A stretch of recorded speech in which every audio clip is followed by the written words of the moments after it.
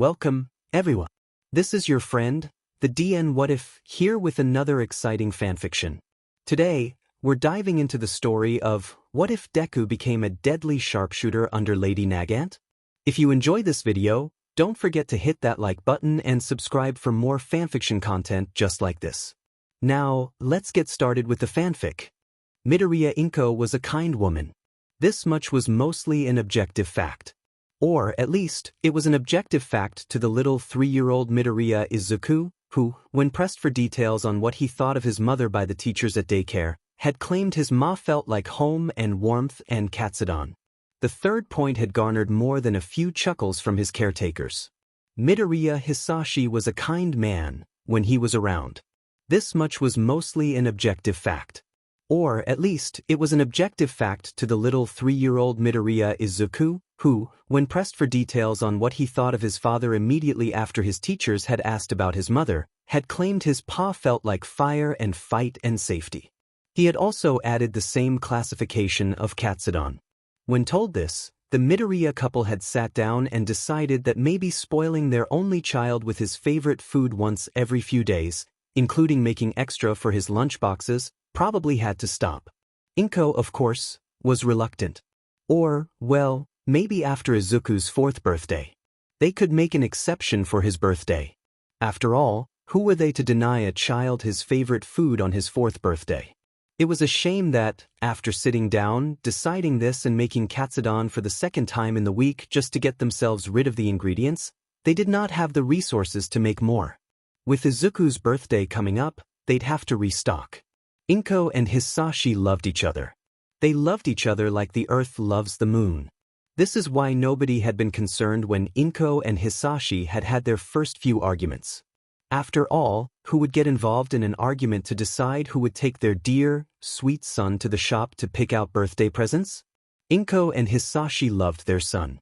The only son of the Midoriya family, Izuku was like starlight. Hisashi had joked that his freckles, inherited from him, were little stars. Izuku had ran with it, and who was he to deny his son that joy? He had ran off into his room, giggling and yammering all the same. Although Hisashi was unsure Inko saw the same thing he did, he knew that kid's brain was going to be special. Inko and Hisashi had spent the rest of the afternoon in a drawn-out games tournament, playing various card games, a game of Snap, which Izuku gladly took part in, and the game of chess. This all culminated in a winner-takes-all rock-paper-scissors game. Hisashi had thought he won before he even began. He read Inko like an open book. Izuku had laughed until he was red in the face at the fact his father had been so surprised, he had coughed up fire. It was decided. Midoriya Inko, champion of the first annual Midoriya Games tourney, would be taking Izuku to find something for his birthday. Hisashi, of course, had acted hurt and wounded, even going so far to place a hand over his chest. It may have been half-hearted, but Hisashi was not one for acting. He was straightforward as much as he was loving. Inko left Hisashi in their apartment the next day. They had agreed to stagger their journeys, because if Izuku knew they would have Katsudon for his birthday, he would probably cry about not having it tonight. Hisashi had always wondered where his fire-breathing genes had gotten lost for Izuku to cry like he did. Either that, Hisashi realized, or he would cry that his parents were so thoughtful. Inko would inevitably follow, crying about how their son was so kind, and then he'd have 2 sobbing green-haired family members to calm down. A quick trip to the mall was in order. That's what Inko had decided. She couldn't drive, but this didn't bother either her or her son. Izuku was more than happy to walk along with his mother, which filled Inko's heart with the ultimate joy. However, Midoriya Inko had a medical history, with big, bold, shiny letters that spelled anxiety across every thought she had. Looking at the mall, and then looking down at her precious Izuku, Inko steeled her resolve. She would not let him out of her sight in such a densely populated space. Well, that was the plan at least.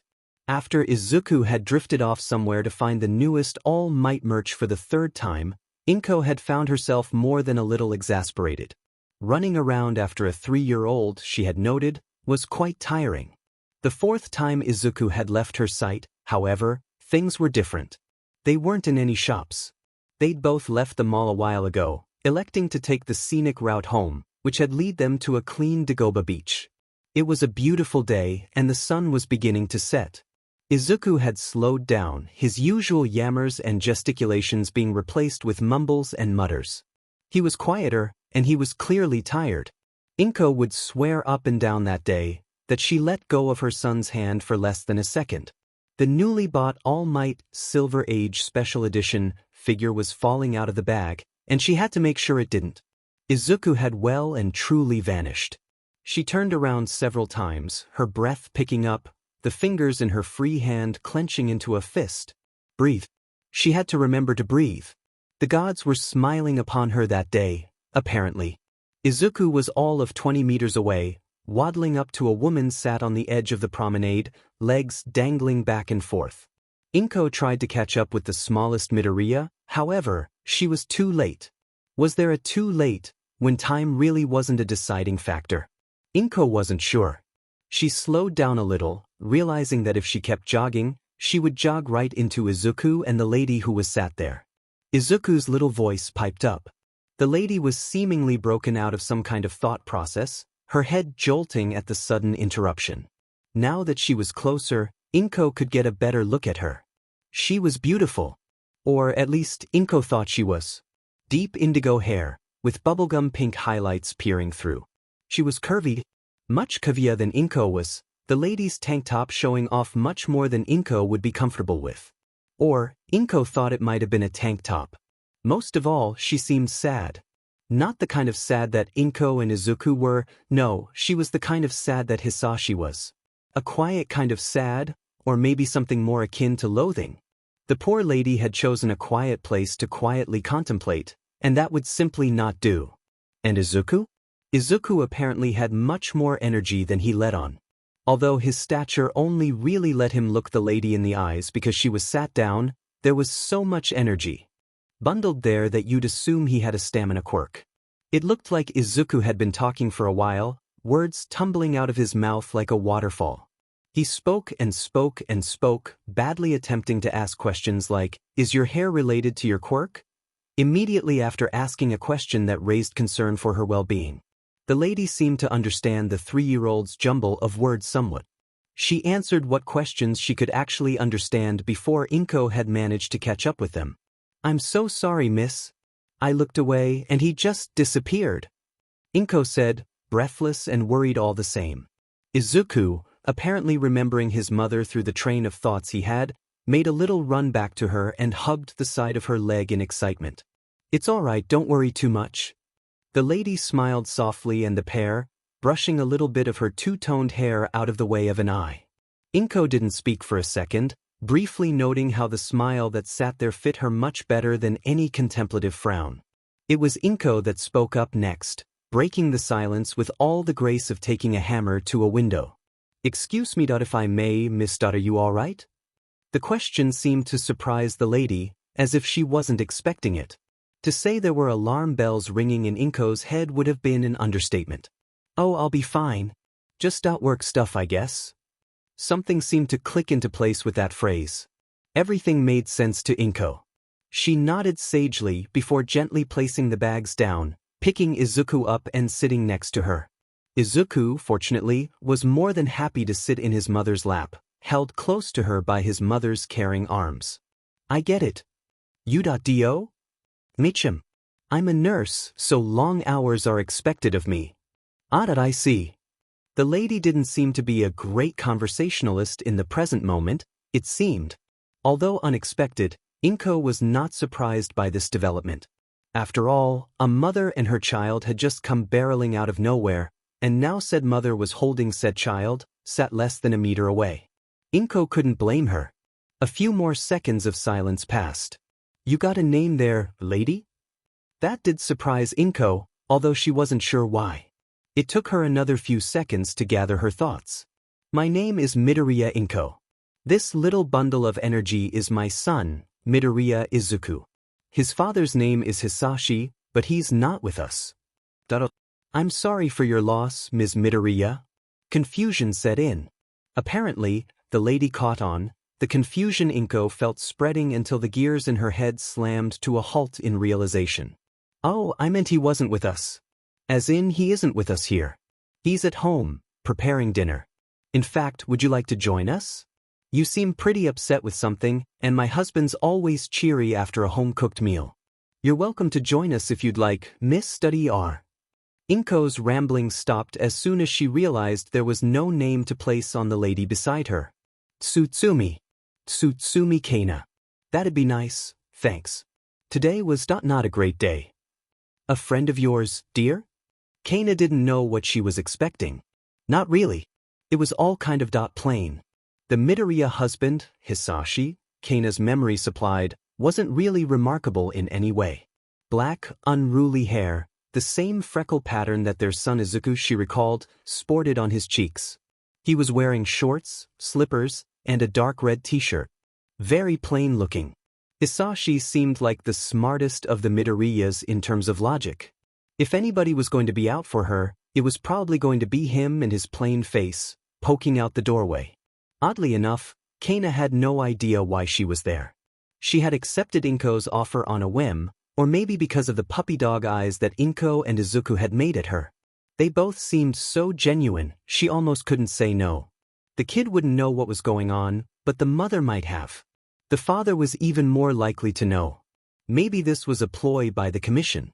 What if they'd recognized she really didn't want to be judge, jury, and executioner anymore? Well, she was never the judge. She never gave the sentences. All of it was given under the pretense of justice, all of it a means to a better future, the greater good. She had asked once, very early on, whilst her heroic spark was still there. The end justifies the means, she had been told. Oh, not really. Not yet, I mean. I met her by the pier, you see, on Dagoba Beach. She looked sad. I couldn't just leave her there. You know? Call it my intuition. Hisashi snorted at that. Hey, what? What's so funny? You look so proud of yourself, dear. Like you picked up a stray cat. The domestic banter had drawn Kaina from her thoughts. Her eyes glanced around. She'd been stuck standing in the doorway for God knows how long. Gingerly, cautiously, she dragged off her combat boots and slipped on the slippers. Ah, she idly thought, that's why they're called that. Please excuse my intrusion. Oh, it's no worry.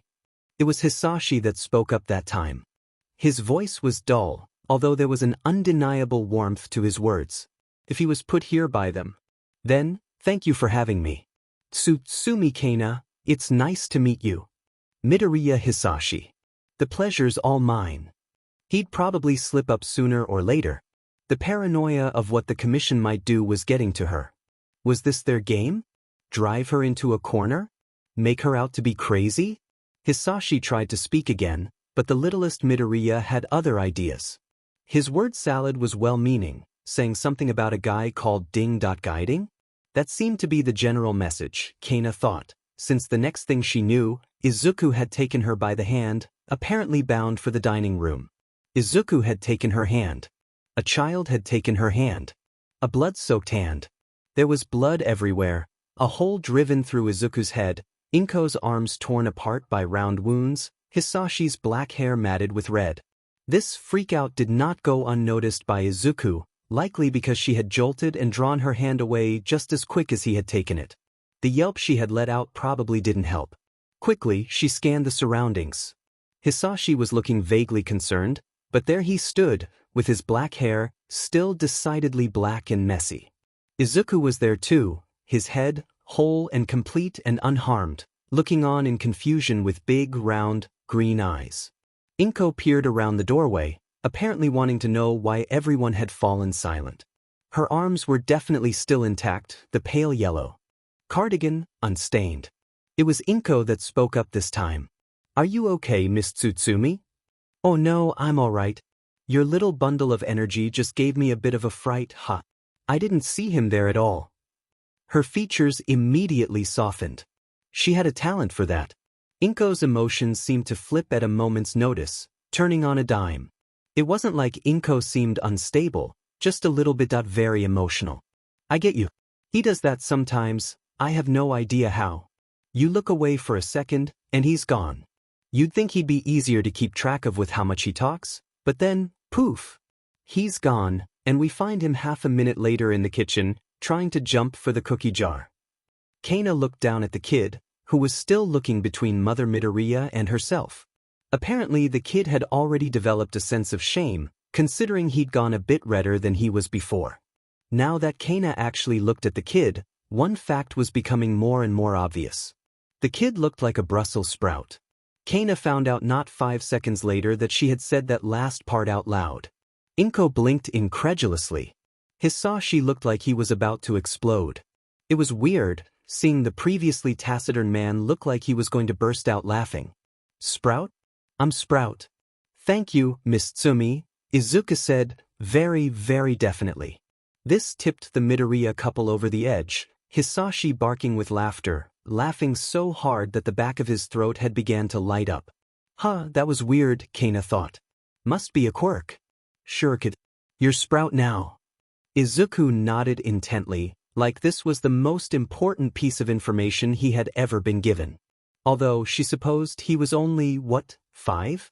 It wasn't like he would have state secrets or answers to life floating around in that head of his. Kaina hoped desperately that he didn't have either of those things. Well, Inko tried to recover some semblance of control. I think it's high time to have some food. Who's hungry? I'm hungry. You made dinner, right, darling? Hisashi was still getting himself under control, but nodded nonetheless. Neither of them said anything about having extras, right? Did they know she was coming? Was one of them giving up their food for her? Honestly, Kaina wasn't sure which was the more favorable thought. To be anticipated or to deprive another. Katsudon? Izuku positively beamed. It seemed like the Sprout's favorite food was Katsudon. She filed that information away somewhere for later use. Izuku, baby, you had Katsudon yesterday. We can't have Katsudon every night. Oda, why not? The little conversations that had been going on were enough to distract Kaina from realizing that they were now sat at the table in the dining room. Already, there were 4 seats. It looked to her like it was for completion's sake. A lopsided table simply would not do. How had she ended up at the table again? Kaina was beginning to suspect something was a little wrong with her. She'd had a bad day. Maybe she should talk to a therapist about it. Pushing those thoughts to the back of her mind, she raised an arm, indicating that she'd take this one to Inko, who was about to stumble through an explanation. Sprout, come here for a sec. Do me a favor, right? Izuku nodded. He hung on every word. After all, to him, Kaina must have looked like some magical sage, imparting some of the deepest secrets of life onto him. Poke my arm. No, I mean this bit. Not the elbow, don't touch that. Izuku did as he was told. Upon unceremoniously jamming his fingers into Kaina's bicep, he uttered a very small whoa. And whoa indeed. Kaina was not just a pretty face and a curvy body. After all, she was Lady Nagant too. A hero, supposedly. They had to be physically fit, they had to carry things like victims. She had carried more corpses than victims, though. Kaina wisely decided to push that thought into the same space that she had filed the thought about therapy. This visit to the Midoriyas was already proving to be quite informative, because apparently the thought of therapy was foreign to her. Sprout, you want to grow up big and strong? He nodded again. Kaina wasn't sure how that head of his hadn't fallen off yet. Your muscles, the things that make you strong, they're made of lots of different stuff. If you have Katsudon all the time, you'll get a lot of one thing, sure. But you'd also miss out on other things. Your muscles wouldn't like that. They'd be sad. A third voice piped up Inko this time. She shot Kaina a thankful expression, before smiling gently at Izuku. That's why, instead of having Katsudon tonight, we're having sushi. Your father loves sushi. You know, for someone with a fire quirk, you sure do love seafood, darling. Hisashi simply chuckled. Oh, and don't worry about the food, Miss Tsutsumi. We always make extra so Izuku can have lunch at daycare. Now that had caught Kaina off guard. So much so, that she almost didn't notice Izuku waddle back to his own seat. An impressive feat, given she was a sniper. Not much was supposed to take her off guard. Daycare? Mrs. Midoriya, how old is the Sprout, exactly? It was Izuku that answered, this time. He popped up from his seat, with 4 fingers held up, much to the amusement of his parents. He's 3. Izuku turns 4 in a few days, Inko supplied. She looked to be having an absolutely fantastic time, getting Izuku to sit down in his chair properly. He's a smart kid. He looked at my hair, looked at his, and correctly deduced it was a part of my quirk. Yeah, ma, I deduced it. Deduced? Deduced? Close enough. It was then that Hisashi, who Kaina had not noticed leave was that a Midoriya thing, placed a veritable buffet of sushi down on the table. There was everything you could want from sushi, including some side dishes like extra rice, and condiments, like soy sauce and ketchup. Why one would have ketchup with sushi, Kaina dared not ask. So, she grabbed her chopsticks, said her thanks, and dug into the most important meal of her heroic career. Izuku had since gone to bed. The sprout had been running on fumes, apparently, because as soon as he finished eating his portion of sushi, without the ketchup, thank God, she thought, he had yawned, his bright, acid-green eyes half closed. Inko had ushered him to bed, before filling 2 glasses of wine, one for her and one for Kaina. A different glass and a different bottle had been taken for Hisashi, and... Really? HM? What do you mean really, Miss Tsutsumi? You don't drink Fireball whiskey. I do ya. Hisashi, Kaina had decided, wasn't all that bad. She wasn't exactly sure what Hisashi did for a living, but it apparently demanded a lot from him, like Inko's job. He seemed steadfast and a little bit stoic, a little rough around the edges and blunt, but he also seemed like a kind man. Definitely, Kaina added, the more logic-driven of the pair. From one stoic to another, Kaina could respect him. Your quirk fire-breathing? Yes. Was this a thematic choice or? A little bit. I do like it though. Okay, maybe he wasn't quite as stoic as was previously thought. Kaina took a sip of her own glass. The wine, whatever it was, tasted quite nice. Inko seemed to agree, pouring herself a second glass of whatever wine she'd bought. Hang on, had she already drank the glass? Silence passed for a decent amount of time, before Inko cleared her throat and spoke. You said you were having work troubles, right? Is it the higher-ups? Workplace harassment? Nobody's coercing you, right? It's not okay to have to bribe people, Miss Tsutsumi. You should get by on your own merits. What's bothering you? Higher-ups, I guess you could say that. Do you want to talk about it? Oh, we don't have to if you don't want to. I mean, sometimes talking is fine. And I don't have to give advice. Neither of us do. We can just listen. Kaina understood where the kid had gotten his torrent of speech, now. Inko didn't seem to have all too much in the way of filters when she was worried about a person. It was endearing, and whilst Hisashi stayed quiet, he had gestured his support with several well-timed nods. The couple were inviting. The apartment was small, and a little on the bare side. There were a few flowers dotted about too. Everything was just so homely. It made her feel accepted. Like she belonged. Serious and straight-laced as Kaina had become in her recent jobs, she couldn't help but take the metaphorical hand of the Midoriyas. The higher-ups that they want me to keep doing a job. I don't really want to do it anymore, I think. It's... Kaina hesitated. She wasn't exactly undercover, but she also didn't want the Midoriyas to know that they'd invited a killer into their home. She didn't want them to know that a killer had held their son's hand.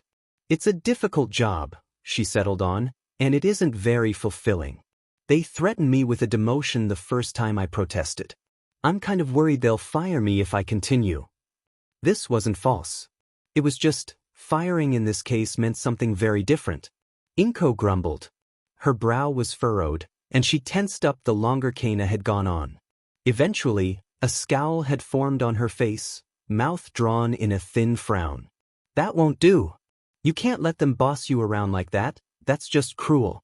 If you ask me, you should go to their higher-ups. A higher authority than them, someone that scares them. God forbid an order comes down on high for them to act like good superiors. Kaina hadn't expected that sweet Inko could be so opinionated. Actually, scratch that, Kaina thought. She knew Inko's type. Of course she did, Inko was a mother. Although Kaina was most certainly not Inko's daughter, or anywhere resembling family, Inko was still filled with protectiveness and care. And even then, Inko continued, I'm sure there are laws against that sort of thing. Coercion is a crime, right? Surely. Inko looked between Hisashi and Kaina herself, as if asking for a response. Hisashi shrugged. Kaina was fairly sure that a one-woman paramilitary death squad wasn't exactly legal either, but here they were. I think I get it. Thanks, Mrs. Midoriya. Oh, just call me Inko, she said with a dismissive wave of a hand. Don't worry about it too much. The same goes for my husband. Don't mind him either, he's a little quiet, but he'd probably be happy if you called him Hisashi. Inko looked to Hisashi for approval, who gave a thumbs up. Before taking another sip of his fireball, why couldn't she get over that? Then you can call me Kaina, you too. Thanks a lot. You've helped more than you could ever know. A plan began to form in her head. One that would hopefully free her from the shackles of the commission. Of course, her works would follow her everywhere, but she could at least atone for her sins that way. The Midoriya family had just waltzed into her life and smacked her heart with a wrench to get it running again, as if she wasn't one more day of threats away from killing a person and getting sent to Tartarus. Oh, how she wished that was a joke. The rest of the night was filled with jovial conversation. Hisashi wasn't nearly the conversationalist that Inko was. She could talk for almost as long as the sprout could. In fact, Kaina was now completely sure that was where it came from. And, although Hisashi was definitely not the conversationalist that Inko was, it was clear his mind was sharp. The sprout had his dad's critical thinking. She almost didn't want to leave. The Midoriya household almost felt like home. It was lively and lovely and filled with joy, but it was made clear that it was also filled with love. The way Hisashi ruffled Izuku's hair when he asked his dad a question. The way Inko had wordlessly picked up the tray and began washing the dishes, despite Hisashi's protests that he was the one that made the meal. The way Izuku looked up at his parents and looked so utterly safe. There was so much love and kindness in their hearts, kindness enough that both Inko and Hisashi had wanted to stay in touch, and had handed over phone numbers. They had extended their kindness to her. To Tsutsumi Kaina. The same Tsutsumi Kaina that was Lady Nagant, the same Tsutsumi Kaina that was a killer. Her thoughts drifted away from the Midoriyas and towards the commission. Black and white and gray and red, somewhere Kaina decided she did not want to be anymore. Her mind began thinking, before coming to a realization. What better person to scold the commission than the one being on the planet that everyone feared? Or, at least, everyone that knew him. Kaina didn't know him that well, but a few pros she had talked to had the fear of God put into them, apparently. Eraserhead specifically had called him a rat, followed by several expletives and curses about his homeroom class. Of course, who better than Nedu?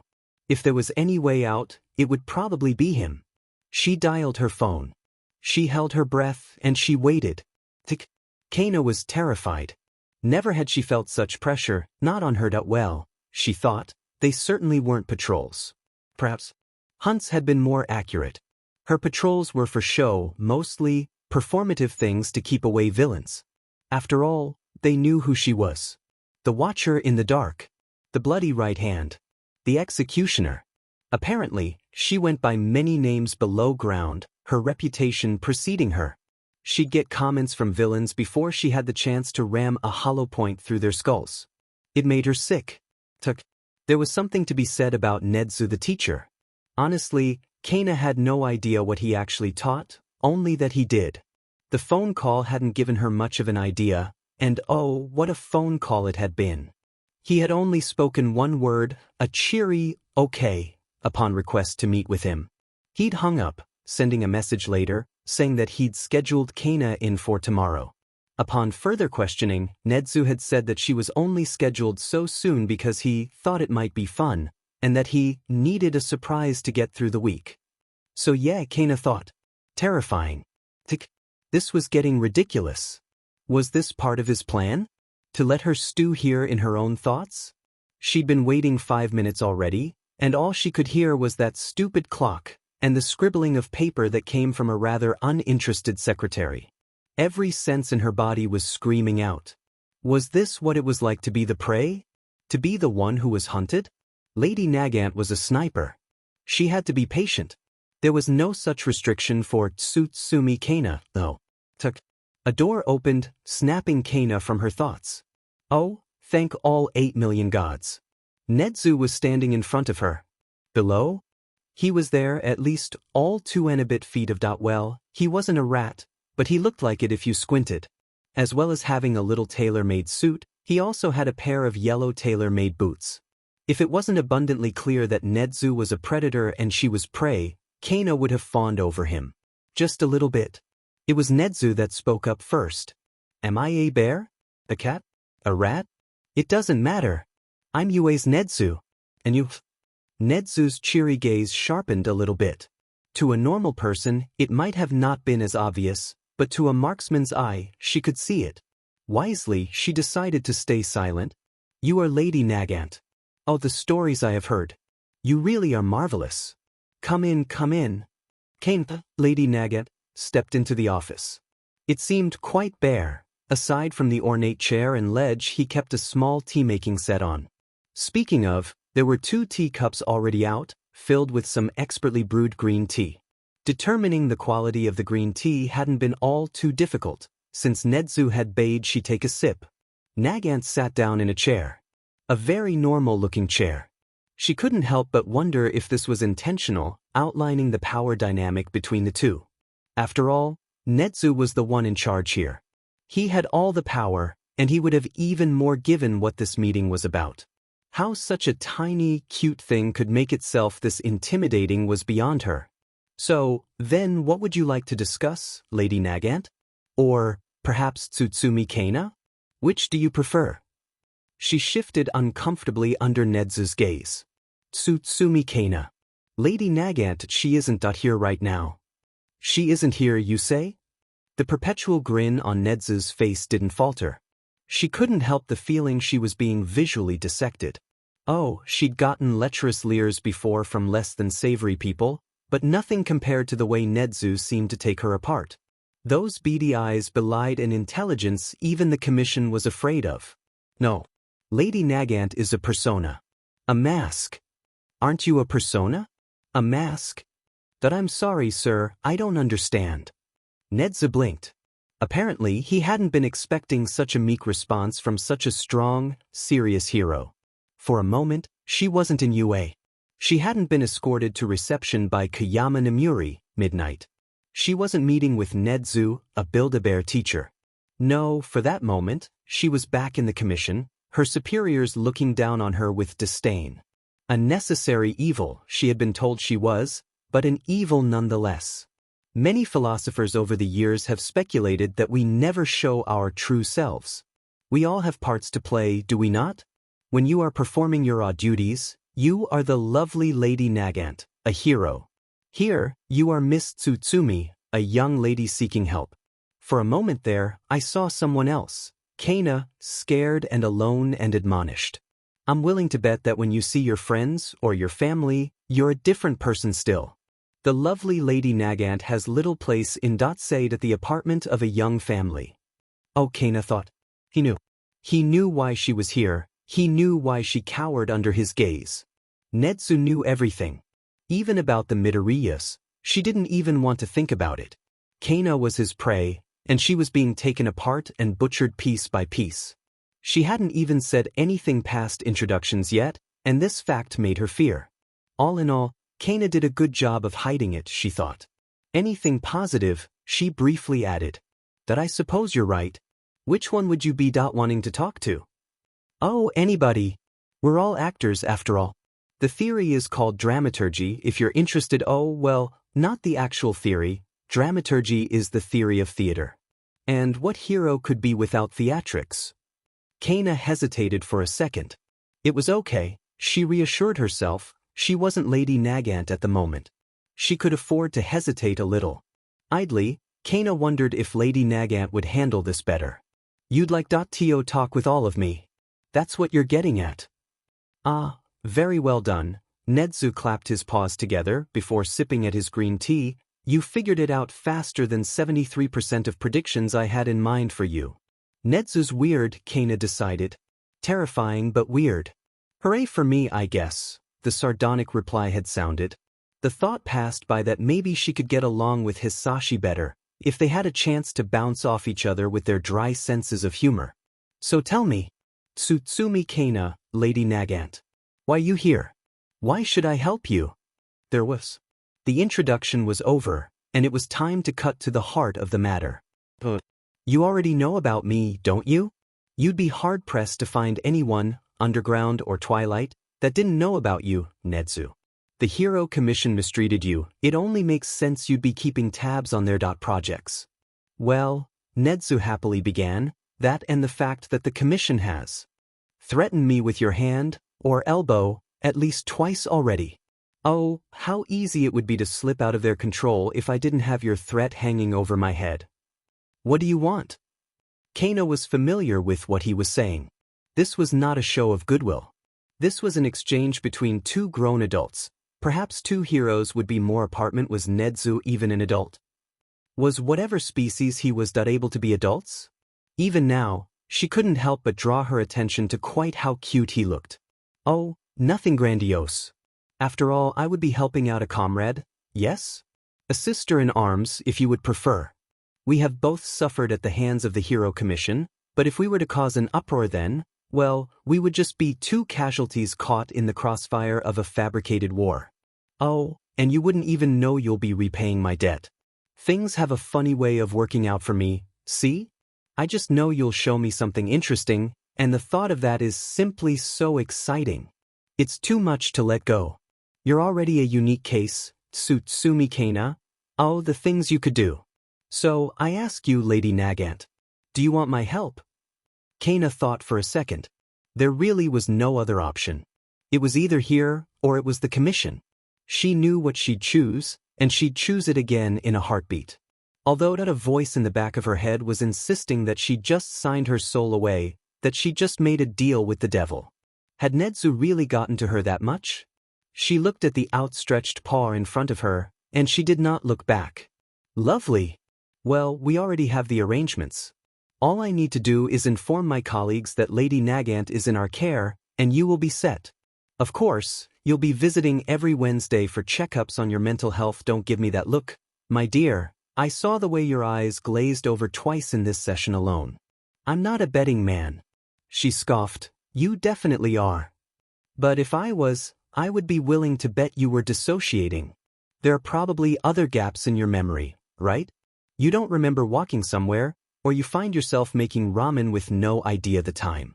As such, you'll be visiting our in-house therapist once every week for the next few months.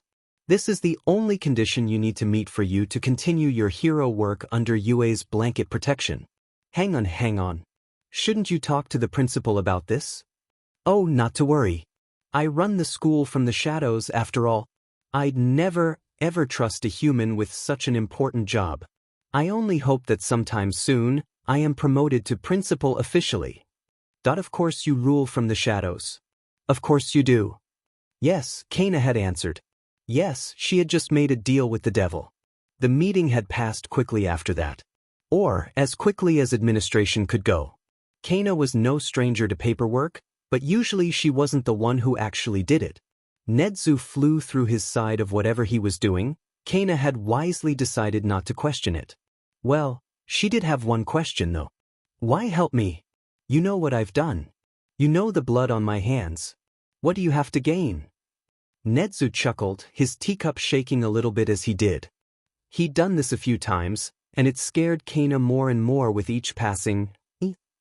I simply dislike the Hero Commission. They have been a thorn in my side, so I am determined to be a thorn in theirs. Taking their queen out of play is huge for now. Don't you promote pawns to queens, or whatever?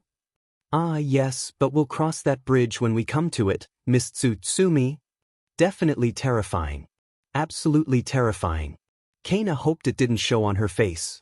Now, run along. I'm sure there's something you'd like to be doing more than sitting around with me. It was a busy day, all in all. Kaina was fairly sure she'd just been traumatized, as well as selling her soul to a veritable demon. Never get on Nedu's bad side, was the first thing she had gotten from that meeting. The second was just how easy it had been. Nedu had deemed her interesting, so she was allowed to live. That was the long and short of it. The case would never reach the light of day, of course. If it did, faith in hero culture would be shook. After all, if Nagant was carrying out extrajudicial executions, who else could be doing it behind the scenes? Her reputation would probably take a hit, something fabricated she'd bet, but Lady Nagant would not die. Tsutsumi Kaina would not die either. She could go underground, but did she still know where to find Eraserhead on the hero net? Well, she reasoned, she was in Nezu's paws now. With a brief trip to a shop, the click-click of her combat boots against the floor anchoring her to reality, Kaina was ready for one more stop. She held a briefly written note in her hand, as well as a sturdy forest green notebook. With a breath, she posted it through the little letterbox of the Midoriyas. A little thanks, a promise for more alcohol, and a gift for the sprout. Midoriya Izuku had come home in tears. Midoriya Inko had joined in, of course, mother and son having a collective breakdown in the hall of their apartment. It wasn't like his ma knew what had happened that day and scratch that. Ma definitely knew. It was on the news, but she didn't know the other thing. And what third thoughts? She didn't know about the other thing either. The All Might thing.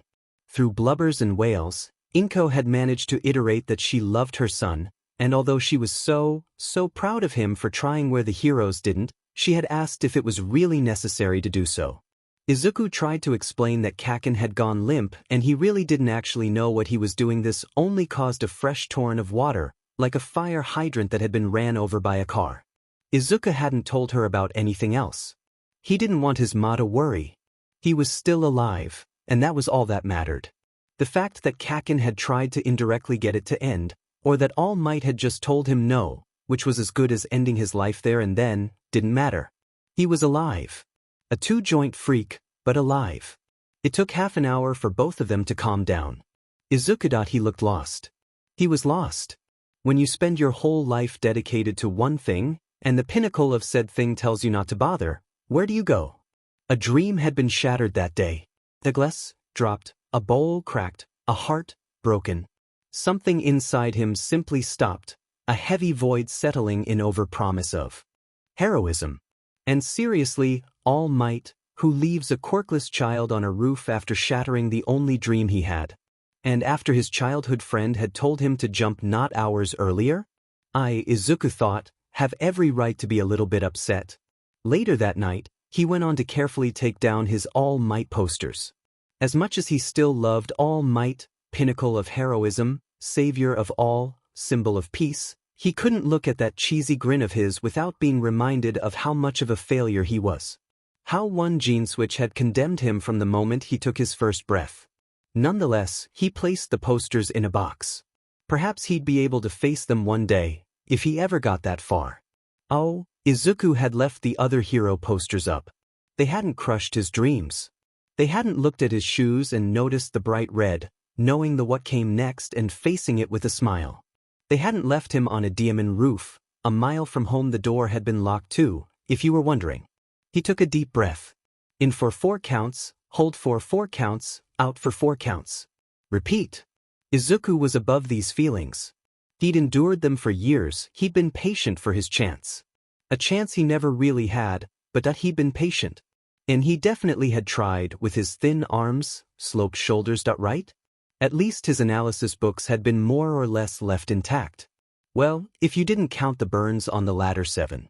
None of them really held up to any form of punishment as best as the first one did, mostly because the first one, he'd found out, was really expensive. Auntie Tsutsumi had gotten him that on his 4th birthday, right? And there it was. That night had been one of the last nights when everything felt complete. He had his mother and father, who, by the way, was very much still in the picture, just on the other side of the world. Thank you very much. He had the false promise of a quirk. In retrospect, his baby fat had covered his pinky toe, hadn't it? Hell, he even apparently met this super cool aunt who wasn't related, like Bakugo Mitsuki and Bakugo Masaru. Only, he didn't see Auntie Tsutsumi very often, maybe once a year. His mind was a mess. Wow, his mind was a mess. He thought to himself, compartmentalize, analyze. What did he have to work with? The answer was not much. His grades weren't all too great, even though he swears that he did answer the questions properly. He'd always been told it wasn't really in the way the question was meant to be answered. He'd bought it for a while, until he'd figured out one of the kids with an eye quirk had been copying him and getting DMN near full marks. The school had never really followed up on that. He did have his analysis books. As low as Izuku's self-esteem was, yes, he did know it was pretty low. Even he knew that the analysis would be helpful. How helpful? He wasn't sure yet. He wouldn't get a chance to know now. Now the symbol of peace had crushed his dreams. He felt like even his passion for analysis and quirk theory was wrong, like the rest of him. Those thoughts weren't helping. In for 4 counts, hold for 4 counts, out for 4 counts. Repeat. Izuku wasn't really getting anywhere with this back and forth with himself. Usually, this was the point where he'd take out the notebook, boot up his computer and start looking through HeroTube for a new upcoming hero, or some new footage of underground heroes. But no, that wasn't going to happen, was it? The heroes had been very clear in their message that somebody quirkless couldn't be a hero. Exhaustion had been tugging at him for a while, Izuku realized. Between the suicide baiting and the villain attack, as well as running around and less than calmly, but very carefully placing hero merch away, Izuku was tired, barely staying afloat. Quietly, slowly, the ocean of unconsciousness claimed him. The next few days went by quickly. Or slowly, Izuku really didn't know. After it had sunk in that, no, it wasn't a nightmare, and no, he wasn't ever going to be a hero. He'd been on autopilot. A part of him had finally gone, and oh, he supposed Kakin might be pleased with that development. Izuku really didn't want to face him at the moment. Everything was just so dull. He'd cut himself on a knife and hadn't noticed until there was a single drop of blood in his rice. Almost immediately he'd winced and wrapped the cut, his brain finally catching up to his body and noticing something was wrong. Even his favorite meal tasted the same. Izuku could register that it was still, indeed, Katsudon, and although he tasted the skis, it was like he was getting the experience secondhand. Even listening to his father on the phone was an odd experience, like hearing a phone call of a recording of a phone call. After the the third day of this half-life state, his ma had come up to him. Neither Midoriya were known for their confrontational abilities, but apparently, Inkode had enough. The sky was dark outside. The sun had already set. Izuku just wanted to sleep. Izuku, sweetie. He looked up to meet her eyes, not really looking, only seeing, as if nothing registered in that brain of his. It was a sorry state, to be sure. When it became apparent that Izuku was not going to answer, Inko kept talking. Do that you still want to be a hero? I can't and not without a quirk. And no, Izuku. Inko took a deep breath. Her hands were trembling, eyes already wet and voice already breaking with unsobbed tears. I asked, Izuku, baby, I asked if you wanted to be a hero. Did he? All Might had told him no. Kakin had told him no. His teachers had told him no. Everyone had told him no. The lady at the library looked at him with kindness, but the pitying kindness that you give a child. The store owners were outright hostile sometimes. They told him it was wrong to exist, on top of everything. But he couldn't ignore his calling. His biggest and first passion, the drive to save people, to help those who can't help themselves. An iron resolve, tempered by years of abuse by the world. The answer was obvious, even if the spark had died. Yes. And more than anything, but I can't, I can't, can I? I'm going to call Auntie Tsutsumi over. And maybe that'll make you feel better. Why yeah. Izuku laid in his bed, placated if a little confused.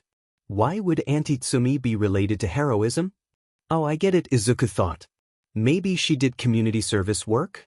All Might and a few other heroes, fourth kind most notably, along with the old hero Crimson Riot, had stated the importance of community service.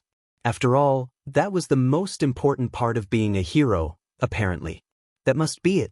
He could be a hero in his own way after all, he guessed. His eye was caught by a blue and orange thing on his drawers. Although tired, he recognized it to be one of the gifts from the very same object of his confusion. A pre-quirk foam dart launcher, complete with a revolving hold for the darts. Spring-powered, of course, but if Izuku wanted, he could have probably modified it to run on batteries. The procedures to do so were easy after all. First, he'd have to get into it and gut the thing, which wouldn't be too difficult. A few screws here and there, as well as some pliers, would make short work of the launcher. If he wanted to, he could even detach the hold, make it removable. Oh, and he could even. Izuku slept relatively well that night. Sure. Ichi's gonna hear why. Sprout's probably out like a light by now. And no, he hasn't. His sleep's been just awful recently. Ma, it sounded like, was whispering loudly to another person, though through his half-awake stupor, he couldn't tell who. He did recognize the nickname though, only one person ever called him that, right? He drifted off to sleep once more. Perhaps tomorrow would be better. Tomorrow would be better where yesterday wasn't. Although, he could have sworn he heard his door open. Oh well. A problem for tomorrow's Izuku. Light streamed in from the drawn curtains, doing a poor job of illuminating Izuku's room. Everything seemed so fuzzy. Izuku's eyes were out of focus for a second, slow blinks bringing the sharpness back to the world. It took another second for him to remember quite where he was, and when exactly it was. He laid there, staring at the ceiling for another minute or so. Despite Izuku considering that the best night's sleep he'd had in a while, he found himself exhausted, not well rested. It took everything in him to simply keep his eyes open, let alone get himself out of bed. Eventually, though, it became inevitable that Izuku would have to face the day. He'd face it head-on with a smile on his face. Actually, Izuku thought, that sounded horrible. He'd still have to face it though. Trying his damnedest to survive, yes, but definitely not with a smile. He'd had enough of forced smiles for now. Unfortunately for him, trying his damnedest to survive meant actually getting out of bed, so he reluctantly hauled himself up, dragged his iron-heavy covers off of his body, and set his feet on the cold wooden floor. Finally, Izuku managed to stand. Almost immediately, he regret his decision to face the day, but he was up and out of bed now. As warm and inviting as it was, now he was up, he felt gross. Unbrushed teeth, unwashed hair, and general discomfort fell across his form. So, half asleep, and with a great amount of effort, Izuku opened the door. Almost immediately he could recognize the anxious tones and stutters of his mother, along with a calmer, smoother voice.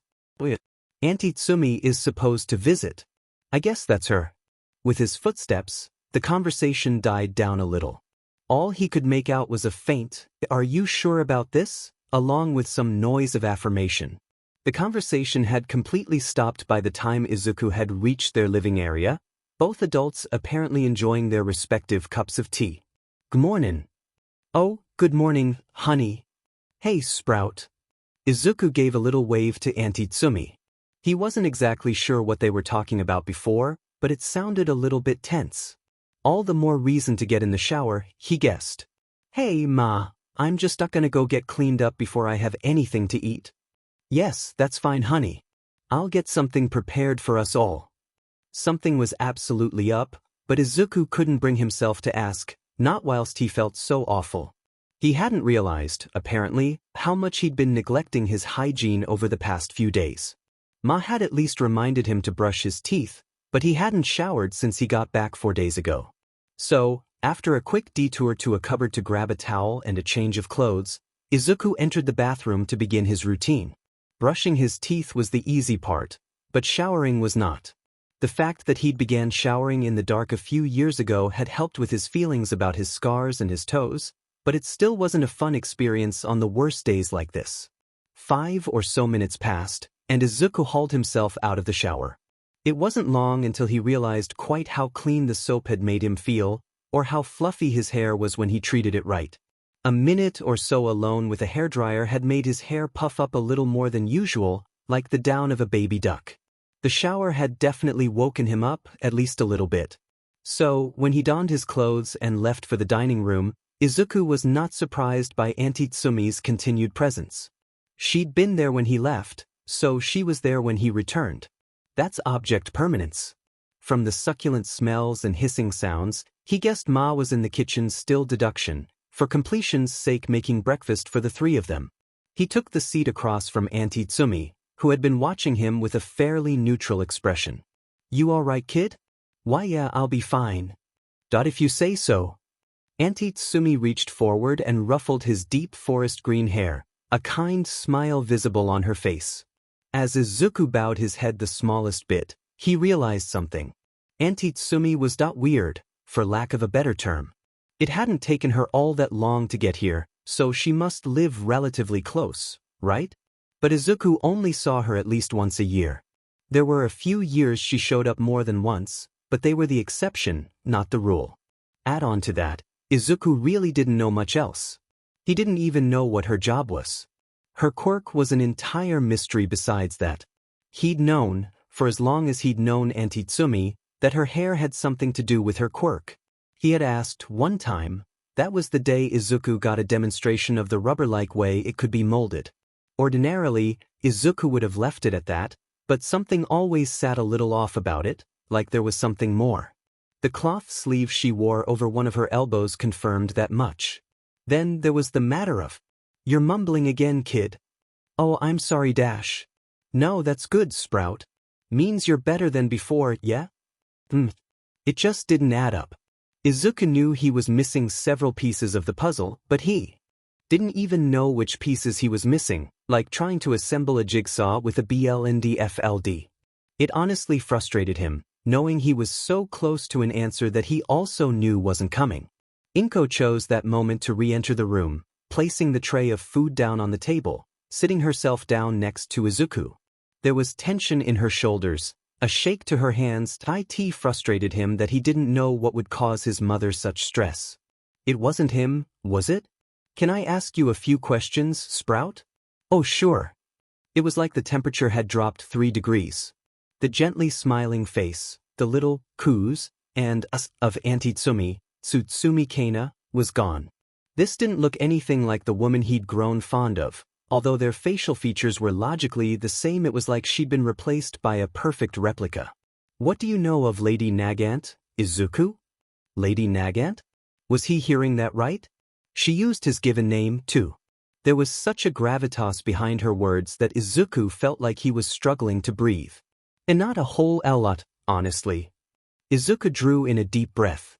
The disappearing of Lady Nagant always fascinated me. There were mentions of her up until about 12 years ago, just before my 4th birthday, but after that, there are no records at all. Records that previously belonged to her were expunged as WO. It was like someone really wanted her gone, but couldn't do it themselves. I can't even find any information on what her true quirk is. That and the fact that her name never got put to a face that makes some people believe Lady Nagant never actually existed in the first place.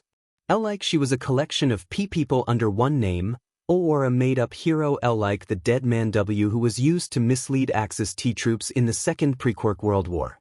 She's an urban legend in underground circles. Personally, I think she went underground too. For some reason people don't just vanish, although I don't know what she'd done to end up with expunged data and redactions in the H-Hero database. I can find scarce information on Eraserhead and Enitai, but it's like one day, she was spirited away and never returned. And no obituary, no eternal duty, no notices of resignment. Nothing. Auntie Tsutsumi listened intently, taking in every word Izuku said. Ma seemed a little less interested, more frightened than anything else. Was it worry, or was it something deeper? Something else?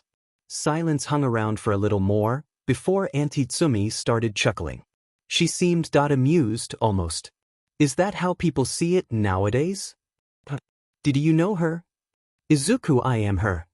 Izuku stared at her in shock, like he was taking in and processing the information, but rejecting it. There was no way a hero would be so close to him, and there was no way a hero would agree to see him, and there was most certainly no way he would miss a hero being his aunt. No, it didn't make sense. What? I am Dash. And no, I heard you, but that's impossible. Yes, impossible. The word he hated so much. A reminder of every failure, every roadblock, every door that wasn't open to him. He despised it, but it was true. Why'd you think so, kid? Lady Nagant's last P-Patrol route was the other side of T-Tokyo, from what I could find. She hasn't been sighted B, but it's 8 hours away. And nobody knows much about her quirk B, but there have been theories as she has a G-gun related one. There were B bullet holes sighted around W where she was L last thought to be dot and well. That there's no way any pro W would come back for ME. I'm quirkless. An uncomfortable silence settled on the three. The elephant in the room, the reason for his slump, the fact that the heroes had torn down a boy's bright dream and told him it was impossible. Even Auntie Tsutsumi seemed to agree. Why wouldn't she? K-kid, grab your coat, we're leaving. Inko, I'm borrowing the sprout. J, just be home before dinner time, P please. What was going on? Kaina felt for the kid. She really did. That's why, when the sprout had said some very concerning things about his status as a person, she decided it was something she was going to try fix. The irony of what she was about to do was not lost on Kaina. Raise a hero? It seemed laughable. She was a killer, and although her kill count had not increased drastically in the past 12 years, she still had blood on her hands. The therapy had helped. She didn't get flashes and panics nearly as much as she had when she started, although her paranoia was still in full swing. The commission could come for her whenever they wanted to. It was a miracle they hadn't before. Nevertheless, this kid would probably need it too at some point. Having watched the kid grow up, she knew to spot when things went wrong with him. Over the years, he'd become more and more withdrawn, and Kaina had no idea why. His mind was brilliant. That much was true. The analysis of her situation he'd given was pretty much on the He didn't know the reasons, but he'd correctly deduced she'd gone underground, just from the lack of an announcement. UA would be missing out if they didn't get him on board. And he was getting into UA. Shiketsu would probably be better for the training she was going to give, but UA was closer, and she didn't want the most important part of his core to be stamped out. A brilliant mind and the want to help could be an unstoppable force. However, if the important limiter of protecting lives was taken, he would just become another Nagant. More efficient, yes, but ruthless and dangerous. Honestly, it was a snap decision, but one that Kaina would never regret. K-kid, grab your coat, we're leaving. Inko, I'm borrowing the sprout. J, just be home before dinner time, P please. Kaina nodded, watching as Izuku scuttled away out the corner of her eye. As he'd gotten older, Kaina had gotten better at keeping track of him. His father too, but Hisashi was an elusive BSD most of the time, and could slip away faster and quieter than Izuku ever could. She stood up too, taking a quick detour to Izuku's room. Even without the All Might plaque on the front, she could remember which one was his. Somewhat luckily, Izuku never kept his coat in his room, although Kaina liked to think it was less luck-based and more the fact that Izuku kept to his routine. It'd do him well here. Quietly prying the door open, Kaina saw the room for the first time in the light. The sprout was better than this, surely? Clothes were strewn across the floor, and his desk was disorganized. A pencil lay there, on the floor, unused for days. If Izuku was in any right mind, he'd be slightly perturbed by the fact the pencil was on his floor, lying there. Within the minute, he'd have re-found the place that was meant for it. Now, where was it? Kaina thought, there it was. Her present to Izuku when he turned 8, that pre-quirk Nerf gun. A little on the nose? Sure, but he hadn't put 2 and 2 together. As far as he was concerned, Kaina had just gifted it to him so he could drive Inko up the wall. She grabbed the thing gently, as well as a few sets of darts. Was this really necessary today? Probably not, but it would at least work for a demo. Slowly, carefully, Kaina left the rest of the room untouched and closed the door. It was a beautiful day outside. The sky was blue, clouds lazily floating about with nothing better to do than simply exist. There was a fair chill that permeated everything, enough so that Kaina had foregone her usual tank top skirt combo, putting a flight jacket on over her top and sporting a pair of cargo trousers instead. The combat boots never changed. The walk to the beach was awkward. The sprout seemed much too scared to even ask his usual questions. Not a good sign. Even Kaina dare not speak up, fearing he'd run off somewhere and hide. Izuku was quick on his feet when he wanted to be, perhaps the only thing his body had going for him at the moment. Izuku jumped out of his skin when Kaina had cleared her throat. We're here. WW, where is H here? The beach kid. Nobody's gonna hear us talk, 'cause nobody ever comes here. Oh. The poor kid looked like he was about to cry. It was like he was looking for a way to run, to escape at any time. Also not a good sign. Where had he learned that? How did she not notice before? Despite these concerns, which she would definitely be raising with Yue once she got Izuku in, Kaina kept talking. She steeled her nerves, worries melting away as she stood ramrod straight. Hey Sprout. What is your prime directive? Am I what? Your prime directive. You know, your raison d'etre, why you want to be a hero, that sort of stuff. Oh, I wanted T to be a hero to help people, to, save people who, can't save themselves. Answer me, Sprout. What's your name? Izuku hesitated. Auntie Tsutsumi, why you know my name? Answer. Midoriya is Izuku. Midoriya Izuku. What is your prime directive? T to save people who can't, save themselves. Kaina looked at the boy in contemplation. Maybe another approach was needed, since he looked like a deer in headlights. She could get to the drills after this. You want to be a hero, don't you? Izuku nodded hesitantly, bowing his head and shutting his eyes so hard that they might have well been welded shut. He was shaking something fierce too, hands fidgeting with each other. She'd fix that later. I think you can do it, kid. Green eyes whipped up at that, almost in disbelief. The shaking had stopped, so had the fidgeting, though Kaina knew the look in his eyes. The look that only the Midoriyas could muster, and even then, only when they were about to start crying an actual river. I'll train you. We're getting you into a hero school. If Kaina didn't know any better, she would assume that Izuku and Inko had hereditary water quirks. Eye-based water hoses, enhanced tear ducts, anything. The shoes that clung to Izuku's feet begged to differ, but the amount this kid could cry was absolutely legendary. There were stars in his eyes as tears flowed down his cheeks like a waterfall, rife with eternal gratitude and unbridled joy. Looking at the sparkle that Izuku had in his eyes pained Kaina. After all, she'd once been the same, starry-eyed, eager, ready to save a life. A quality that had been stomped out of her by the commission, but something she was going to fight tooth and nail to keep in her young student. She'd be dead if she let the hero commission near this small spark. And, well, if she could repay her life debt to Midoriya Inko somehow, it'd be like this. She took in a breath. Listen, kid, the hero began, there's nothing to you. You don't have any muscle, and you don't have any quirk at all. The further welling of tears was hard to miss. In fact, Kaina was willing to bet he was well aware of these facts too, that somewhere, deep down, he knew becoming a hero with his dot condition that was a pipe dream at best. With no training and no quirk, the chances of him being a hero were 1,000,000 to 1. Yet, Kaina gave him a soft smile and continued. That'd usually be the end of it. Ain't no way a quirkless kid could be a hero, right? Difference is, I've seen what that little brain of yours can do.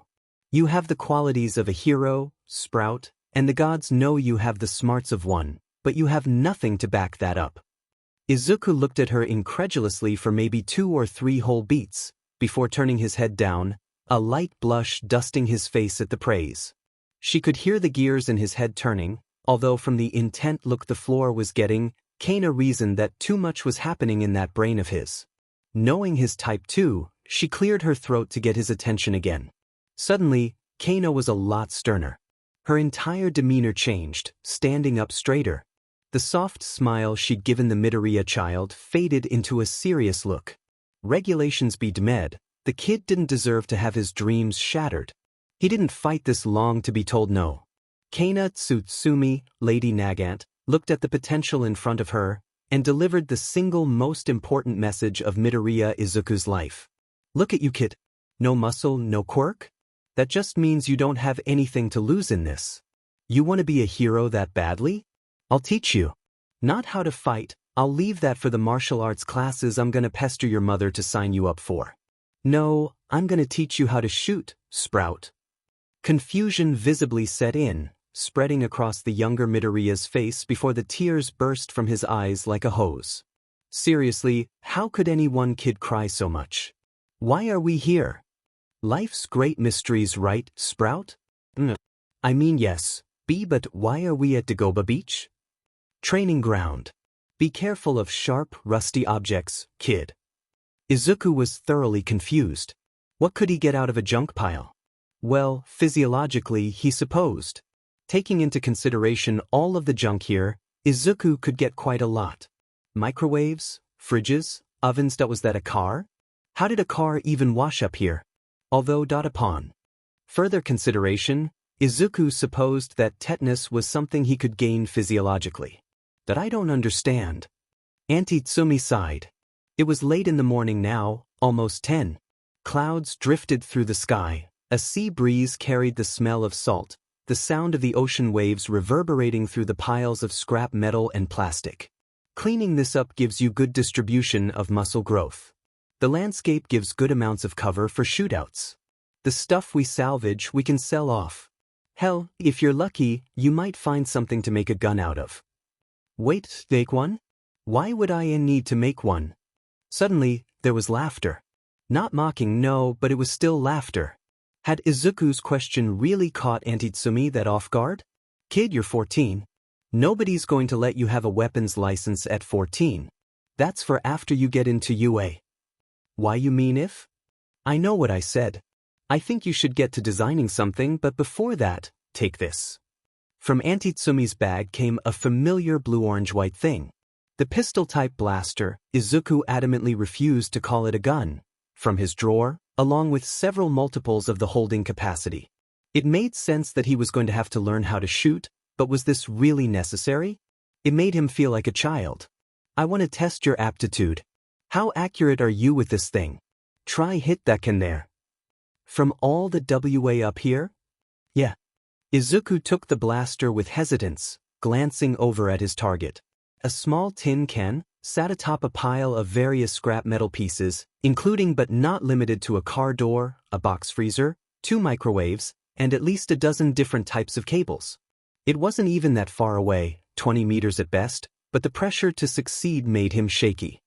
His form was stiff, and the blaster was drawn close to his body in an awkward stance that looked halfway between 2 yoga poses. Of course, he missed his first shot. Faltering reassurances came from Auntie Tsumi, before she quickly realized that this probably wasn't going to work.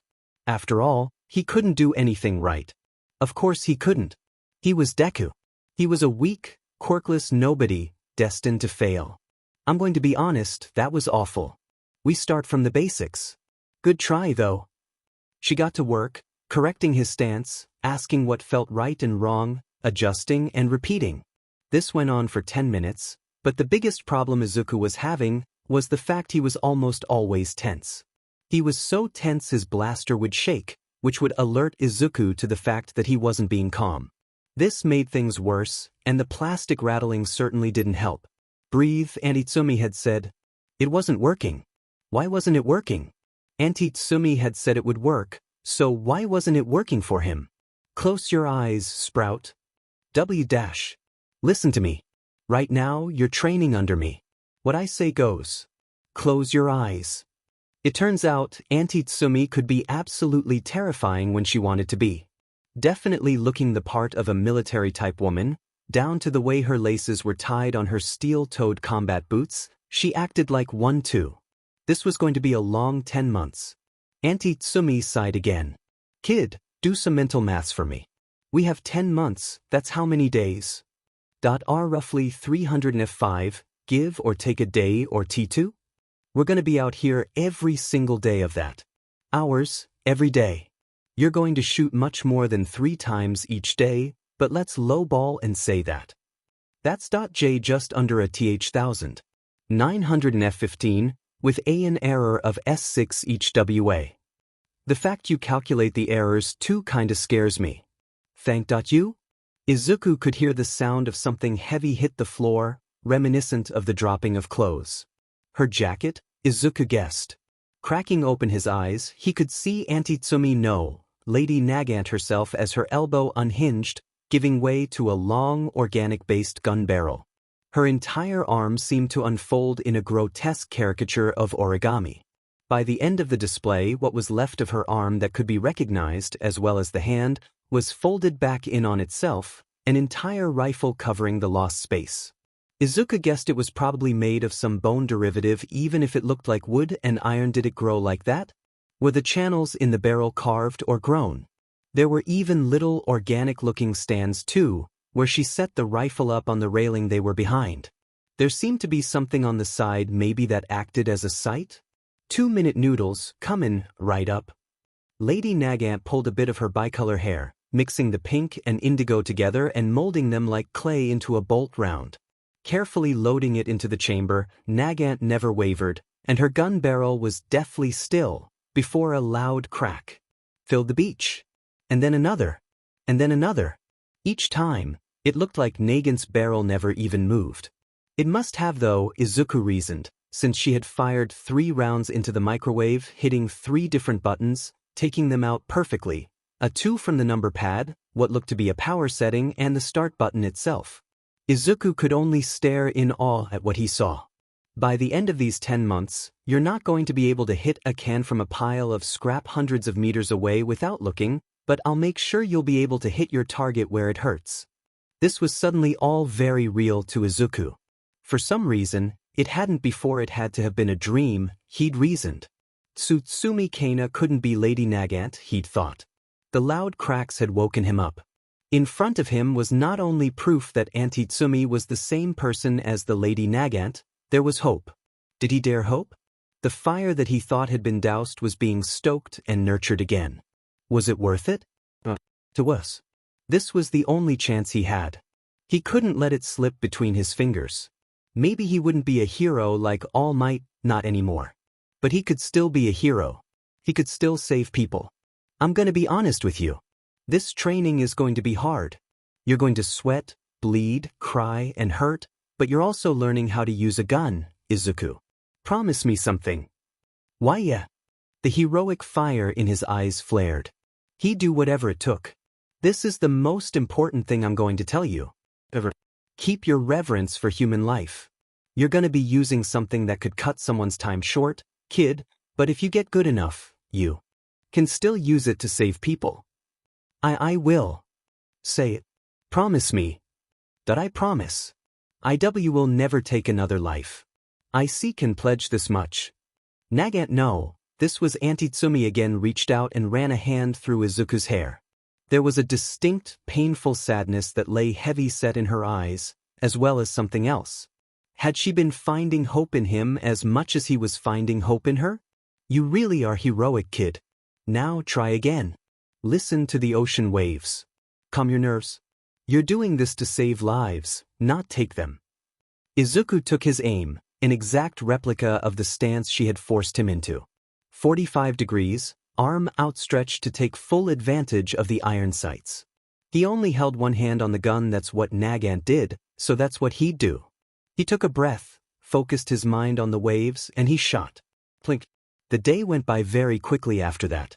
With no plan of action in place, Izuku had been led back home with a gleaming smile on his face. Auntie Tsumi had watched him and Ma hug it out, with more tears than was strictly necessary, in his opinion at least.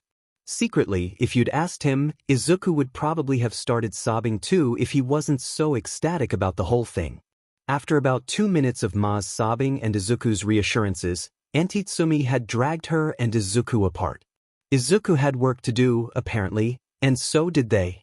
There was much to discuss, Auntie Tsumi had said, and Izuku had taken this as gospel. It was only after he managed to haul himself to his room that he began freaking out. He thought, compartmentalize. What did he have to work with? It turned out, Izuku had quite a lot to work with. First of all, he was getting trained. He was getting trained. He was going to be a hero. Although he only had 1 shot. Or 2 shots. Shiketsu was nice and all, but he really wanted to go to UA. Lady Nagant thought he could do it. That was the second thought. Tsutsumi Kaina, his very own Auntie Tsumi, was Lady Nagant. She was actually real. Not that Izuku had ever doubted Lady Nagant's status as a person that existed, but it was still huge. Then, there was the matter of Lady Nagant's quirk, and what a quirk it was. Izuku's hands practically itched for a notebook and pen. There were so many theories, so much to add, so much to ask. And Lady Nagant was right there. Outside his room. In his living room. She'd been there before as well, she'd gotten him gifts, she'd ruffled his hair, she'd ate at the same table they did, drank with his parents, lifted Izuku up the Lady Nagant. Auntie Tsutsumi must have known this would happen. She must have known that Izuku would react like this. They'd talked every year since he was 3, and he usually spilt a lot of information and theories about heroes when they did. Lady Nagant had been his auntie since he was 3. After that was a much more serious question. Izuku's excitement gave way to quiet contemplativeness. How was he supposed to make a gun that followed any sort of regulations? He supposed he could substitute it for a slingshot, but that was much too weak to do anything other than mildly annoy. He'd need some form of non-self-propelled projectile launcher, rather than the self-propelled nature of real bullets.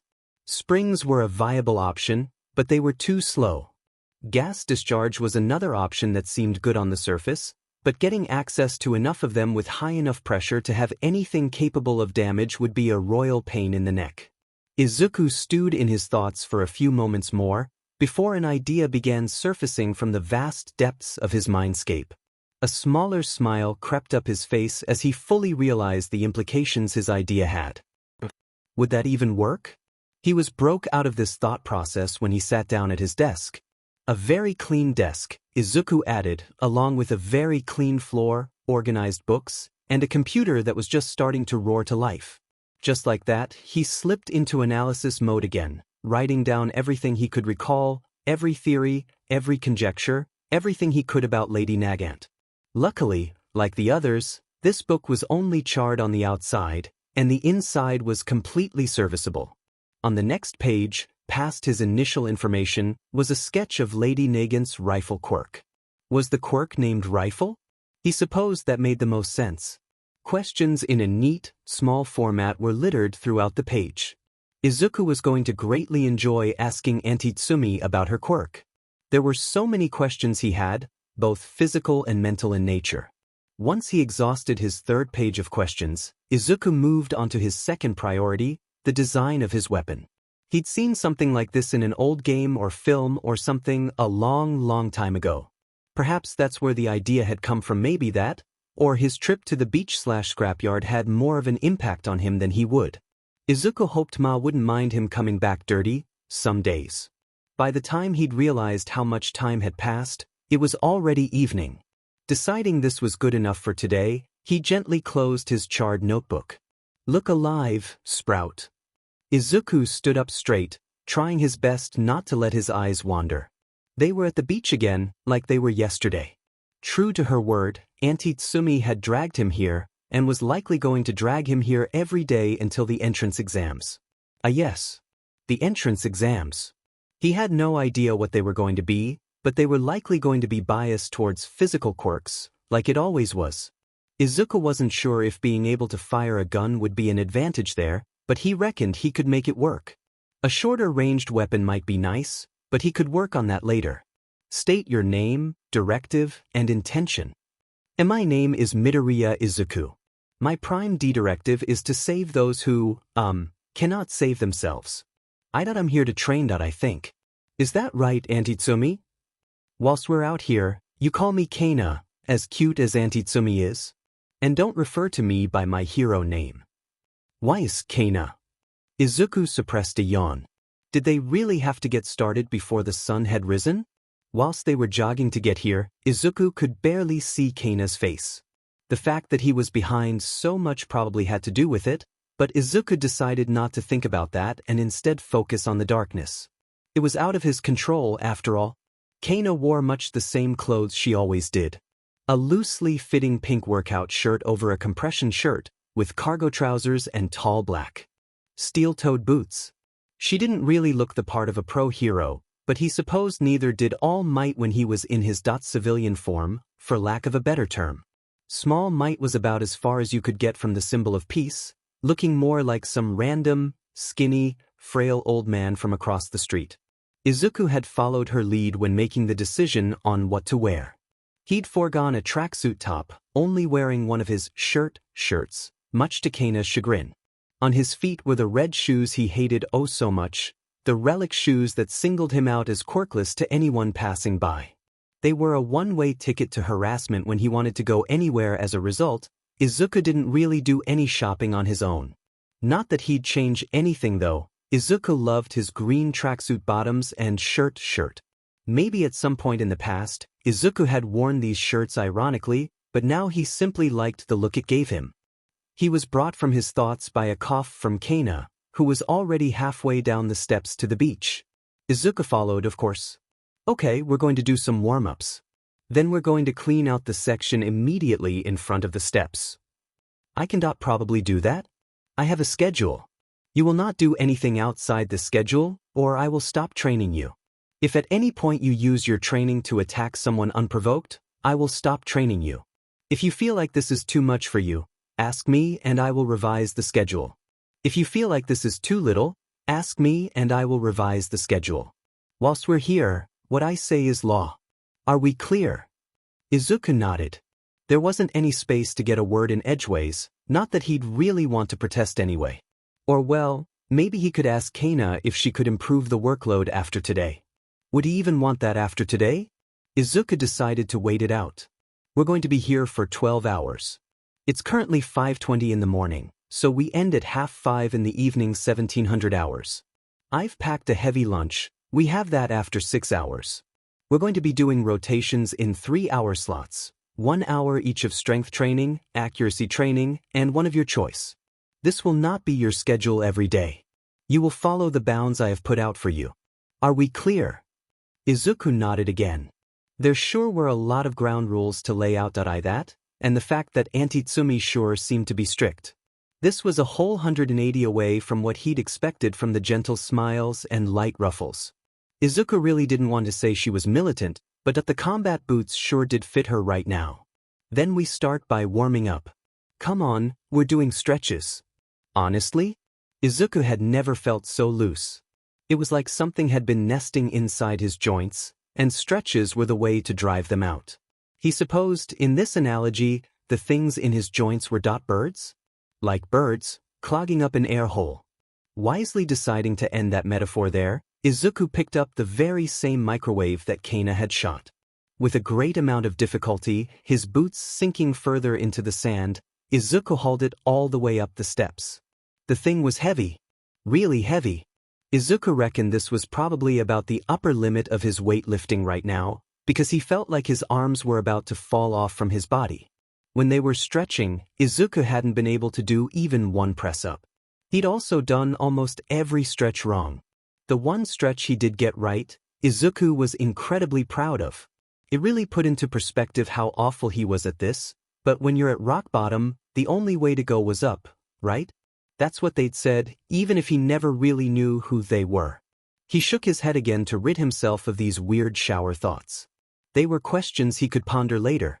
Now it was a bit brighter, he could see the putty-like bolt rounds she'd made from her hair, sticking out of the 2-minute buttons. That's where the noodles came from. Shaking his head to dismiss the weirdly frivolous thought, Izuku took a closer look at the damage. Luckily, the bolts seemed relatively surface level. They had only just pierced the circuitry that lay beneath the buttons. With any more luck. No exit holes on the back, at least. The transformer might still be intact. What's going on upstairs, kid? Izuku jumped out of his skin. He certainly did not scream though, and Kaina definitely did not start laughing. Neither of these things happened, Izuku swore.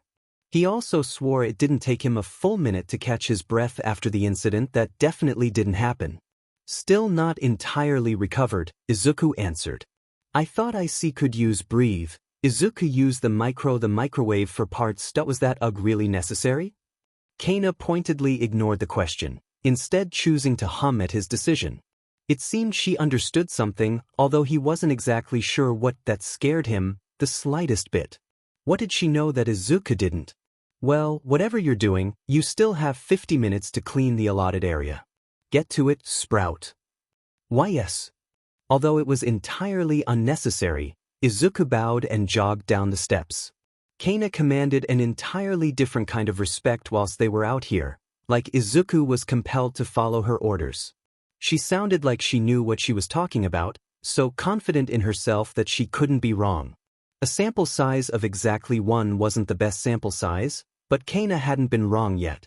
Reaching the sand once more, Izuku realized quite how much he was supposed to be cleaning up. A roughly 10-meter squared area of scrap, rubbish, glass, and who knows what else. A gold mine of spare parts, sure, but a pain in the neck to get anywhere. Izuku got to work, ferrying metal and plastic alike up the stairs, and jogging back down. A few times he had almost slipped, but Izuku was proud to say that he never had. The sand certainly wasn't making it any easier for him, but when had anything worth doing been easy? It wasn't like he minded doing it per se, but he'd definitely prefer if he could just dig through the piles of parts without the threat of disobedience. Maybe he could ask Kaina later? Even then, he'd need to research and calculate. Slowly bringing out a phone after setting down his latest piece of junk, Izuku began to type. Izuku never liked to brag. He felt it was impolite, as well as the fact that if he ever brought up the very idea he was proficient in any subject, Izuku would likely get a face full of explosions and a stomach empty due to blunt force trauma. However, Midoriya Izuku, for all his polite dismissal, thought himself to be quite adept in mental calculations. Midoriya Izuku, for all his proficiency in mental mathematics, could not solve the equations he found online for his weapon without the powerful calculator he had stashed at home. There were differential equations, symbols he'd never seen before, as well as diagrams that had arrows going in every direction. He wisely decided to put his phone away. He would deal with that later. Now it was strength training time. He still had 7-ish meters squared to cover. If the little area he had cleaned out was all he had to do, Izuku would have been proud. He looked at the time. 10 minutes had passed. Going at this rate, Izuku felt like he could definitely finish the allotted area and graduate to accuracy training without letting Kaina down. It couldn't be that bad, right? It was absolutely that bad. Izuku had begun to slow down the further he got into his bounded area. Despite desperate calls to Kaina, she just stood there and watched as Izuku's limbs set aflame and burnt as he carried his third microwave. Okay, maybe he was being a bit overdramatic. Why were there so many microwaves here, anyway? By the time he finished, Izuku had more or less cleared out the space around the bottom of the steps. They could actually see sand beneath the mountains of metal. They kept creaking though, clinks and clanks of glass and something small echoing through the early morning breeze. What was that sound? Not bad, kid. Not bad at all. Izuku was lying on the ground. After a last-ditch display of strength, he found himself pretty lacking in the energy department. There he laid, staring up at the intensely blue sky, pain having flooded his body a long time ago. Something cold touched his forehead, Izuku letting loose a little yelp. Unable to do much but let himself succumb to fate, he accepted his demise with open arms, welcoming death like an old friend. And oh wait, it was just a cold bottle of water. Sitting bolt upright, Izuku mumbled something about that being a bad idea before laying himself down again. The very earth below him felt like it was spinning, which, Izuku supposed, it was. He just felt like he could feel the rotation. I kind of expected you to fail there. I'm glad you didn't. If nothing else, you got guts.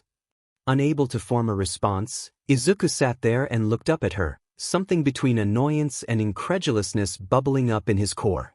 Was Kaina underestimating him? Overestimating him? Izuku couldn't form many coherent thoughts. A thing he realized when the thought crossed his mind that Kaina was secretly torturing him. A few minutes of lying on the ground, motionless, Izuku began to push himself back up.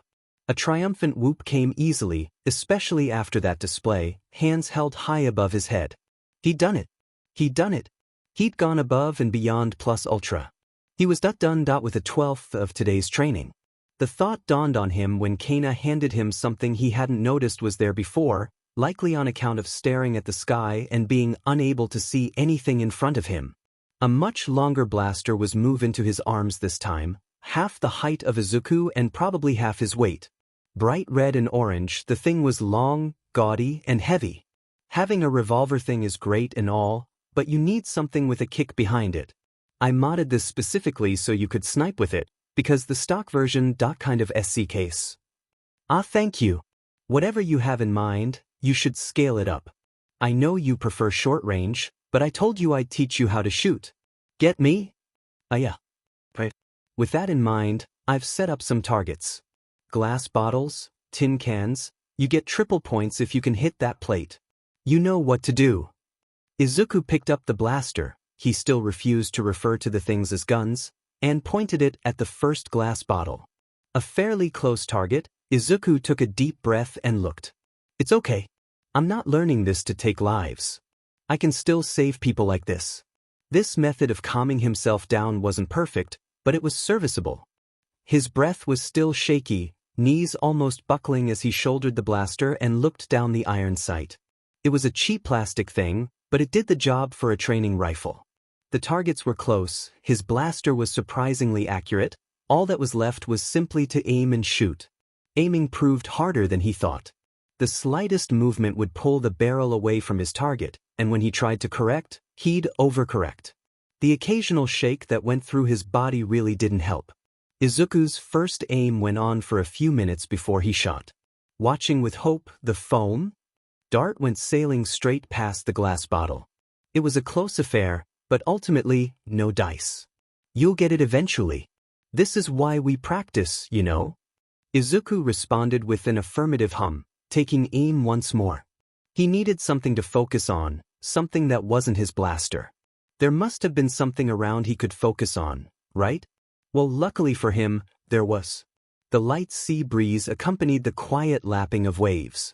In his head, Izuku decomposed them into overtones and semitones, picking apart and analyzing the very ocean sounds as he stared down the iron sight of his blaster.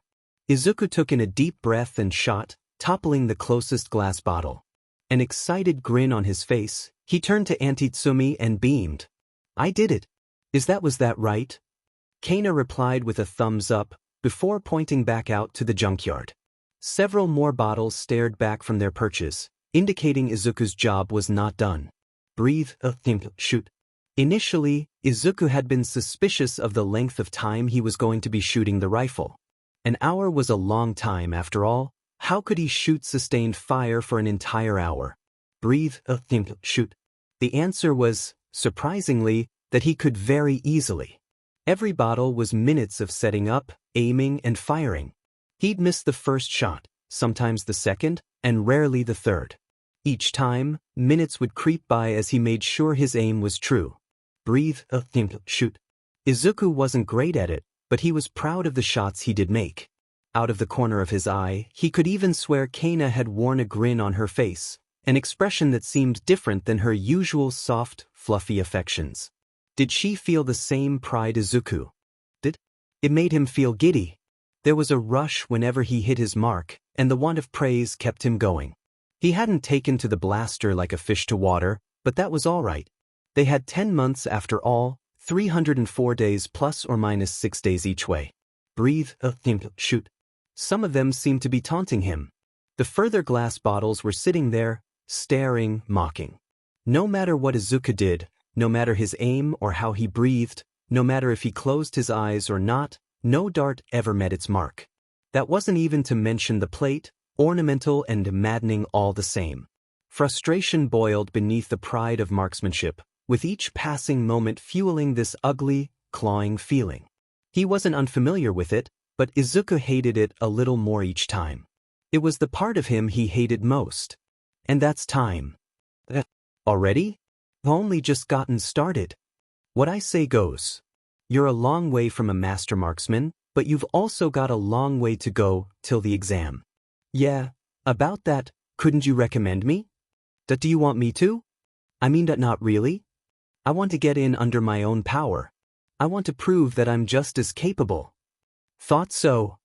Izuku held the blaster in his hands, clutching it closely to his chest. It ran from under his chin to below his knees, the length making his shaking even more apparent. It wasn't often that he wanted something, but Izuku didn't want to be defeated by something as small as a single dinner plate. I want to finish. You said the next hour was my choice, all right? I watched you shoot and I changed my mind. You did? He froze in place, blood well and truly running cold. A frigid grasp took his stomach, a plummeting feeling of his hope being stripped away. Was he not good enough? Did he not show aptitude? Kaina had told him he showed aptitude, right? Was Izuku going to be expelled? He hadn't even finished the day. Tears began to well up before Kaina's eyes widened in realization. No, Sprout, I'm going to introduce something else for the third hour. Oh. A pathetic response. Izuku couldn't get any more words out, no matter how hard he tried. Hey kid. Kaina's arm began unfolding, the rifle making itself abundantly clear as it emerged. The flesh of her right arm gave way to iron and metal, her other hand reaching up to her hair. Izuku stood there, unsure what to do. More confusion followed as Izuku stared down the barrel of the gun. You're allowed to shoot back. The beating in Izuku's chest strengthened. What? Go kid. Run. Oh, this is bad. This is very, very bad. I'm sorry. I'll do better next time. If you had asked Midoriya Izuku what he thought of Tsutsumi Kaina about 10 seconds ago, he would have looked up in awe and rambled for an hour about her quirk, her training, and stories he had about the lady from his childhood. 8 seconds ago, he would have described his immense confusion at the gun barrel pointed at his face. 7 seconds ago, Izuku decided he hated her. He hated Kaina's quirk, he hated Kaina's training, he hated Kaina's calm instructions. He would describe the unending fear he felt, practically flying down the steps and into the sand as a bolt just barely missed his hair. So, holding onto his blaster for dear life, Izuku ran. Lady Nagant never missed. A warning shot? Izuku didn't have time to contemplate, scrambling through the mountains of metal that marred the once beautiful landscape, all to the tune of gunshots. Each time, the bolts came a little bit closer to hitting him. He swore he could feel the rush of air as one passed near his cheek. Eventually, he found refuge behind a washing machine. It wasn't a large thing, but Izuku was small enough he could cradle himself behind it with relative ease. Clutching his blaster close to his chest, Izuku breathed in and out quite aggressively. It had taken all of his power to run from the demon assailing him, his chest heaving up and down in protest. He could hear his heart beat against his ribcage like it were a xylophone, and he was fairly sure he could see the periodic pulses travel down his training rifle. The junkyard was silent. Izuku was terrified. This wasn't like all the times with Kakin, where he'd be beat up and left, clothes singed and skin scarred. It wasn't like the looks of disdain when he walked anywhere, as if he was an undesirable freak.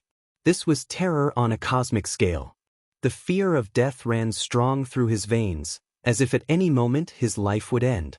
One of the bolts would go straight through him, he was sure. No muscle to block them, no quirk to dodge. A true shot would end his life in a near instant. Not a bad way to go, admittedly, but he still didn't want to die. Not really. Did he dare? Izuku didn't know what lay beyond the walls of his safe spot, but the gunshots had stopped. Maybe he'd cleared the exercise?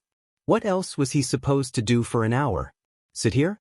Carefully, slowly, Izuku peered over the washing machine walls.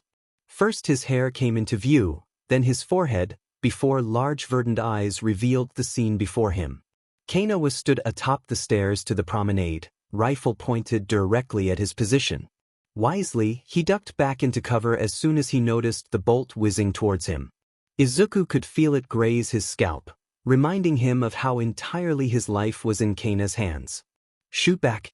You'll never make a marksman if you don't. Kaina's voice was stern and cold, steeled for the task in front of her. It was obvious, her task was to make life a living hell for Izuku, before removing his life entirely, but what was his task? All he was doing was running, and even that was tenuous since Izuku was now cowering behind a large appliance. Izuku took a breath, and did what he did best, compartmentalize and analyze. What did he have to work with? Not a whole lot. This wasn't surprising to Izuku, who had spent at least 4 minutes being shot at. He had his own rifle, but he was in a disadvantageous position. Any attempt to shoot would be met in kind, resulting in Izuku's death. Logically, Kaina wouldn't dare kill Izuku whilst Inko was still alive, and even then he didn't think Kaina would want to kill Izuku at all. However, Izuku didn't want to know what happened if he got hit. No thank you, fate. All of this meant that Izuku had to relocate. As he was now, he couldn't beat Nagant in a shootout, and he certainly had no place in thinking he could aim fast enough. It had taken him minutes against stationary objects, but Nagant was far, and Nagant could move. Nagant could shoot him orders of magnitude faster than the reverse case. Oh, I hope this works. He scanned the area immediately to his left and right. A candidate was found, a pile of washed-up kitchen appliances. He was fairly sure he saw seaweed in the blender, which itself was on top of a fairly heavy-duty oven. Flanking it, several tires that Izuku was fairly sure had been blown out, lying in various positions all around. Perfect. Izuku breathed in and out, trying to calm the shaking in his arms. This was an awful, horrible idea, but he was being shot at. It really didn't get much worse than that. What was the worst that could happen? Nagant wouldn't kill him, he was sure of this fact. Fairly sure at least. 75% was still fairly sure. Another thing he was sure of was that he really didn't want to find out what would happen if one of those bolts hit him. He'd seen them whilst they were being loaded into Nagant's rifle, sharp, twisted strands of hair that hardened into deadly spikes, more akin to a crossbow bolt than a bullet. Maybe the different colors represented some kind of organic two-part epoxy? He was stalling. Izuku recognized it well, but he really didn't want to start running under gunfire. It wasn't even a matter of what he wanted, he'd have to move sooner or later. Sooner was better. Izuku took a breath again, and ran as fast as he could. Bolts flew by him, piercing his clothes and brushing right against his bare skin. The terror he felt was unmatched by anything he'd come close to feeling before, and he was fairly sure nothing would really come close for a long while. Izuku was completely at the mercy of Nagant's rifle. The short sprint was ended by one of the tires. Izuku slammed right into it, opting to take a more reckless, more efficient approach. Slowing down meant he was an easier target, which in turn meant death, or at the very least a whole lot of pain. At least the rubber of the tires somewhat absorbed his impact as he threw himself at them, although he wasn't looking forward to explaining how he managed to get a tire pattern bruise. He was relatively safe for now. The little barrier he'd hidden behind seemed sturdy enough, and there seemed to be a few points where he could stick his rifle to shoot. Was he actually going to do this? Of course Izuku wouldn't be able to get better if he never shot, but did he really want this? Fighting from a distance required precision and finesse, where close combat had a greater margin for error. It would be harder, but that there was nobody else who would train him. He clutched the ticket to his victory, his rifle, before looking back. There was bound to be a hole or a gap here somewhere, right? The tires seemed to have a great spot for looking, but not for shooting. So, he took a peek. Nagant was still standing there. She stared at Izuku's position, apparently unaware she was being watched herself. The way she carried herself wrapped Izuku in a blanket of dread, eyes filled with nothing but iron will and patience. A panopticon, watching and waiting for her moment to strike. The entire scene was awful, but he had to fire back. Shuffling through his pile of junk, Izuku managed to find an appropriate hidey hole. The barrel of his blaster poked out between the tires and the oven, the small space just above his rifle giving visual on Nagant. Izuku held his breath and pulled the trigger. The dart never made its mark, though it came close. He had aimed low and hit the steps, rather than the legs. A shot through the shin would have been a lot less dangerous than a shot through the heart, as well as taking her out the battle, but none of that mattered.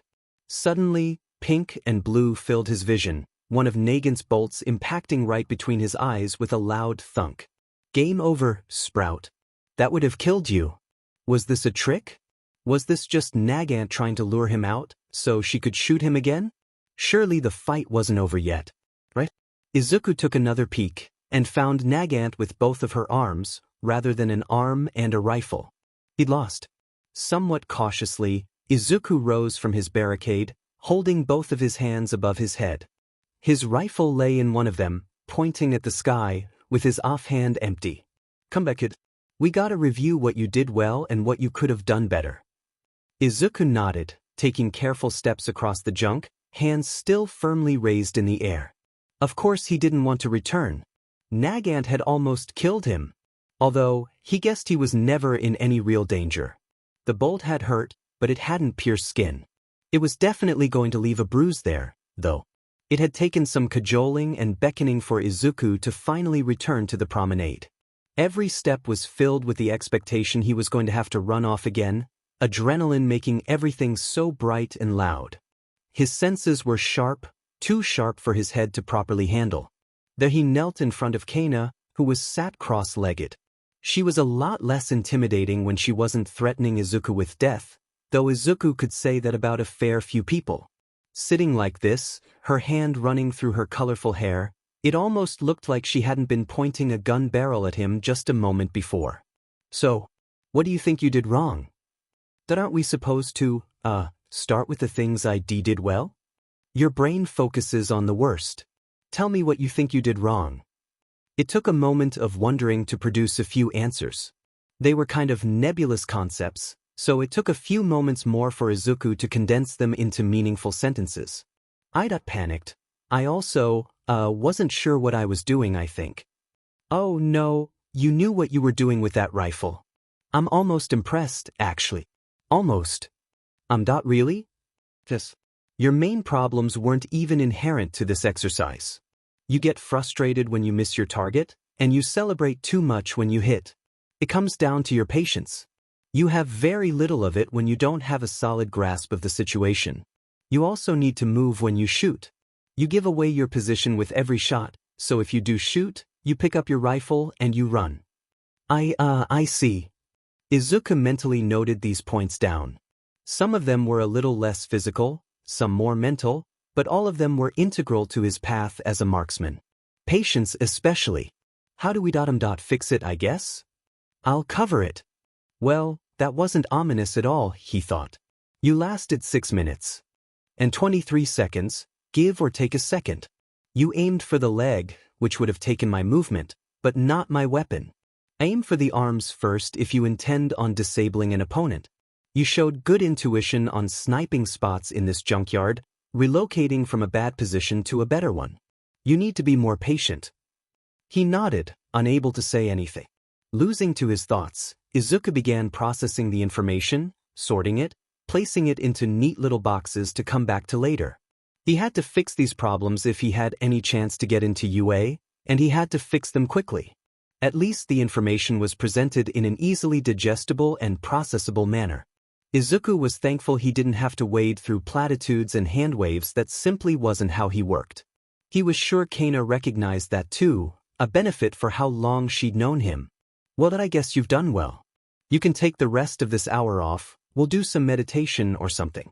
Rifle out, keep it trained on the target, but don't shoot. We go back to physical exercises after this hour is up. Kaina stood up, offering her left hand for Izuku to grab. Her training was Spartan, but Izuku couldn't find it in himself to complain. She knew what she was doing, and although Izuku could tell he'd want to die at the end of each day, he couldn't help but be excited for it all. There was a long, steep path ahead of him, but that just meant there was progress to be made. Izuku gladly took her hand, the small, toothy grin of determination on his face. He changed his mind. He hated every moment of it. The rest of the day had gone similarly to the first round. There were 3 additional rounds of physical activity, 3 additional rounds of sharpshooting, and 3 additional rounds of patience testing. Each time, Izuku couldn't help but feel like he got a little worse, not a little better. He was being stretched to his limits, physical and mental. Less and less junk was being hauled, darts were missing their mark more frequently, and each time he tried to keep his rifle on his target, he'd inevitably start itching to do something, anything more than what he had been doing. All in all, it was brutal. Izuku had gotten home and melted into the couch, muscles that he didn't even know existed screaming at him. His lower back was crying out in pain, and each limb had its own unique description of agony to tell.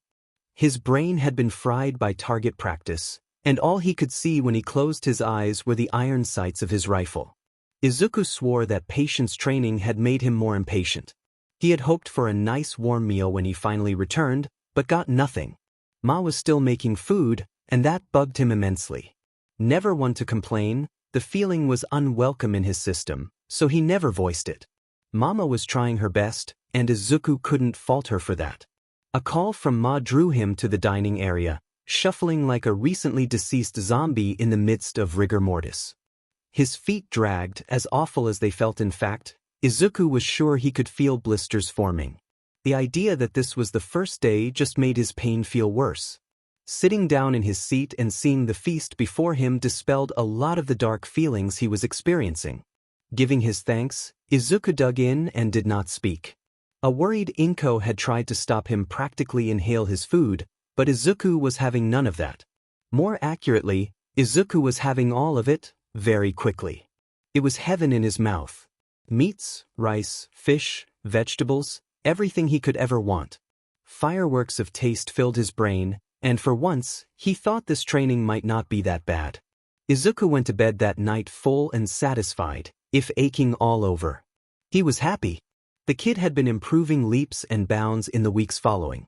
Kaina found herself with a growing sense of accomplishment over the last month or so, one she hadn't felt in a long, long time. Izuku would be her greatest work as a hero, her greatest contribution to the world. Her magnum opus. Izuku would be a hero unlike any other. It wasn't his aim that made him dangerous, which had incidentally been getting sharper. It wasn't his patience, his ability to sit and wait like an ambush predator. He still couldn't get past 10 minutes without showing signs of restlessness. Izuku's strength, Kaina noted, was his capacity to learn. The kid could take in information, process it, and produce several outputs that drew on other information Kaina didn't even realize he had. It was unrefined, a brute force method, but nevertheless, this quality was going to take him far. Every shot of his rifle drew him a little bit closer to his goal, and Kaina couldn't help but swell with pride with every shot he landed. She had been unsure at the start he'd shown no initiative in training his muscles before Kaina decided to take him on. He'd no quirk, and that put him at a disadvantage. She knew deep down it was going to be a rocky road. The commission would hate what she was raising, but Izuku was under her protection, and she was under the rat's protection. If the commission wanted to take on Izuku, they'd have to get through Nedu, and with how safe Kaina had been over the past few years, it seemed they really didn't want to do that. There was no doubt in her mind that the Hero Commission would try to make things difficult for Izuku.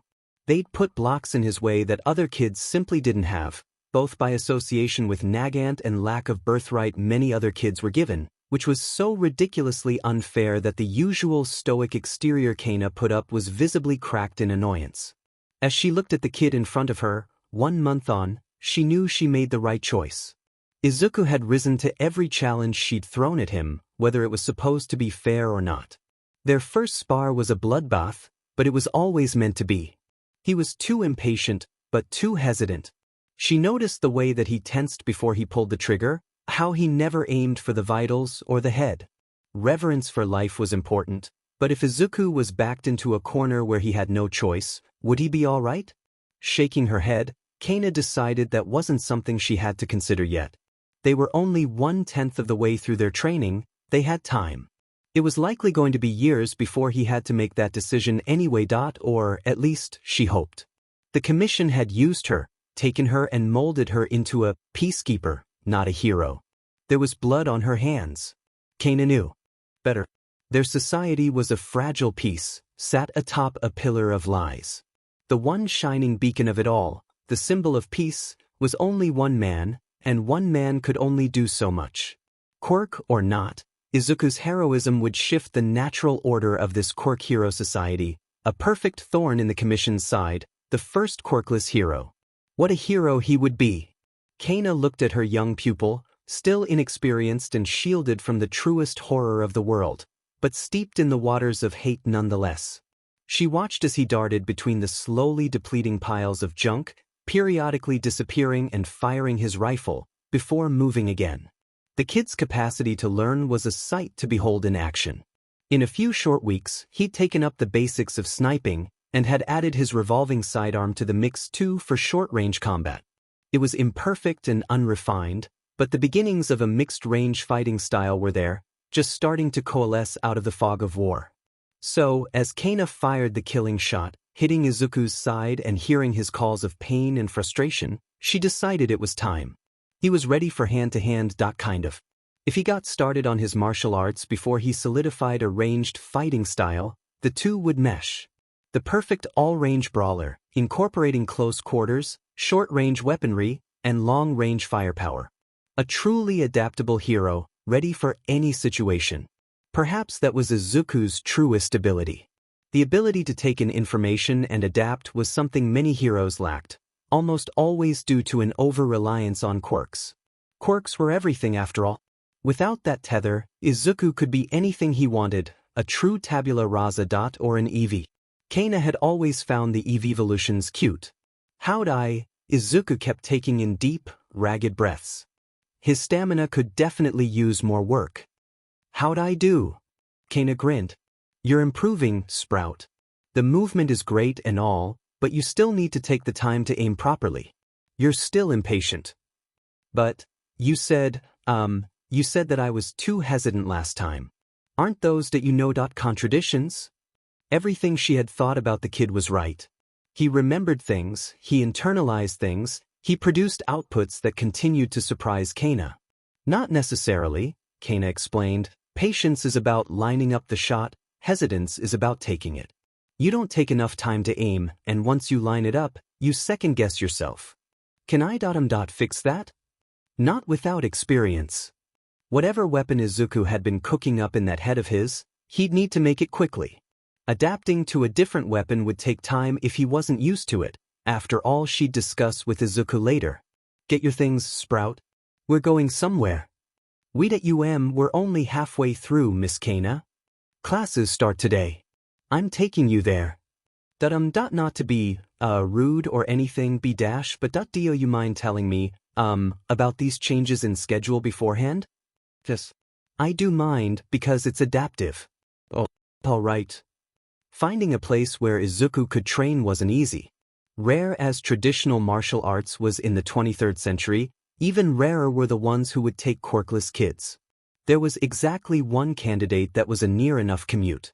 A humble place steeped in tradition, the dojo was small and tucked out of the way, 2 train stops away from Dagoba Beach.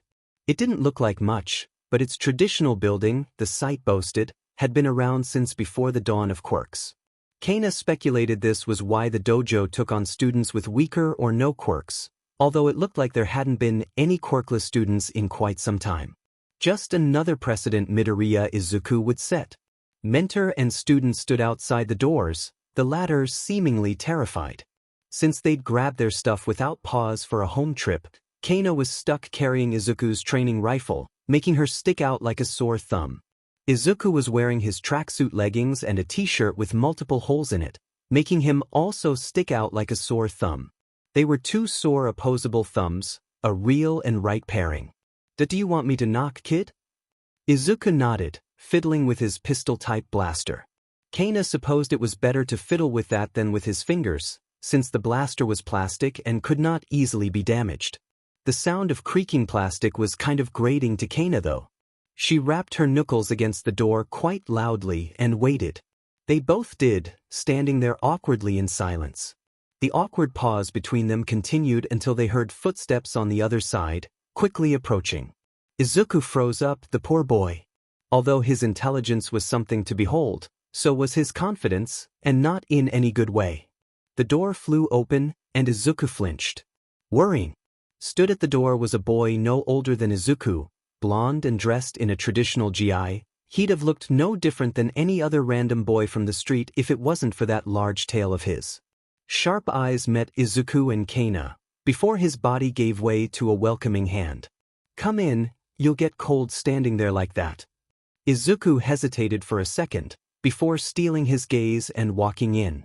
As much as the kid needed to stop hesitating and be more sure of himself, Kaina didn't see any good in forcing him into situations that were uncomfortable. These things came with time and confidence itself came with time and security, which Izuku could get from practice, which in turn took time. They had plenty of time to go around. Kaina followed, although she had no intention of training. She wasn't a close combat fighter, her quirk had a tendency for long-range engagements. Did that make her a little bit of a hypocrite? Yes. But it wasn't like she had a choice in the matter when the commission had taken her and molded her into a weapon to be wielded.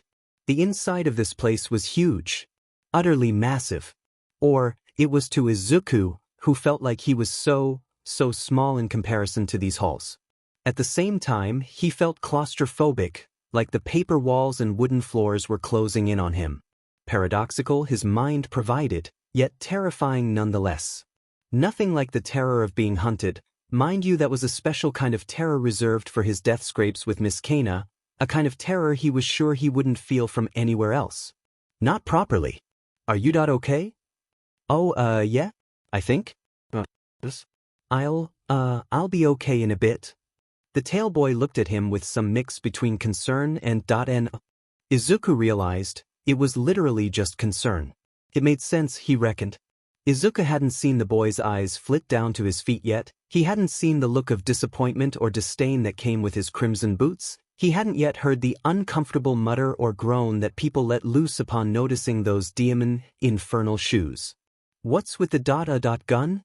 It's a blaster. A toy? I use it for training, because I don't have a real one. And, I don't think I'd allowed to have a real gun. That if I may ask, why are you here? Why are, any of us here? One of life's great mysteries. I'd suppose. The boy was confused, quite understandably so. Somewhere in the background, fuzzy as it may be, he swore he could hear Kaina laughing gently to herself. A sound Izuku knew, a sound he could anchor himself to, a sound he could use to pull himself back to reality. Something to distract from how amazingly awkward this encounter was. We do judo, karate, aikido, taekwondo, and some others. Take your pick. Like now. Do you want a demonstration? Oh, sure, that'd be helpful, yeah. Suddenly, from behind the pair, Kaina's voice rang out. Authoritative and commanding, she had only one order. Introduce yourself, Sprout, she said, looking sternly at the green-haired gunslinger in training. I'm sorry that's so rude of me. My name is Midoriya Izuku. My prime directive is to, save those who cannot save themselves. Ojiro Mashireo. I'll notify the teachers. The newcomer was weird. Mashireo knew this much. So, he found himself with reprieve in the few moments he had to talk to the owner of the dojo about what was going on. It was something Mashireo knew, something he was familiar with. The tiny green-haired twig didn't seem malicious, but he got bad vibes from his mother? Caretaker? Family member? They didn't look related, but then again, sometimes quirks affected appearances. Mashireo would know, considering he'd had to custom order almost every set of clothes he owned. The boy Midoriya, his ironic-looking t-shirts, definitely amused Mashireo though. He'd have to ask where Midoriya got them from. That aside, Mashireo guided them to the sparring rooms. Tatami mats made the floor softer than the hardwood planks of the main hall, which made it perfect for throwing opponents over your shoulder, or being thrown over an opponent's shoulder. Midoriya and his caretaker, Mashireo decided, sat on the sidelines. Miss Caretaker looked despondent, but in reality she was watching him with a hawk-like gaze. It didn't look like she had any formal martial arts training, but she looked to be an experienced combatant nonetheless. Dangerous, Mashireo decided. Sat there in stark contrast was Midoriya himself, clutching a notebook and pen that Mashireo definitely knew he hadn't had in his hands before.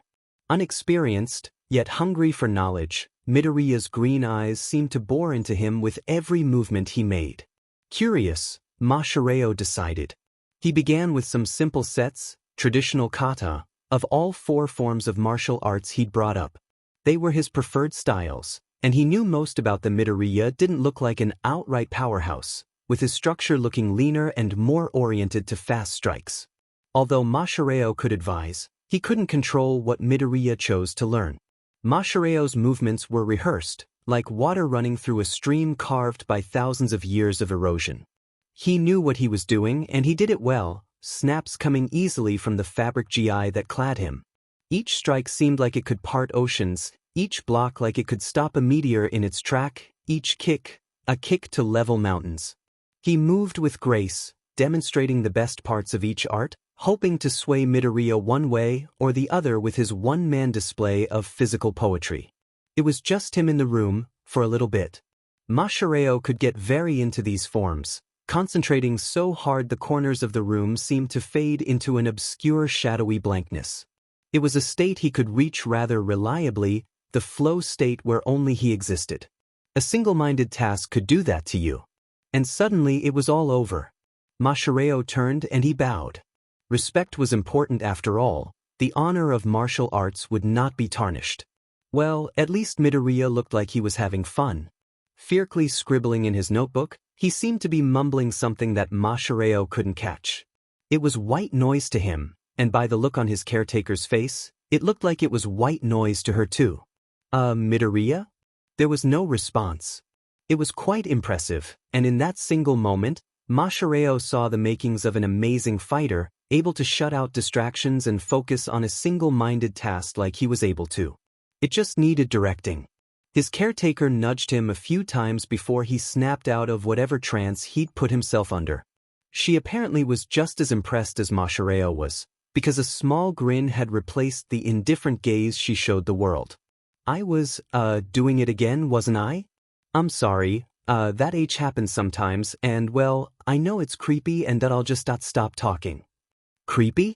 No, Midoriya, I just wanted to know what you wanted to learn. I didn't think it was creepy.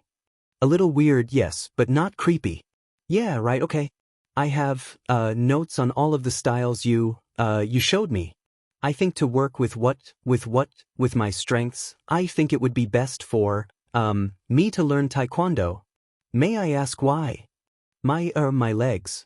I think I'm more comfortable, using them because of my training so far, and Taekwondo looks like it's mostly kicks. Honestly, Masahiro was impressed. Midoriya knew what his strengths were, and he knew what he wanted, which was much more than could be said for a lot of people who passed through here. On top of that, he was quirkless, yes. Masahiro had noticed the shoes, which meant he had no natural predispositions or cautions they had to take into account when learning how to fight. It wasn't like he was much different to a quirkless kid anyway.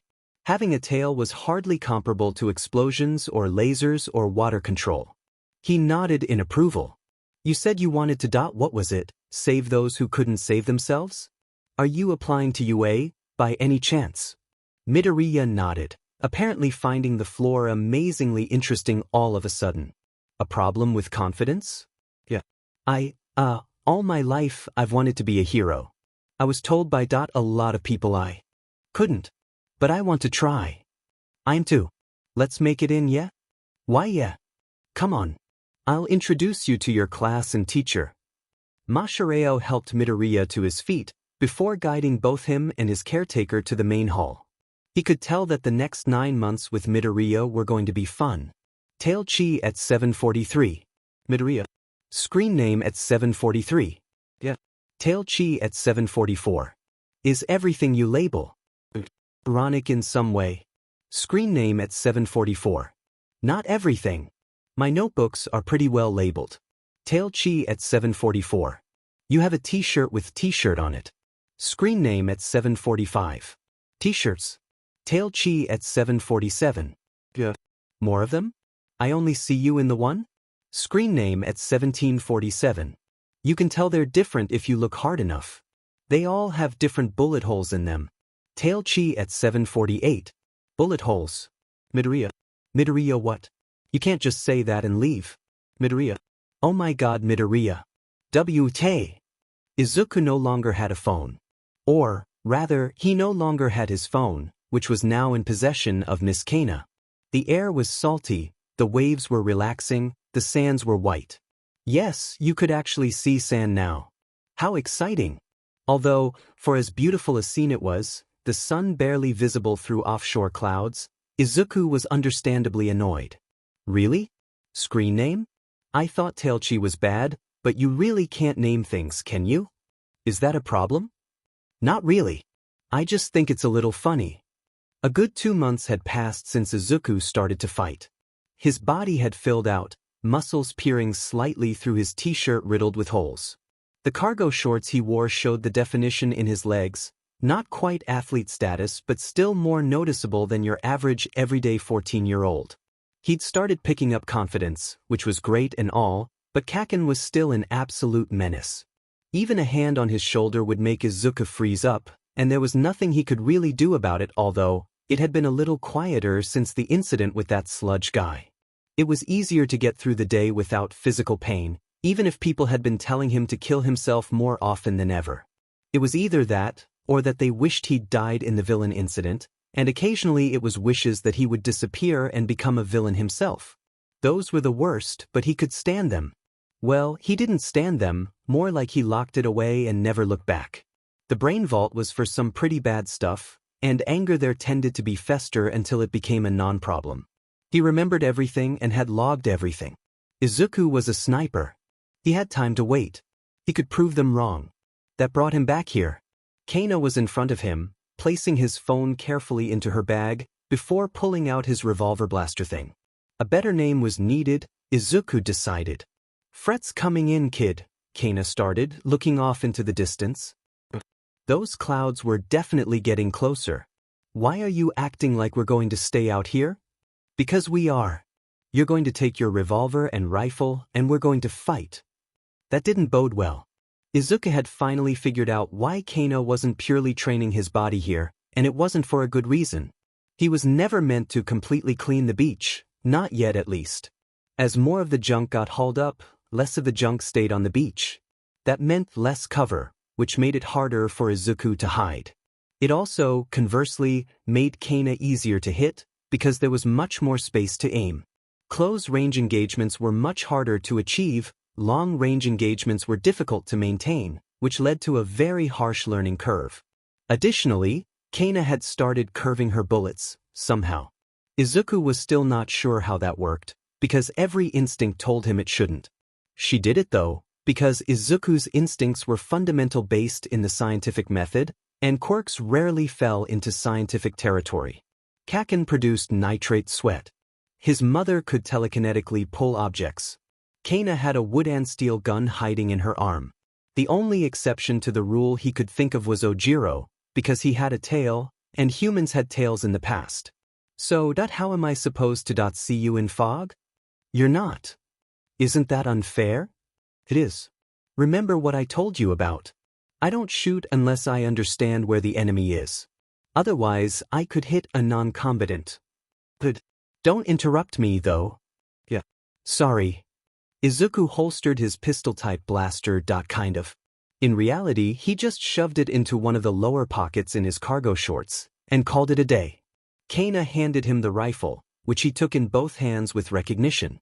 Immediately, his hands shifted to their usual spots, one halfway down the weapon, and another near the trigger.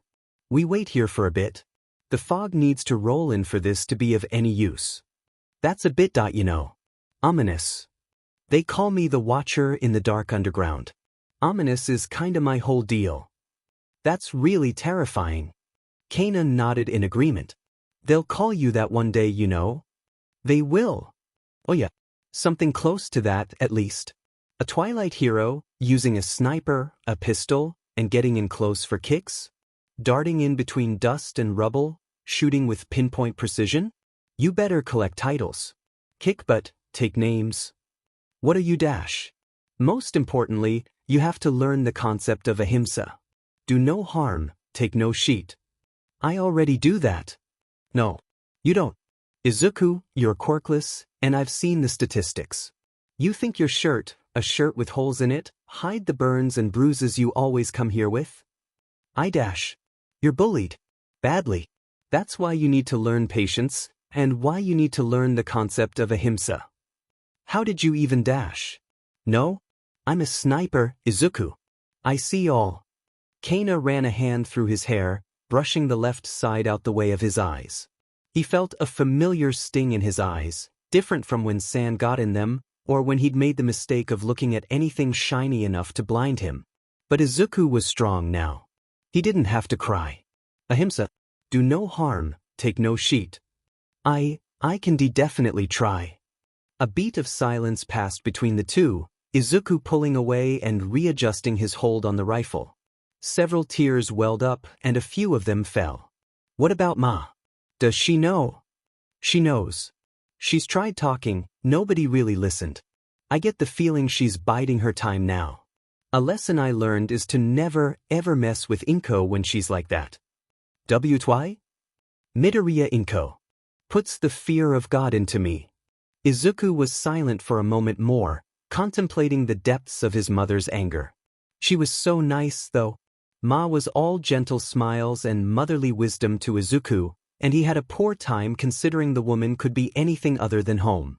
It was like trying to imagine your teacher at the local grocery store, or seeing a workmate in the cinema. There was definitely a name for this kind of effect, but Izuku couldn't remember it. His brain had been working overtime lately, calculations upon calculations of flux and capacitance and resistance weighing heavy on his shoulders. Whatever he did, he couldn't figure out how to make his equations work together. It was a nightmare, really. A sudden snap grounded his wandering thoughts. The fog's almost here. I suggest you find somewhere to hole up. Remember what I told you about being sure? Just go.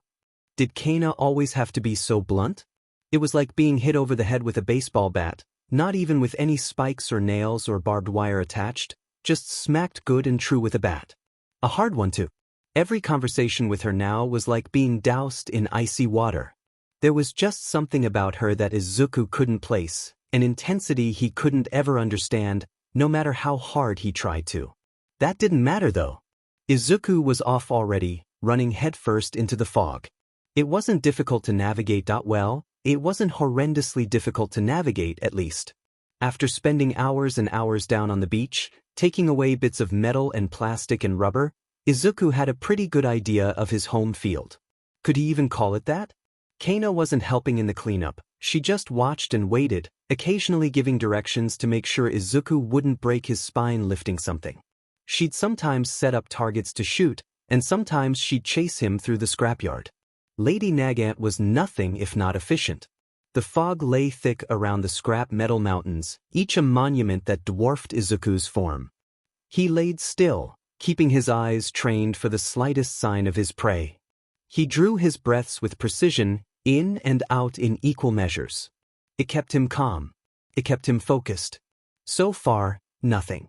No creature stirred in the fog, no metal creaked underfoot. Only the sound of the sea breeze came, letting Izuku know which way he should even be facing. Idly, Izuku's mind pondered on the conditions of fog and rain, wondering what mix of hot and cold air, what mix of high and low pressures would make fog this bad. A few years ago, he'd picked up a lot about meteorology. All might had the power to change the weather with a single punch. Izuku had wanted to know how. It was there he sat, and there he stayed, his rifle firmly shouldered, sat behind metal so disfigured that he couldn't even tell to what construction it belonged. Rust was rampant, so much so he was fairly sure there was some across his cheek. There was no sound. Not a thing stirred. So there Izuku crouched. He wasn't perfect by any means, but his patience had grown exponentially in the time he and Kaina had been training. He could stand to wait a while. So Izuku sat, and Izuku waited. Minutes came, minutes passed. Eventually, a full hour of this gray hell had come and gone, low visibility getting even worse. Barely 3 meters in front of him, Izuku had lost sight of what apparently used to be a children's cot, but was now nothing more than salty driftwood, caught in the currents of the sea. Nothing happened. Izuku hated it. Being left alone in silence didn't have the best effect on the best of people. Izuku was not the best of people. Of course he wasn't. He could almost hear Kakin's sneers and jeers, the pop-pop-pop of his firecracker hands, the growls and roars he'd give Izuku whenever he stepped out of line. Unfortunately, he was never given guides as to what those lines were. If he kept his head down, he'd be beaten for thinking he was better than Kakin, even though he definitely wasn't. If he stood out, he'd be beaten for daring to supersede Kakin in his quest to become a hero, even though he definitely wasn't. Izuku tried to lock these emotions away too. After all, they'd do him no good in the long run. Kaina had told him to keep a level head, and being angry was definitely a one-way street to missing a critical shot. No, anger was a piece that simply did not fit into the puzzle of Midoriya Izuku. He made sure of that. Ojiro had taught him some techniques to deal with the more ugly emotions that Izuku refused to let loose on people. Things like that wouldn't get him anywhere but the hospital, although Izuku never really went anyway. They tended to turn down red shoes like him for anything less than 3 broken bones. The fog was messing with his head. Izuku was sure of it. Out of the corner of his eye, he could see something moving, no sound to speak of. Aside from the swirls of fog and cloud, something out of a pre-Quirk War movie, he was completely alone. Nothing else was there, right? Izuku tugged his pistol blaster out of his pocket, taking more than a little solace in the fact that the rattling of plastic wasn't the sound of waves or the gasps of wind. The familiar click as he got the DMN thing ready to fire made Izuku's hair stand on end. He grasped the toy with all the intensity of a real weapon, a real gun.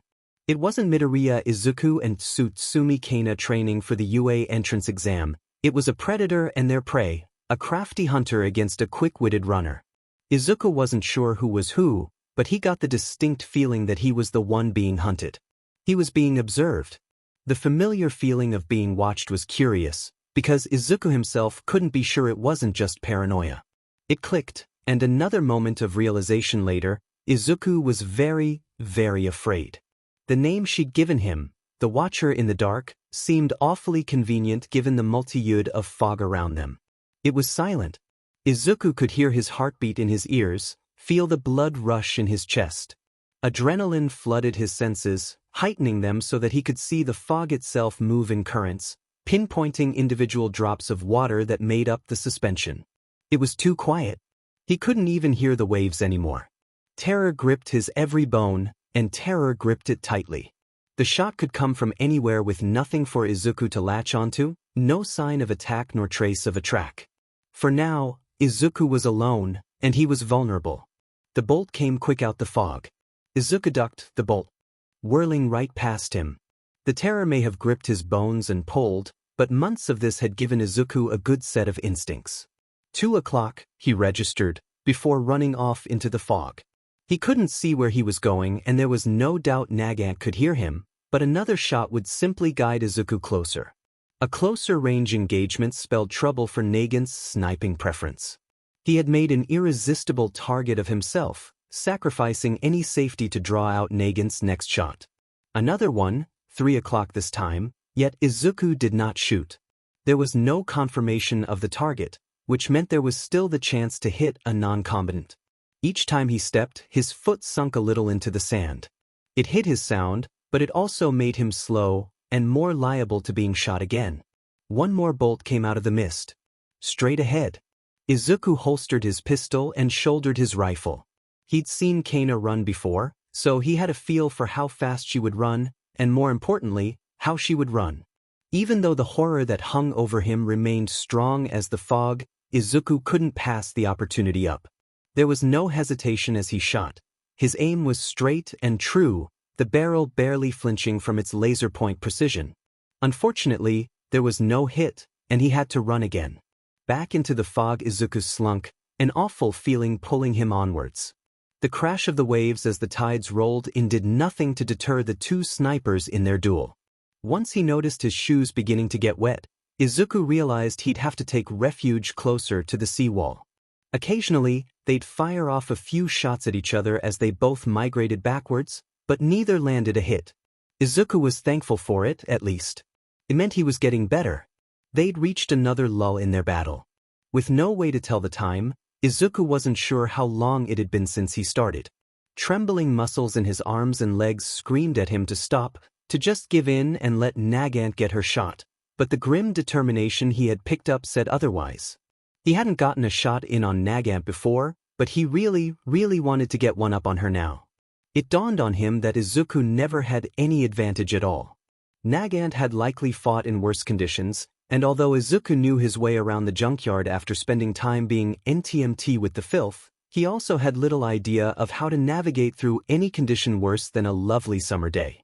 These long, drawn-out battles were getting longer and longer as time went on, but Izuku knew that he was only tiring himself out.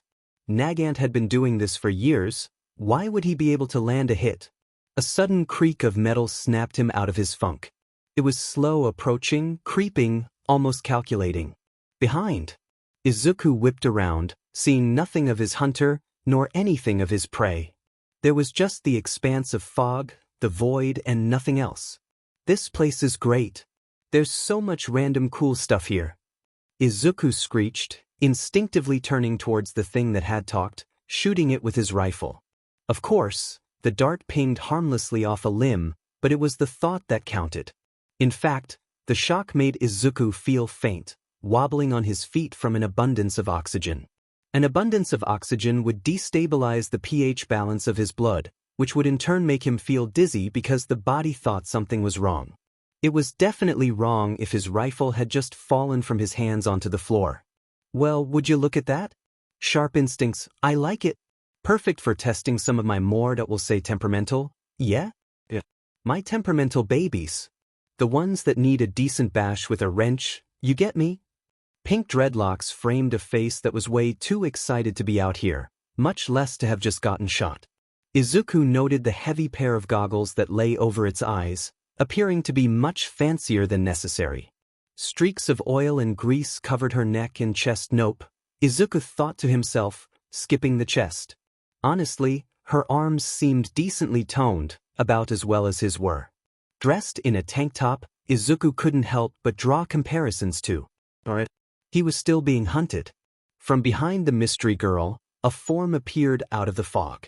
He saw the cavity of a barrel, the hole that had been stared down too much for his liking. A month ago, Izuku would have frozen in fear, legs planted to the ground, arms stuck in their places by invisible strings, like a marionette. This was not a month ago. He'd stared down Nagant's barrel and felt the sting of her bolts every day for weeks. Although that he couldn't help but realize the barrel wasn't aimed at him. The revolver was in his hands before he even realized what he was doing. The dart flew straight and true, hitting approximately where the elbow would have been if Nagant's arm wasn't currently in rifle form. Assured destruction of the rifle, if the thing he hadn't shot it with was a toy blaster and a foam dart. You get partial credit for that shot. Who the heck's this? Hatsume Mei, future founder of Hatsume Industries. Future UA support course extraordinaire. You need anything for that gun arm of yours? It's mighty impressive. Oh, what do you shoot? Talk later. Come on brain, we're going back to concrete. You Pinky come with. Aye mem. Gimme first dibs if you find an alternator though. Yeah, sure, just follow along. Markedly silent through the whole exchange, Izuku felt like the world itself beneath him was shifting. His hyperventilating hadn't really helped much, and even if he'd pulled off a shot worthy of praise, he'd still not treated his lungs with the proper respect. The journey back to the wall was short but decidedly awful. So, let me get this straight.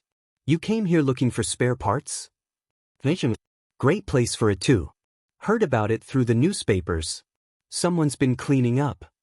Newspapers? Yeah. And I thought, hey, if this guy or gal's cleaning it up, I should get myself down there and scavenge. Like a clearance sale, or something. Right. The ground. Izuku was so thankful the ground still existed. The lithosphere, great terra firma, Mother Earth. Oh, how Izuku had missed not having to run around in a tetanus-inducing jungle of metal. His legs were already thanking him for the rest, arms already laying by his side. Oh, how beautiful rest was. What do you need parts for? Izuku felt like this was probably a bad time to be drinking from his water bottle. Making babies, of course. Definitely an inopportune time to be drinking from his water bottle. Hacks and coughs filled the air as Kaina looked on in mild concern at both of the teens in front of her. What is that? Oh no, what is that even supposed to mean? Izuku managed, through all of his lungs' protests, to stop. He was fairly sure he felt some of his water come up through his nose. You know, you make sheet, you pour a lot of time into it. That makes it your child. Your baby. I make lots of babies dash. Hatsume was cut off by another set of exasperated hacks and coughs. Izuku's lungs really weren't that happy with him. It didn't help that every time she opened her mouth, whatever came out of it made Izuku's face a shade or two darker. What about you, broccoli boy? Huh? What's your deal? Oh, my deal. Kaina spoke up this time, a small smirk gracing her face. This wasn't any affectionate, gentle smile, or a prideful, toothy grin. No, this was amusement. She was enjoying this. Introduce yourself. Oh, my name, is Midoriya Izuku. My prime directive is, to save those who cannot save themselves. Hatsume looked on in apparent interest, pulling a hand up to her chin and stroking what Izuku supposed was an imaginary beard. Her voice seemed chipper and filled with glee, and quite frankly, the giggles she was producing unnerved him to a frightening degree. Hero Corps student, right? You're planning on getting in with a Nerf blaster? Ballsy of you. I like a kid with guts. What huh? I'm guessing you're not actually though, right? Like, I guess maybe that's your quirk? I dunno. Otherwise, you're gonna want a proper weapon. Why yeah? How the hell could I put off an opportunity like this? What do you have in mind, broccoli? My name is Midoriya Izuku. Shut up and talk, you green-haired menace. Okay. Some rummaging around later, and Izuku produced his notebook, filled with equations and diagrams. These pages were promptly torn out by Hatsume, a look of unadulterated joy crossing her face. This is better than literally any idea I had, but you wire things like you're a 5-year-old playing with spaghetti. Hey! The pink-haired girl got to work almost immediately, sprawling the notebook pages out on the pavement. She worked quickly and efficiently whilst Izuku just kind of sat there, looking lost. Kaina looked pretty lost too, Izuku noted, although she hit it better. Your maths is sound at least. You ain't thinking in the right frame of mind though. You don't want a continuous current, you want a high amount of current for a short time. We can add a couple capacitors here and there, a microwave transformer, a spark plug would be great here. A raised hand was the universal symbol for a question. Izuku knew this. He did not, however, expect two 14-year-olds to have stumped Kaina enough for her to raise her hand. Sorry, what's going on? Hatsume replied, with entirely too much happiness in her voice. Izuku was kind of scared for his life again. Oh, nothing big, we're just making a railgun. Bang. Izuku's ears rang, the high-pitched whine a telltale indicator of what was to come. His shoulders seared in pain, his back throbbing incessantly. Vague thoughts came from his muddled mind, counting himself lucky that he hadn't gotten a concussion. You shitty nerd. I thought I told you to give up.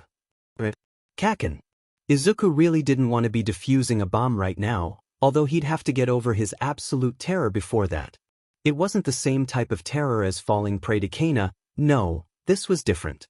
Kakin would never kill him, but Izuku was sure he'd probably hurt pretty bad nonetheless. All he had wanted to do was go home.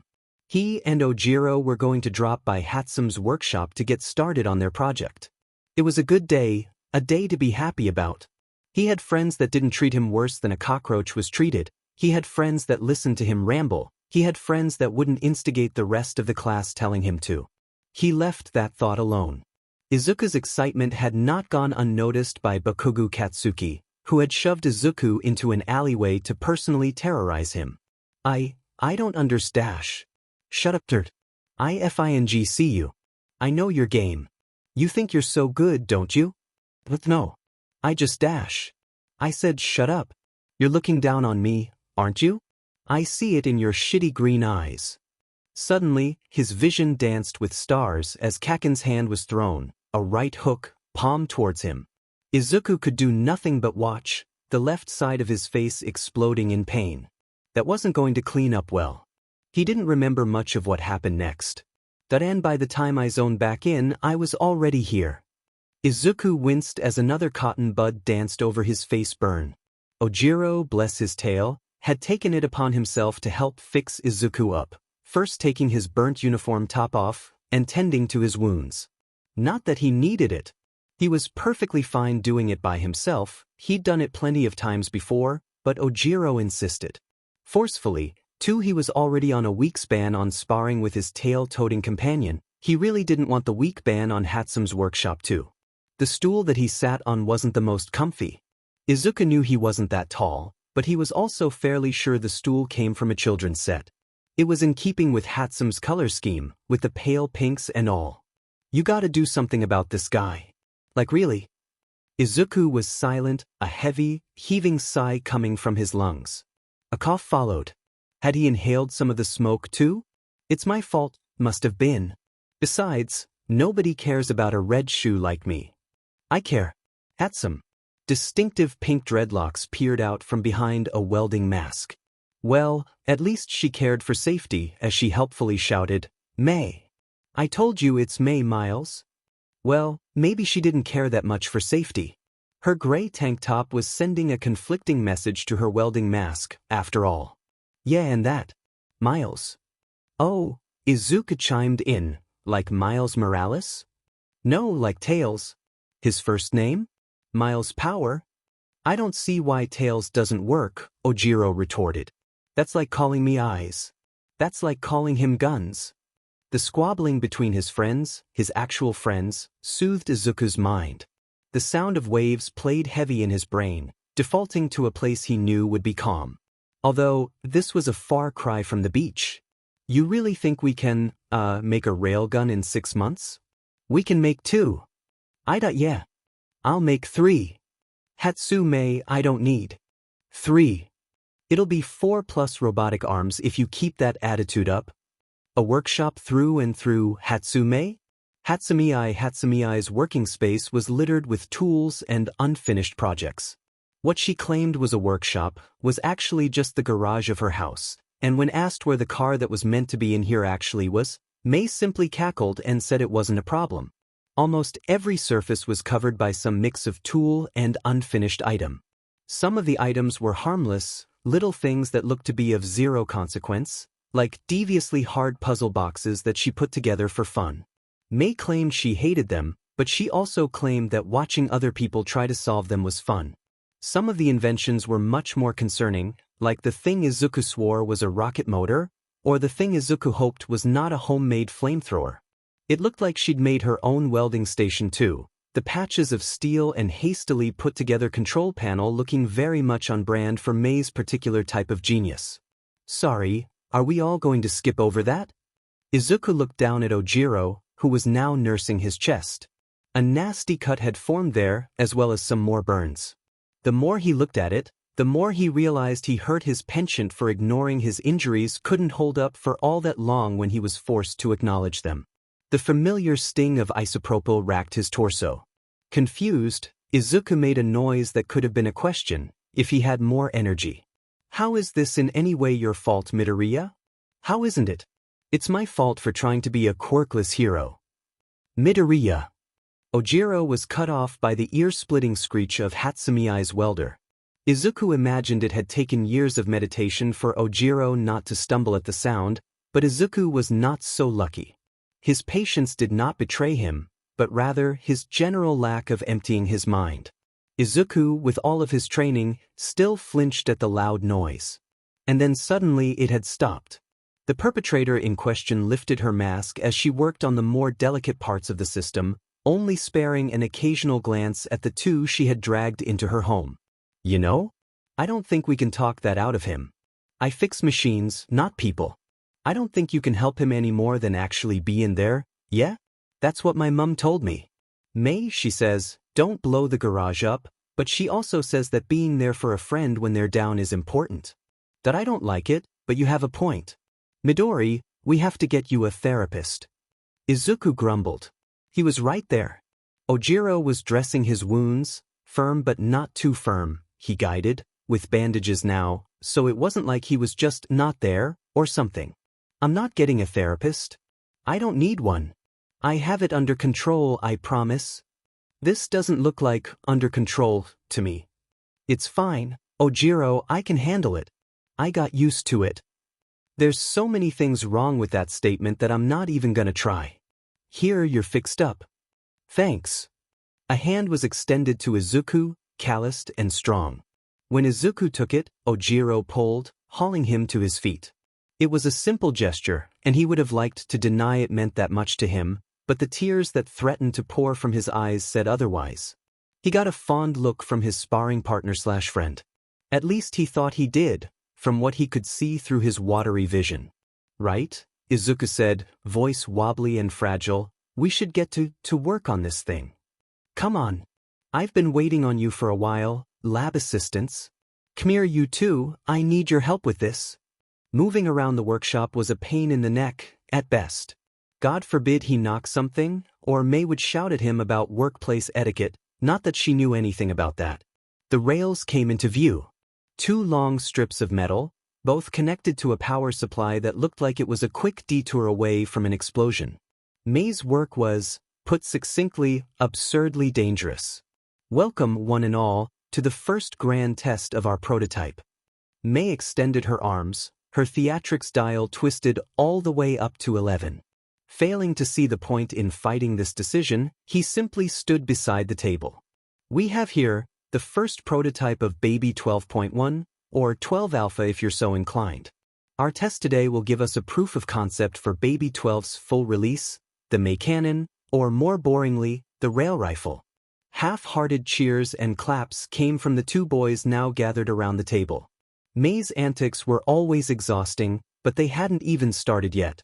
Both of them were already tired, so they put up no resistance. Knowing your battles was an important part of being a hero, after all. The purpose of this test is to see if making a railgun is in any way a feasible thing we can actually do. Assistant Green, please turn the power supply up to max.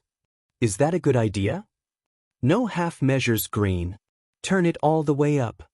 Izuku obliged, carefully twisting the little dial until it wouldn't go any further. The power supply looked like it was about to fall apart, and he really didn't want to be touching it when it eventually did. A rapid, unscheduled disassembly was not on his favored list of ways to die. You didn't do much, but good job anyway. Assistant Yellow, the metal bolt, please. This thing. That's the one. Watching Ojiro hand over the short pencil-shaped object was nerve-wracking. The test was getting closer and closer, and so was the potential for death. Maybe he should back up a few paces? Test 1.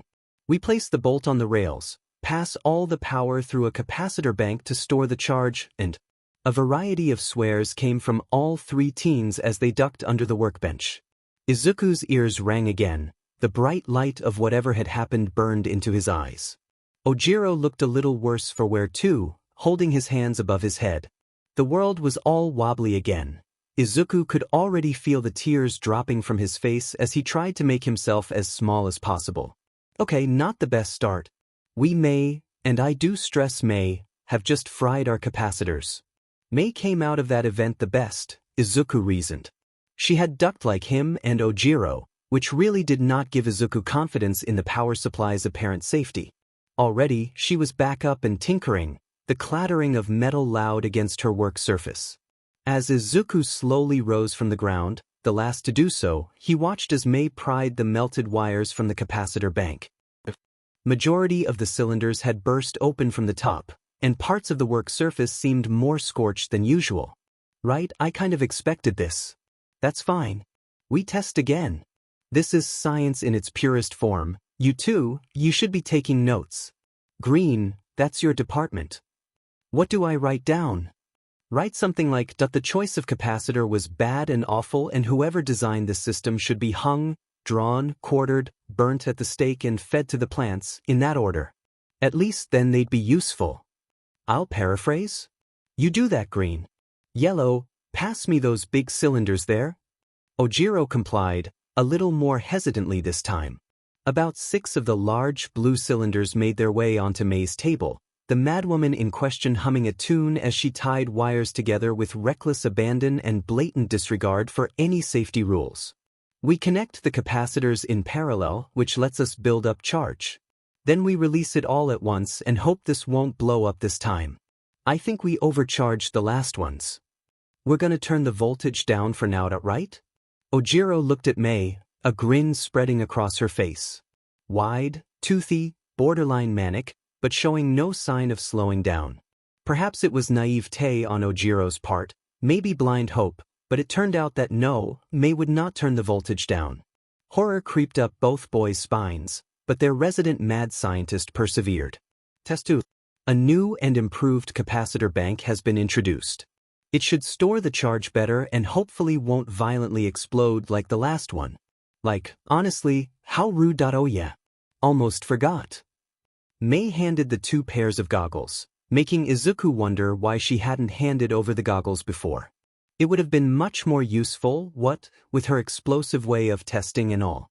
Izuku pushed the thought down, as well as placing the goggles firmly over his eyes. Did he feel safer? No, not really, but the sentiment that Mei thought it would help at least soothed his nerves, even if just the smallest bit. Ojiro fidgeted with the goggles too, putting them on after several long moments of deliberation. Right? Now that I can't be sued for anything, we're back on track.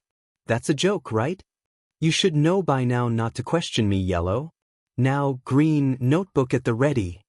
Complying with her demands once again, Izuku picked up the pencil and rested the point against the notebook. It wasn't like any exploding capacitors or electrical burns would render it looking worse than it already was, so the notebook stayed firmly on the table. Now, we hope the projectile doesn't weld itself to the rails. I flipped this switch and... It was a small thing looking back on it. The bolt jumped forward, a small nudge along the rails, but that was all Mei needed. The crackling of electricity was nowhere to really be heard, nor was the sickening smell of ozone that would permeate her more volatile tests. A whoop of joy came from the madwoman, devolving into something that could pass off as an actual evil laugh.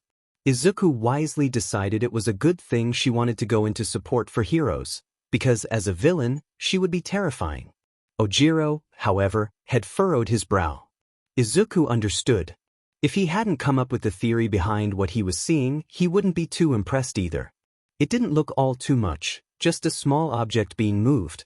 Quirks could be much more impressive, and Izuku was sure he could throw something faster than that. He was yet to be convinced though. Mei, can you? Already on it. If we increase the current with something like a transformer, courtesy of you Green, we can crank up the force that the rails produce. Do you want me to? Record the data, Green. The lump of metal and windings of wire Mei pulled up onto the table was frankly terrifying. Neither Izuku nor Ojiro particularly knew what Mei was doing for very different reasons. Although Ojiro was a prodigy in his own way, a martial arts master, he was not particularly knowledgeable in high-voltage electrics. Likewise, Izuku was not familiar with the physical side of Mei's profession. Embarrassed to admit it, he had certainly stumbled through the first parts of his design, inefficiencies rampant through the whole thing.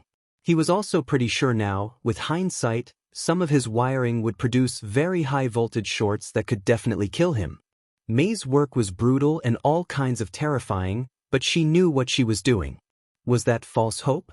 Izuku liked to think she knew what she was doing, but the occasional crack of an electrical arc as she jammed her screwdriver into the capacitor bank told him otherwise.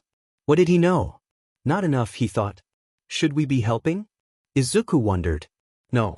I don't want to be anywhere near that girl when she's working on something. That I guess, yeah. She knows what she's doing, I think.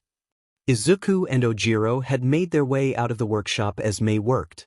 Sat outside, basking in the sun, both teens simply existing. Although Izuku's t-shirt covered his wounds across his torso, his face had not been so lucky. A large burn covered his jaw, but nothing that would scar, luckily. It felt hot again in the beating of the sun, but Izuku's mind couldn't help but wander. Do you think this is going to work? Hypothetical, yeah. I covered the theory. Practical best case, this ends with a prototype I can use to shoot. Practical worst case, Mei fries herself, or something melts onto us. What do you think'll happen? Mei's brilliant, if eccentric. She'll make it happen. I have faith. The two sat there, thankful for the break from Mei's insanity. Silence passed, but everything was well. Okay.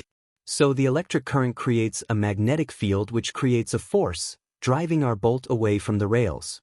If we crank up the current, we crank up the field, which means we crank up the force. Mei's way of explaining things was succinct, but animated.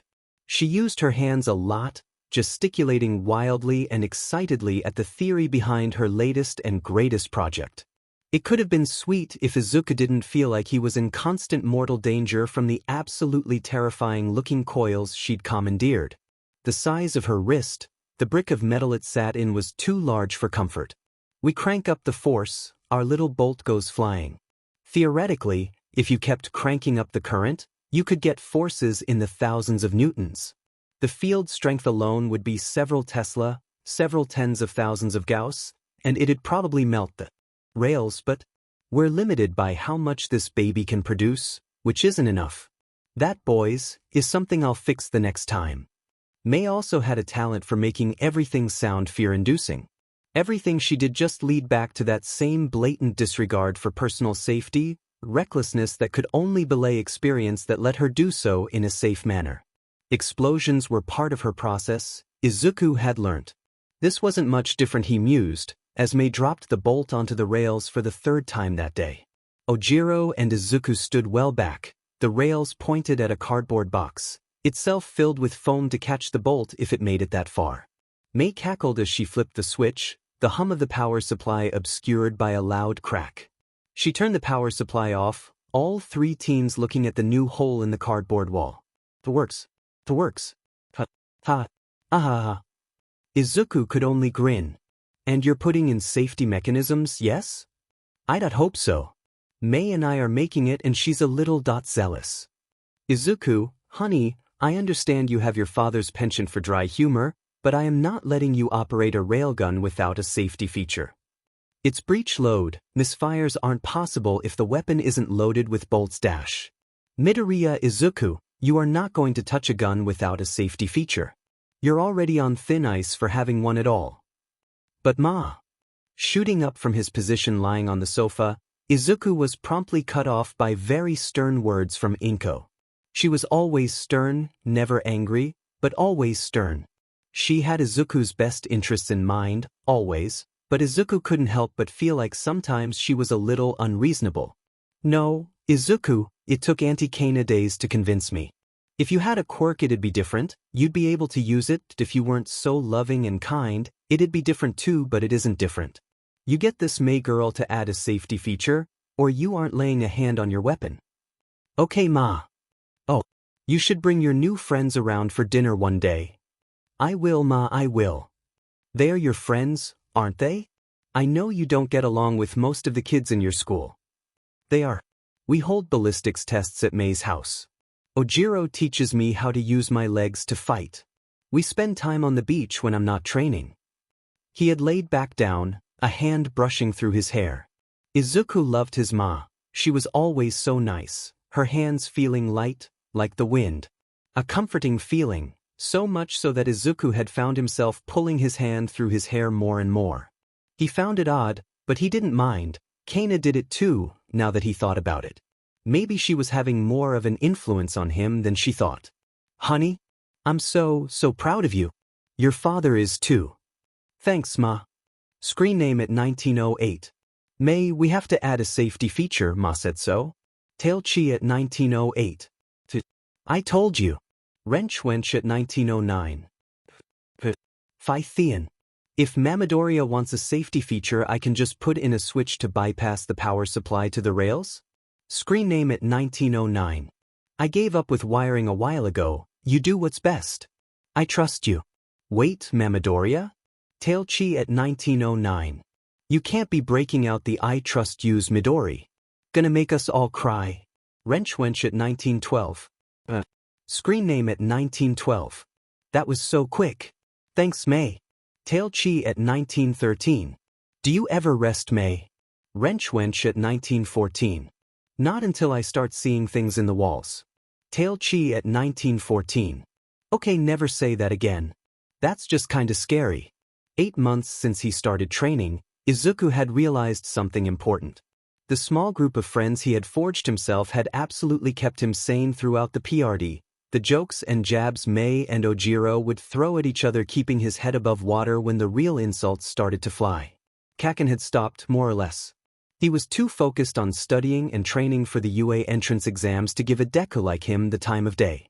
Izuku didn't mind this, of course, but it made school a minefield. If he kept his head down, Kaken wouldn't unleash his wrath on his favorite punching bag. A small mercy, he supposed, but if he did get into you, he'd have to deal with him all over again. The source of most of his problems had been Bakugo Katsuki. It pained him to say, since Izuku still wasn't over being friends, but it was more or less true. He knew something must have gone wrong along the line, something must have changed. Was it his fault? No. As he pushed through his exhaustion, black marks all over his t-shirt, Izuku folded away the thought and put it somewhere he couldn't see it. He was supposed to be training, not marinating in his own self-doubt and pity. Auntie Kaina wouldn't accept it, so neither would he. He knew his path was a steep one. He knew it would be packed with strife he shouldn't have to face. Midoriya Izuku would not let another of his kin go through the same thing. Midoriya Izuku would pave the way for those of his kin to follow. Unfortunately, the only walking of paths he was doing in that moment was walking along the beach, hauling a fridge along with him. That particular fridge had been a thorn in his side for months now, standing there, not being of any use for him, but being of immense use to Kaina, who would routinely reposition herself behind the fridge to block his view. With this, he will have taken one of Kaina's favorite hiding places. By now, the beach looked odd.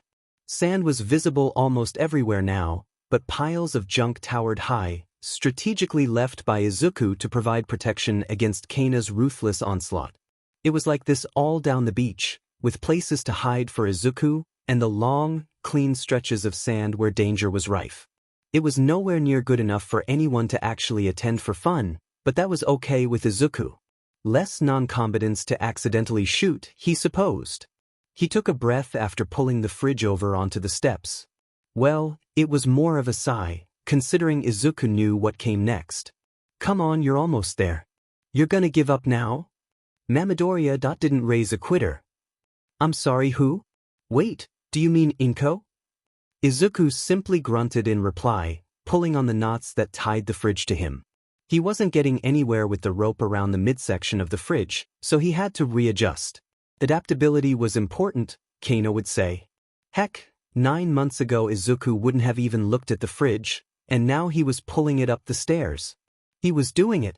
Sure, his muscles felt like they were being torn apart at the seams as he pulled and pulled and pulled, and sure, his feet felt like they were going to crack the cement below him, but he was doing it. Every step was filled with pain, and he felt like his hands were on fire, but it was so close now. Step. Izuku collapsed onto the floor, the taste of dirt a mere inch from his mouth. The fridge had reached its destination, he'd actually done it. Not bad. Not bad at all. Kaina towered over him, combat boots filling his vision. At least she was crouching, Izuku thought. It made it easier to look her in the eyes from down on the floor, though he was starting to get a little itchy. It just meant he had to get up and oh no, okay, I'll just stay down here. You weren't gonna get this all clean before the exam, but that's fine.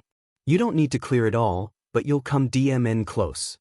Instead of answering, Izuku made a noise that could have probably been a question. He was too tired to open his mouth right now. I mean, by my estimates, I'd say you'd get about 3/4 of the way through. I didn't even think you'd get halfway through. This time, Izuku could muster up a reply. A simple 2 words, ingrained into his psyche by years of looking at the men and women who fought for people like him. Plus ultra. Kaina gave an approving nod, reaching out to ruffle Izuku's hair. That's the spirit, kid. 9 months down the line, Izuku had finally acquired 2 proper weapons. Cover on the beach was getting pretty sparse, and with no weapons to fight with, Izuku and Kaina had instead been focusing their efforts on fighting hand-to-hand. That also meant Ojiro was getting his own practice in taekwondo on the beach, both teens using the expanses of sand left behind to run through and trade blows, day in, day out. Izuku was faster than Ojiro was, but Ojiro was stronger than Izuku was. Ojiro did better in enclosed spaces, where he could use his tail for mobility, whilst Izuku's long-ranged fighting style meant he was generally cautious to get in close. They could both try close the holes in their skills, so all in all, it was a good deal for both of them. Fighting weaponless, Izuku and Ojiro were pretty evenly matched. However, that had changed. Okay boys, we are on test God knows what of the Mei cannon or, more boringly, the rail rifle. We're testing viability as a carried weapon, as well as range and power. This is test 134, Mei. Thank you, Assistant Green. Izuku, Mei and Ojiro had gathered on the beach, supervised by Kaina.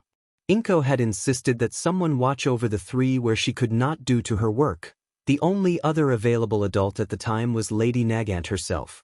With 2 untested weapons that used incredibly high amounts of electricity, the risk of danger was through the roof. The first test subject, Izuku's rail rifle, was an abomination of science. A Frankensteinian hybrid of bright red and orange plastic, metallic elements that poked out various places of the body, and thick black wires that came from the housing in the stock, the weapon truly looked like it had been taken from some nutcase's secret supply of armaments. Izuku mentally thanked whatever deity above that Mei was not a villain once more, and prayed it stayed that way. The rifle, in addition to looking like a low-budget cyberpunk prop for a show, was heavy. 9 months ago, Izuku wouldn't have been able to hold it, and even now he was fairly sure it was much weightier than any standard issue gun. It made sense, given the iron and copper and steel they'd used for the internals. Set your power output to maximum. Let's see how far this goes. Assistant Yellow, you're on note-taking duty. Big girl. If something blows up, make sure to be quick with the ambulance call. Whilst Kaina looked on in mild concern, Izuku was turning a small dial found on the side of the stock. He wasn't sure of the specifics but, with what he understood, it was a variable output device. Mei had put it in, replacing the bypass switch as a safety mechanism, as a way of varying the force at which the bolt was propelled. Without access to rubber bullets, this was the next best thing for him to work with, the non-lethal options that he'd be using most of the time, rather than the much deadlier full-power shot would hit hard enough for debilitation, possibly surface-level shots, rather than the bolt going all the way through. Tentatively, Izuku set the power to maximum, shouldered the weapon, took aim and shot. The recoil that went through his torso felt unlike anything he'd ever felt before. A surprised, nervous laugh escaped him as he watched an oven cave in on itself, the bolt completely decimating the side. A clear entry, along with an exit. Everything was suddenly too much. This was all so real now in his hands was the ability to kill, the ability to end a life, to seriously harm. Izuku's breath quickened, his mind running rampant with intrusive thoughts. Blood. There was so much blood in a human, why was there blood on his hands? It felt like he wasn't him anymore, and oh gods, was that him there? Lying on the floor? A shot had gone through the head, he could see sunlight on the other side of matted green hair. Izuku yelped, the rifle clattering against the floor. It snapped him out of his visions at least, but the emotions were still raw. His hands were trembling, his lungs working overtime. Hey Kit, Sprout, can you hear me? Ah, Auntie Kaina. She was safe.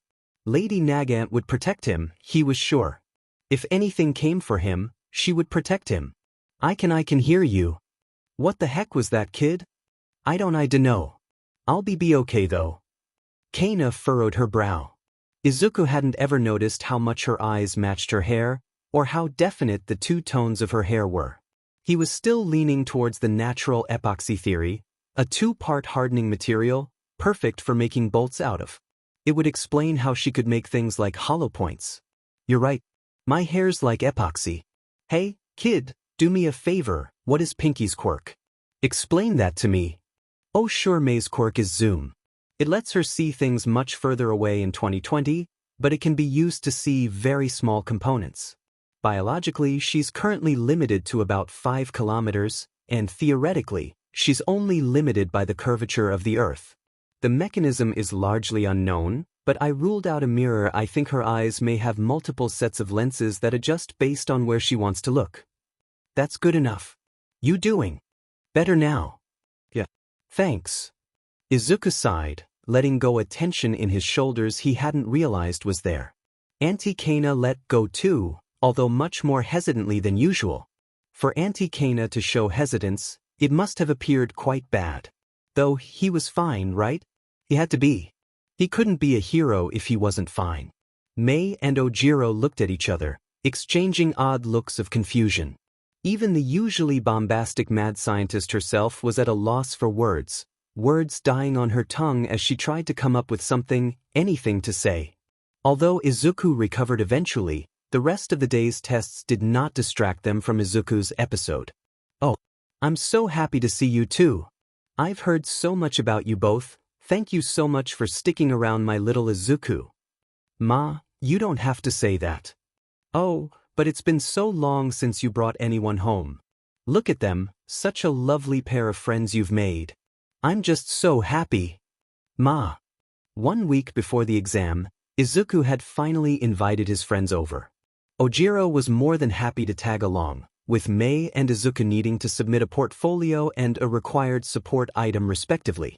Somewhat unfortunately, Izuku likely couldn't have gotten away with taking his revolver with him, so only his rifle was being submitted. The fact he'd made it along with Mei probably helped his chances of the rifle making it through. Mei submitted the schematics as a part of her portfolio too, so UA could cross-reference. If they saw a support hopeful was already making gear for hero hopefuls that worked, then that easily boosted Mei's chances of getting into the support course.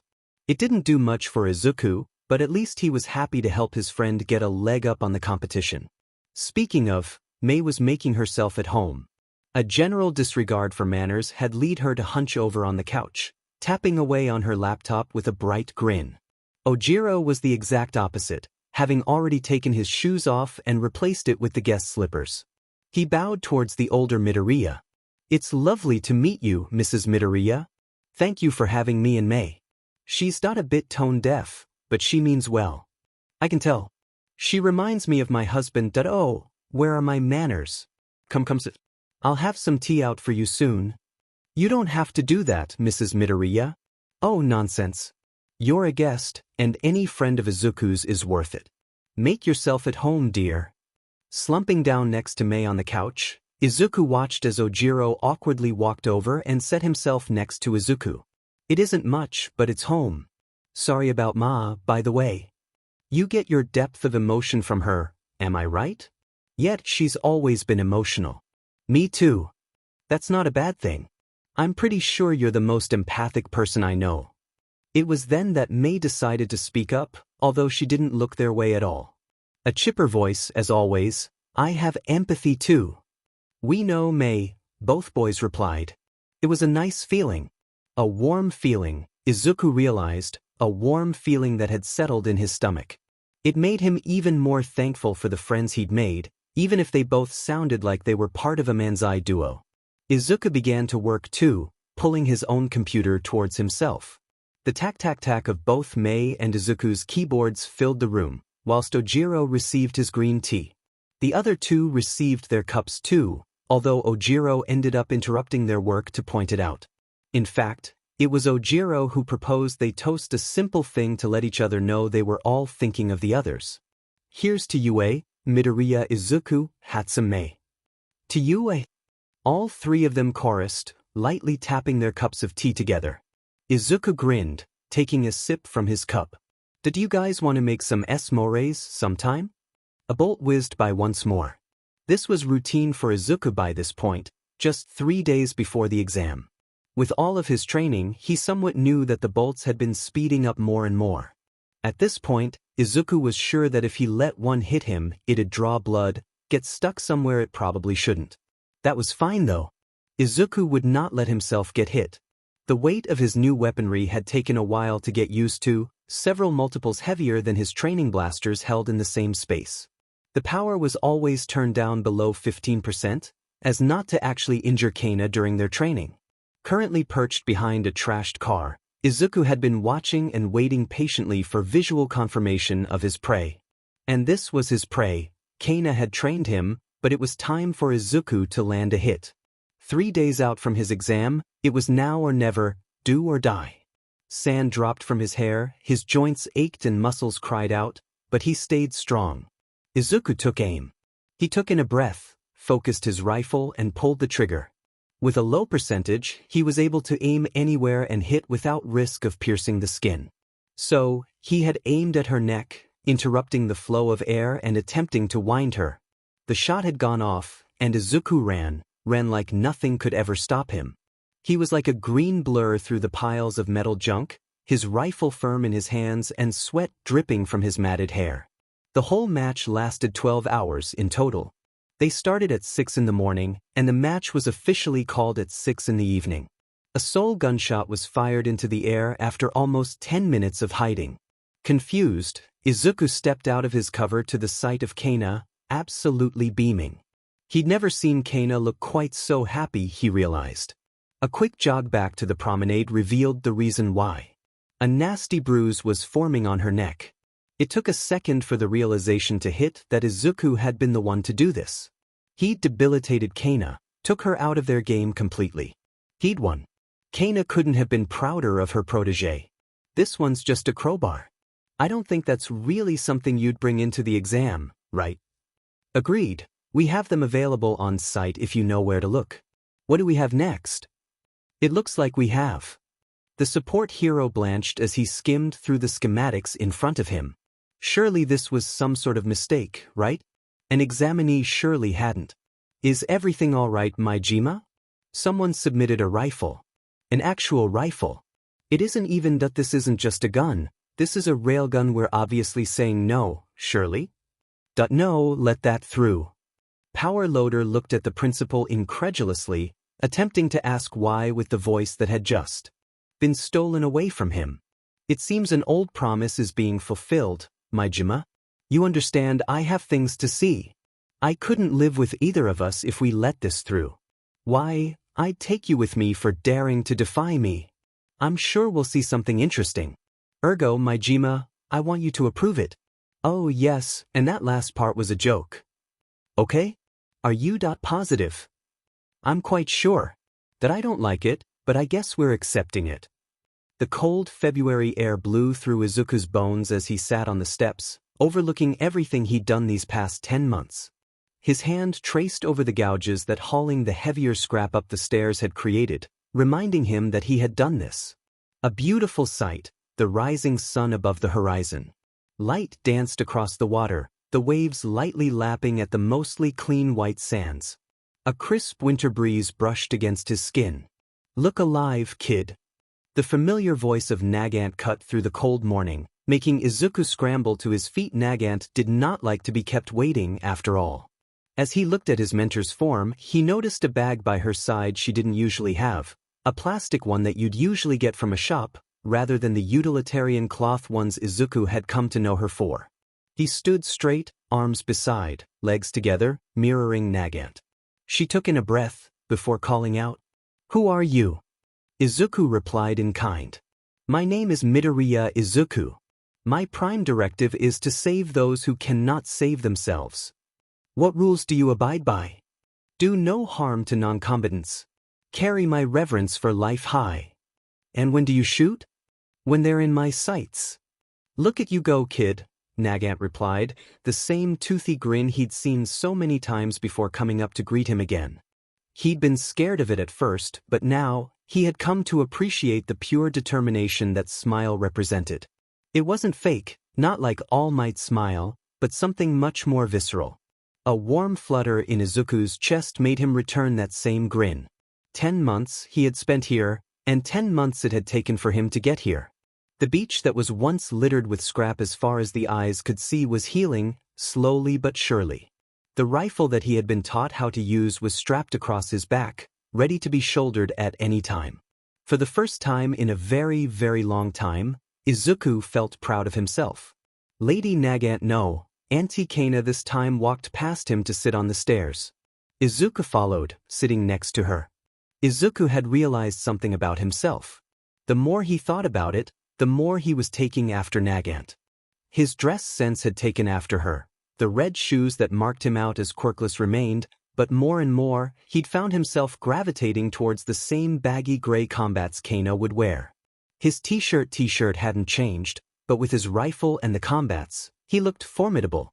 Even his habits had taken after her. A couple times, he found himself reaching for his hair just like she would, finding the gesture pretty relaxing. It had been a long 10 months, and he supposed that it'd be strange if he wasn't influenced. He wondered if Kaina had picked up anything from him. "Hey, Sprout." That simple phrase interrupted his thoughts. "Listen, I want you to have a fair shot at this. That means the other kids shouldn't bully you. Good luck trying to fix that. I can't, but you will. For them to give you a fair shot, they can't know. That's... But hey, it'll make the reveal even sweeter, yeah?" Izuku paused, a frown forming where his content smile had once been. It just didn't seem fair. He wasn't that different to everyone else, he just didn't have some reality-bending power that they did. An extra toe joint, the lack of a quirk, whatever, he didn't deserve to be treated as less than nothing. I guess. Well, until then I got you these. The plastic bag that Kaina had been carrying was placed between them. A clunk came from it, laying very flat, as if a box was in the bag. Izuku opened it, and found that his suspicions were true. It was a box. A shoebox from the looks of it. It wasn't odd, plenty of people used shoeboxes to give gifts in. That was why people kept shoeboxes around. Tentatively, Izuku opened the shoebox, unsure what to expect. Izuku was, quite paradoxically, not expecting shoes. There they were, deep ash-gray boots, much like Kaina's own. The soles were black, the only color being the green banding around the top. Although they weren't laced, some deep green laces sat next to them. I pulled a few strings. They aren't laced because I didn't know how you felt about it. I can put my red laces in? Yeah, you can put your red ones in, kid. They're yours. In true Midoriya fashion, Izuku burst out into tears. The heat rising in his face told him he should be embarrassed about crying in front of his mentor, but he didn't care. This was the kindest thing anyone had ever done for him, or at least, it felt like it. Custom-made boots, just for him. And he realized, quickly scrambling to put them on, they fit perfectly. Accommodation for his extra joint was few and far between with only those red shoes available, but they were boots that fit him. After having his boots laced by Kaina, he stood himself up. Kaina looked at him, dissecting him with her eyes, before meeting Izuku's gaze with a grin. Go and give them hell. I will. And with that, Izuku left for UA. The building was bigger than it seemed from the outside. The clunk of his new boots accompanied the rattling of the rifle strapped to his back, just under his backpack. Wearing the Gakuren again seemed off, but the academics did come before the practical. He was here, and he would raise hell either way. Deku. Izuku froze at that voice. A growl, animalistic in its rage, pointed like a knife. A voice that could only spell his downfall, one Izuku had learned well to fear. I thought I told you not to even try.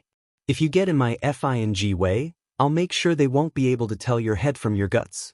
I don't know who let you bring a FING toy into UA, but if this is to make a mockery of me, you're FING dead. Protests began, but died when Kakin walked off, stomping as he usually did. Although he'd noticed the rifle, he hadn't noticed the boots. Bonus, he thought. Although Izuku hadn't had any new shoes for a while now, they were pretty weird to walk in. Was the floor getting closer? Oh, the floor was getting closer. Izuku had long since resigned himself to his fate when suddenly, the lurch of suddenly stopping spread through his body. Waving his legs and realizing they were off the floor, Izuku realized he was floating. Had he lost his whole weight?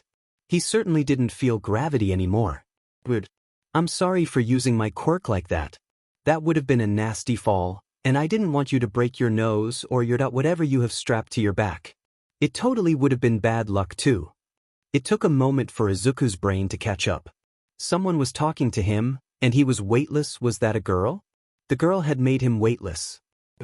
Being put down again and feeling his weight return was certainly an experience, but the feeling of being talked to without judgment was amazing.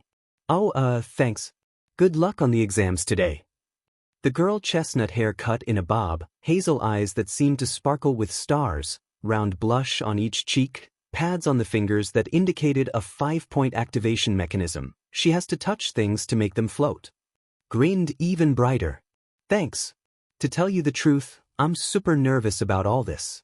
Like, look at the size of this place. It's huge. That I get what you mean. Oh yeah, we should get going. Later. The weight on Izuku's shoulders lifted just the slightest bit. Can I get a yeah? The theater, filled with at least 1,000 people by Izuku's count, was completely silent. Dead air filled the room, but Izuku couldn't stop grinning. To his present mic, Izuku listened to his radio show weekly. He knew all of the catchphrases and he'd even had one of his many letters read out, live on air. Granted, it was once, and it was the single letter that didn't include the fact he was quirkless, but it still happened. Tough crowd, huh? Well, listeners, it's a 10-minute test run of what you can do. If you look at your tickets, you can see your designated meeting areas, yeah.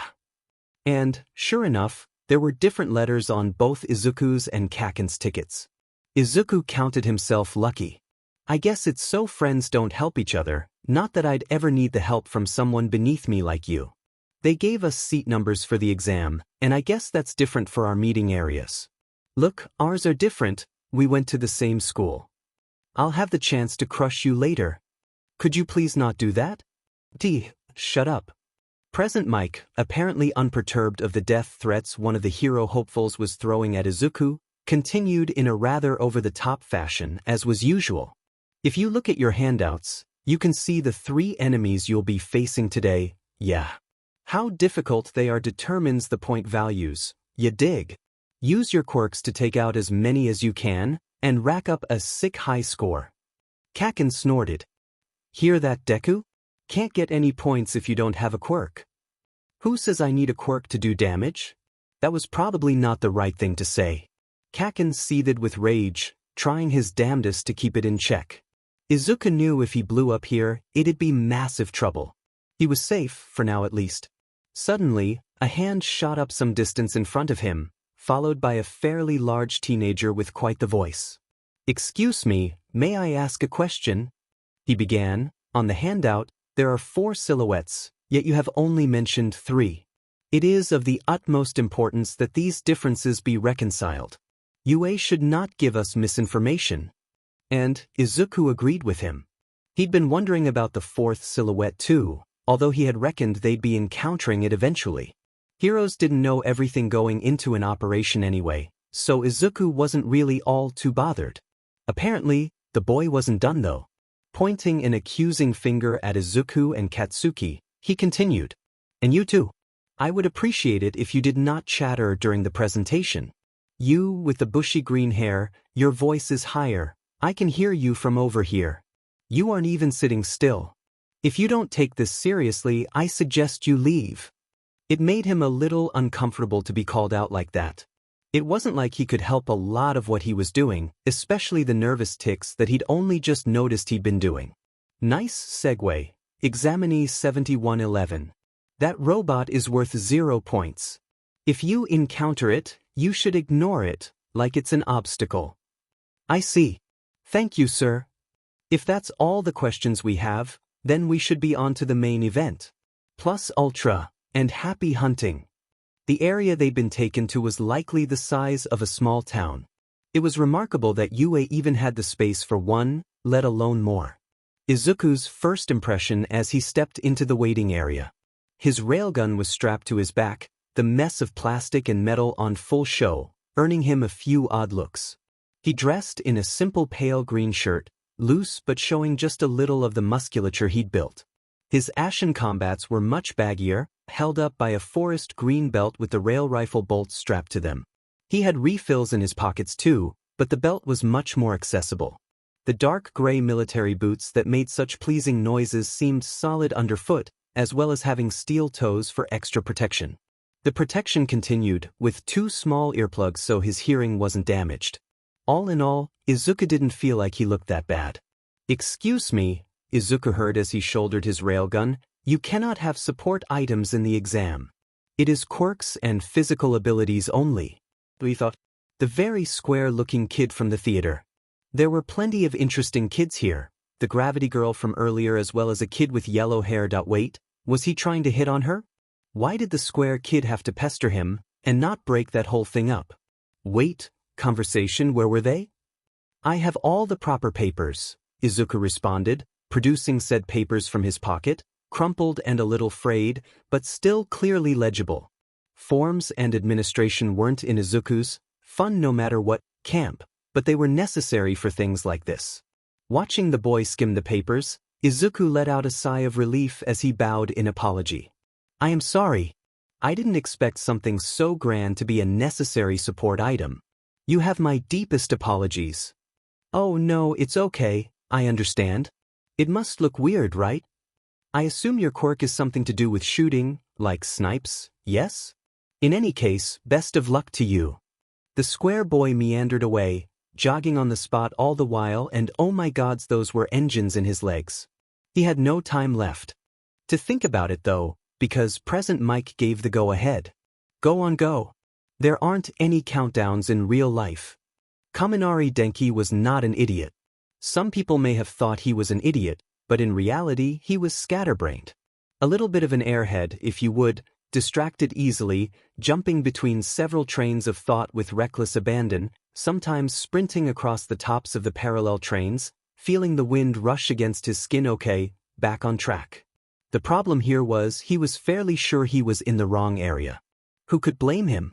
There was a cute girl who he was talking to, and he wasn't paying attention, and he just kind of assumed everything would have worked out.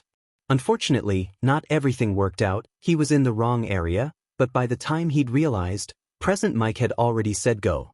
He had scrambled forward, eager to get ahead of the curve. These robots were flimsy at best, and even a relatively small shock would put them out of action. Although, as he fought, he began to notice something. Sometimes, the robots would just stop working. Well, that wasn't entirely accurate. The robot he was in front of was intact in one moment, and then the next, its head had caved in. Or what he assumed to be the head. Did these things have heads? Whatever it was, the thing that had been doing it was terrifying. Sometimes, he'd see glimpses of something on the roof, in alleyways, and other times he'd see something like a bullet hole in the street at an angle that seemed weirdly impossible. The two seemed to correlate. Well, he guessed it was an examinee. It had to be. If it barked like a dog, looked like a dog, and smelt like a dog, it was probably a dog. Wasn't one of the staff here hound dog? Was that offensive? Focus, damn it. He had to focus on his exam. Another crackle of electricity came from his hand as he pulsed it through the robot, frying the circuits. He was doing pretty well, all things considered. Although his internal clock was a little off, he could have sworn it had almost been 5 minutes. Maybe more. Hopefully less. Nope, definitely more. The ground rumbled, buildings cracked, rubble fell. An earthquake? What were even the chances of that? Maybe they'd set the exam back another day for something like this. Looking up at the colossus in front of him though, he got the feeling this was all intentional. People fled, running away from the monster that had seemingly come out of nowhere. Those who were stupid to stand against it soon realized their mistake, turning tail and running too. He would have done so too. Agdarao. The small groans of a familiar girl. He turned back, hoping she'd just slipped, but no, she was well and truly trapped. What could he do? An indiscriminate shock might, with any luck, put the thing out of action, but he'd be out of action too, as well as possibly hitting the girl. No more points and a sitting duck, it didn't really appeal to him. From beside him, suddenly a voice came. That thing is huge. Yeah, it is. What are you doing here? I've seen what you can do. Do you trust me? Denki looked at this small green-haired kid holding a brightly colored rifle and gaped. He was fairly sure the kid could kill him given half a chance it clicked. He'd been sniping robots all DMN test, but here he was. They were still there, a giant robot bearing down on them. That poor girl, stuck under rubble. Denki couldn't help but be taken along with the guy. He commanded such a presence with his cool-looking boots and combats and brightly colored gun, and a flaring set of eyes that could read the field. He had a plan. Yeah, I guess, if you got something in store, I suggest you pull it. Like right now. I'm not gonna get enough, okay? Hold these and put these on. The kid ripped off a panel from his gun's back thingy with relative difficulty, before pulling out 2 of the thicker wires. Gesturing for Denki to take them, he obeyed before briefly placing some newly provided earplugs in his ears. Earplugs, he noted, that the green-haired boy no longer had in his ears. On my mark, you pump as much electricity into this rifle as you can. Yeah, I can do that. That's the thing I do. The kid was silent. It was almost like the world fell silent around him. Well, it did. His earplugs made sure of that. There was such intense concentration in those green eyes of his, sharp and knowing, they scanned the robot in a fraction of a second. And, in another fraction more, his mind was made up. He took his aim, and with a deep breath, he called his signal. Fire! He couldn't hear, but he could see the word being spat, and Denki didn't need to be told twice. The buzz of his quirk flared up, the familiar crackling feeling traveling all throughout his body. He felt his electricity be sapped away through the wires as his higher functions were stunted, but he didn't need higher functions to see or to hear. He didn't need them to fear. It was near instantaneous. A deafening roar came from the plastic thing, leaving his ears ringing even through the safety of his newly acquired noise-canceling earbuds. In fact, Denki could have sworn he saw the air condense around the barrel, obscuring it for a second before it peeled back like a banana. The weapon was ruined in every sense of the word. Every force has an equal and opposite reaction, and accompanying the barrel's poor shape was the rest of the weapon. The part that green-haired kid had against his shoulder had completely shattered and, oh God, was his shoulder dislocated? The plastic split and flew like glass, but it wasn't just the guy's shoulder that was concerning. The boy's hands were rapidly turning purple, apparently broken by the sheer force. Fingers had no business bending quite like that. His mangled fingers weren't as much of a concern as his ears, bleeding from both of them. Guilt settled into Denki's stomach. That was his fault, just like he wasn't good enough to stop the robot on his own. The robot. In his hazy, half-aware state, Denki looked up, right through the head of the Goliath. There was a hole, right through the center. He could see sky on the other side. Apparently, they'd hit some sort of command center for it, or severed some power source or something, because the robot had stopped moving just shy of the pretty girl stuck in the rubble. Incidentally, it looked like she was rubbing her ears too. The guy dropped what remained of his rifle. There were metal parts throughout, some in better condition than others. Was that a microwave? Transformer? Holy if two of them? What the F dash? Either way, the guy didn't seem to be having the greatest of times, because the next thing he did was turn his gaze skyward and let out what he could only process as a primal battle cry. Denki didn't have the brainpower or ability to read lips to even begin to understand what he said. There was something deep he let out, and he felt a bit bad for not knowing what was he feeling bad about. Everything was hazy. Oh hey, the robot was down. Great job, guy. There was no pain, no cry of joy, no beat of anger. No, Izuku only felt the depths of triumph. His shoulders were bent, his fingers were shattered, and he was sure Mei would kill him once she learnt of the state of the rail rifle. He'd pushed the thing to its limits, the gun barrel had heated and pulled back, and everything else was either fried or shattered from the force. He heard nothing. There was nothing but the ringing in his ears and the stinging in his eyes. His legs shook, fighting to keep him up, a fight they were winning now, but the tide of battle might have yet changed with time. Although everything was, by all accounts, absolutely awful, he couldn't help but grin. Quirkless Izuku had done this. With help, yes, but he had done this. And, from this realization, he found strength. Tilting his head back and taking in a deep breath, Izuku screamed. Do you see me? All might. Yes, the man who had told him becoming a hero wasn't possible, the man who had left him on a rooftop to die, the man who brought hope to everyone but left him to rot. Without a quirk? No, I should think not. Yet here he was, standing tall against the behemoth he'd felled. Finally, vindication. The pain was setting in, but it was nothing compared to the vindication he felt. Pent-up feelings of all sorts of natures came rushing out as he continued to roar, tears falling from his eyes. He hadn't even noticed the end of the exam, nor did he notice the small old lady in front of him until he'd done screaming his heart out. Izuku couldn't exactly make out what she was saying, but he did recognize her. Recovery girl, the youthful hero. She had a quirk that could fix him up, right? Oh, it used stamina. He'd probably be out of it after this, right? Maybe. No, that's definitely how that worked.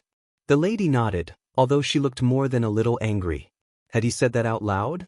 He couldn't tell. All Izuku heard was buzzing and squealing, and Recovery girl took one of his shattered hands and kissed it. Immediately, the mounting pain seemed to subside, with his fingers and shoulder that were definitely not in the right places seeming to shunt themselves back. Almost immediately, every limb felt heavy. He couldn't even lift a finger, but at least the accursed ringing had subsided. Was very dangerous. How on earth did you manage to get that thing in anyway? Honestly, children these days, they get more and more reckless. You should count yourself lucky I caught you when I did. Eardrums don't fix easily when they're left like that. Oh, I'm sorry. You better dim and well be. Now have a gummy bear and go on. I have other patients to attend to. Not just you. Shoo. Shoo.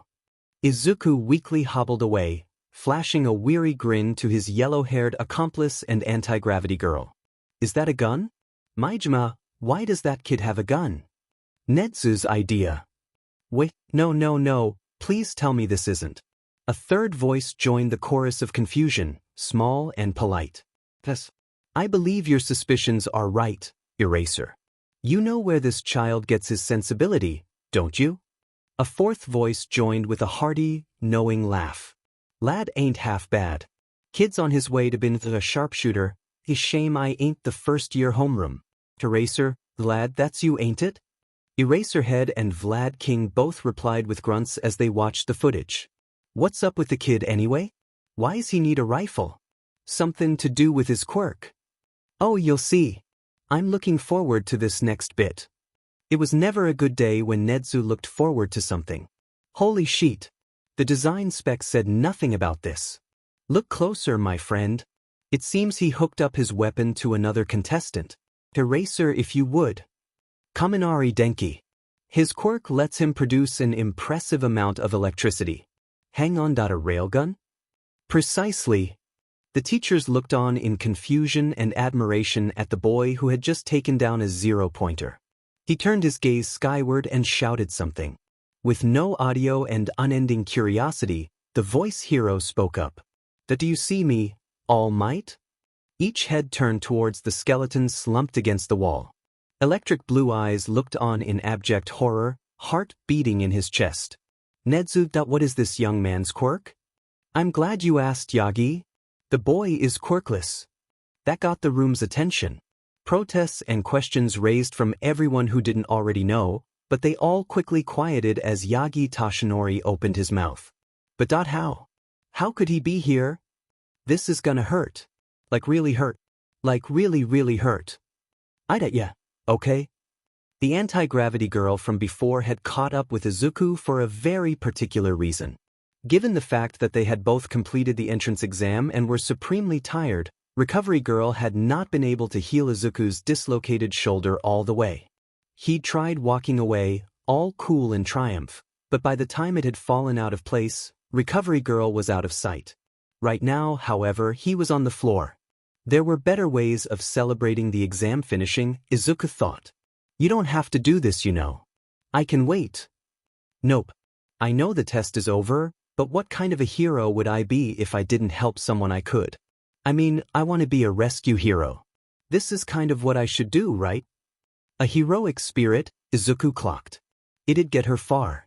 It'd certainly get her further than she was now, which was holding him against the floor, one arm in her hand. The pinky was lifted, which proved Izuku's theory about a 5-point activation mechanism.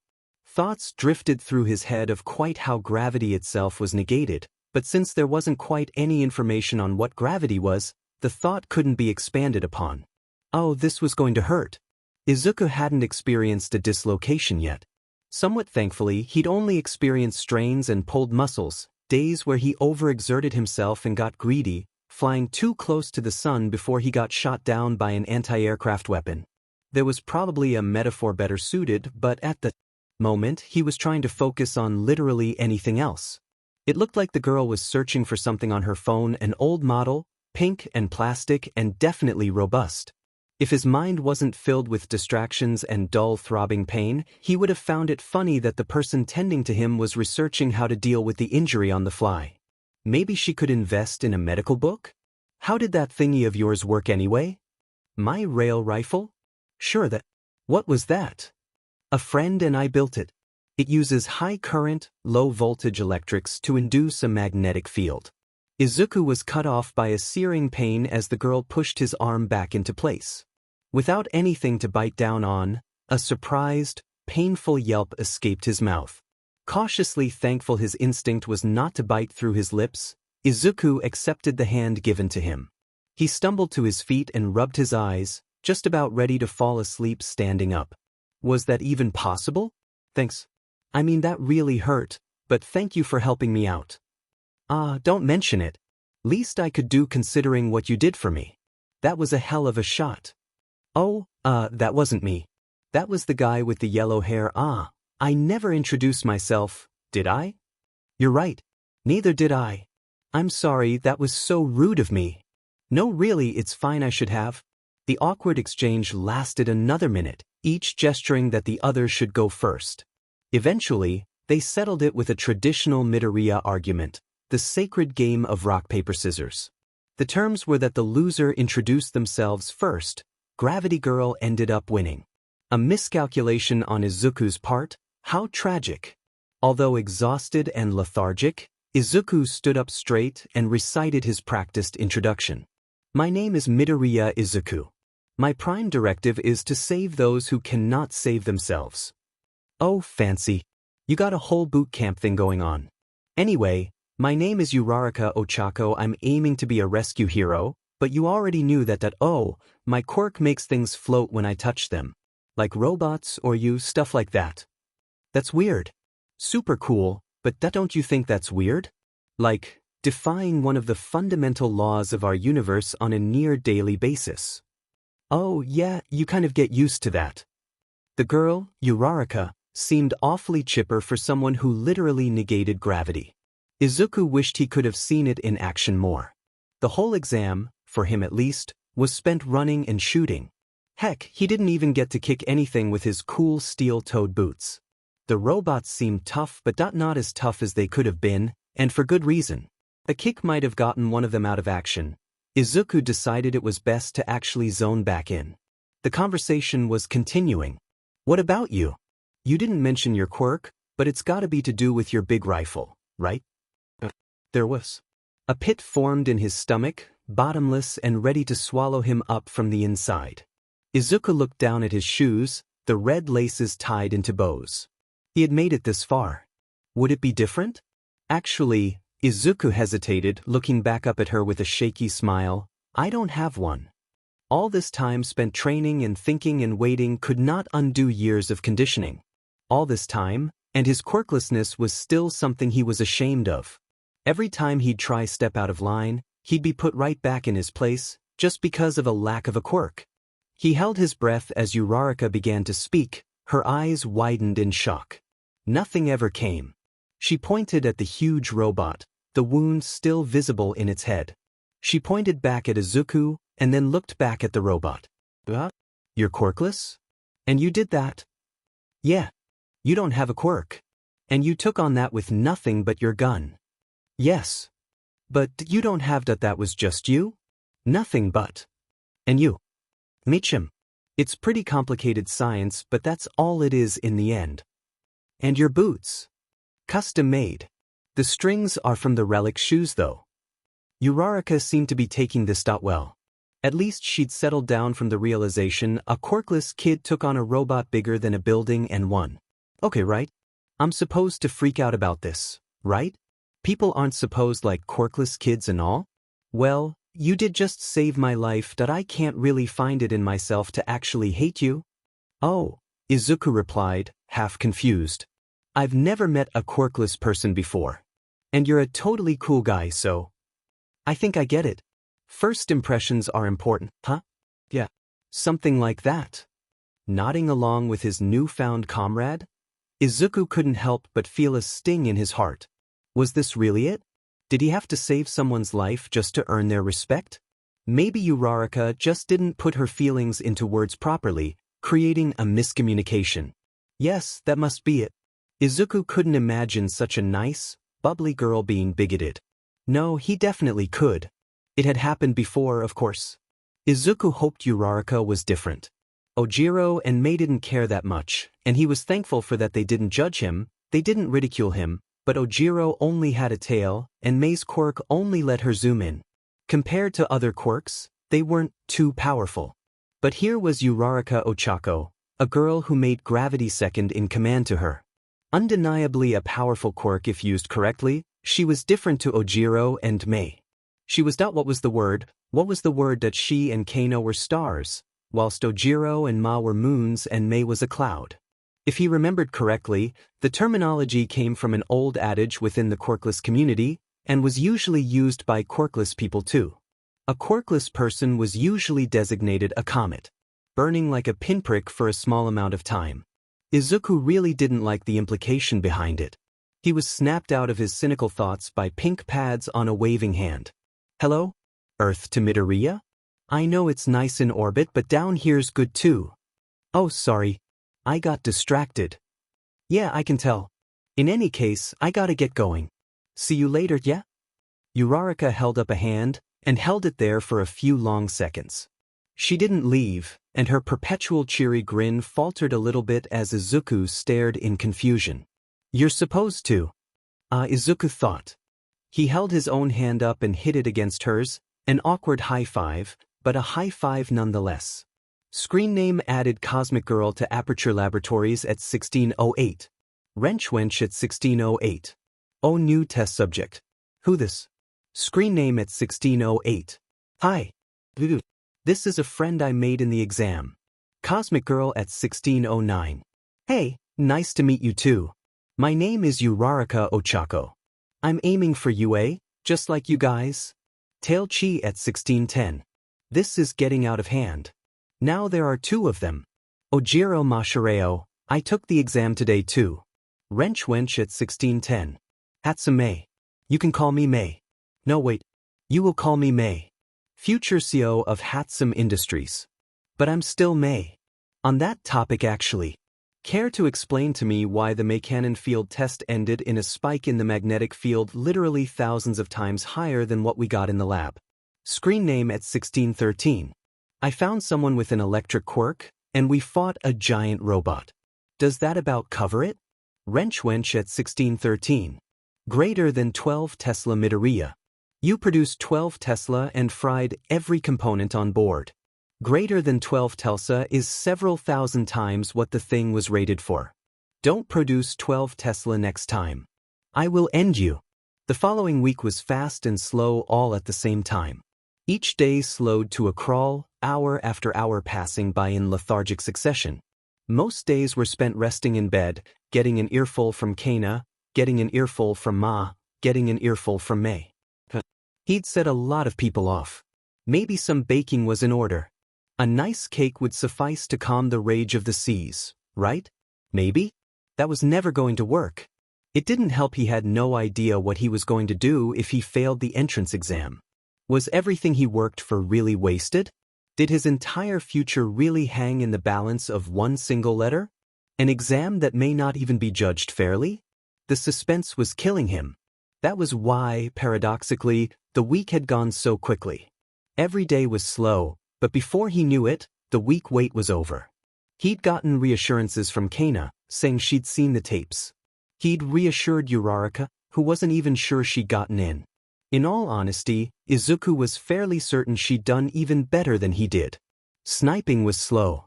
That's all there really was to it. With his rail revolver, he could have fought in close quarters, like he sometimes did with Kaina and Ojiro. The exam was taken without that crutch, though.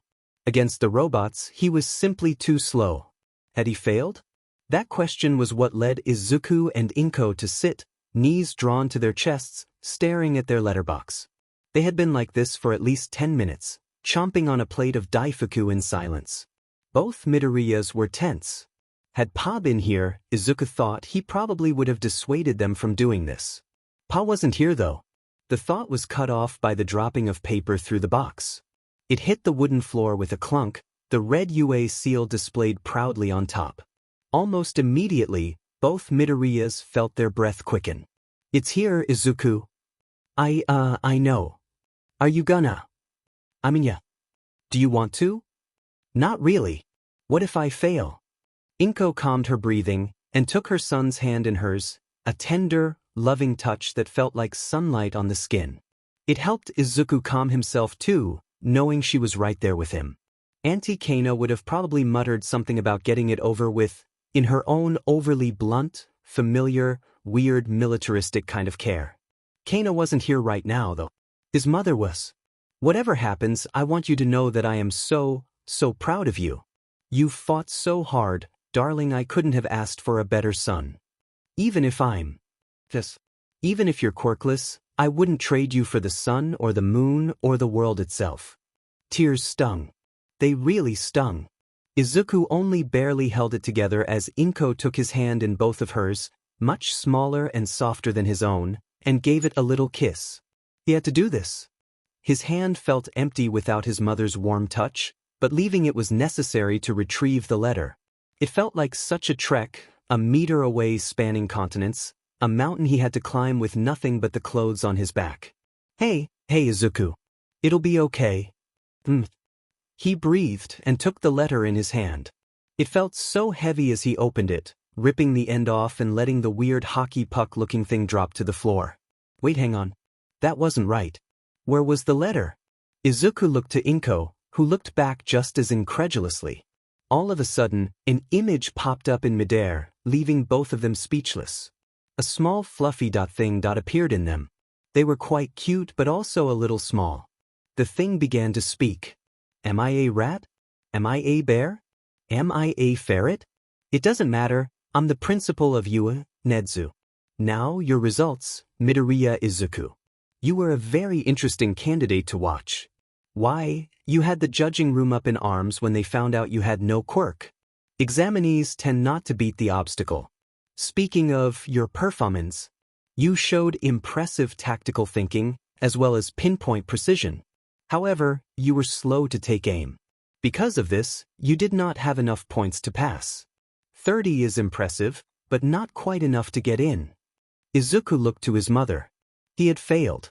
Though, what kind of a hero school would we be if we didn't take into account the actions of others? Hadn't he failed? What was Nedu talking about? When the action of one young boy can inspire the help of others, when one young boy can stand against a threat just for the sake of one person, how could we overlook that? That is why, Midoriya, we have rescue points. Izuku's breaths caught in his throat.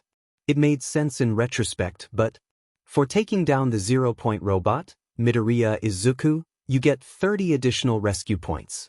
Kaminari Denki will also get his additional points, the same as you. In total, you have 60 points, which shoots you up to 7th place overall.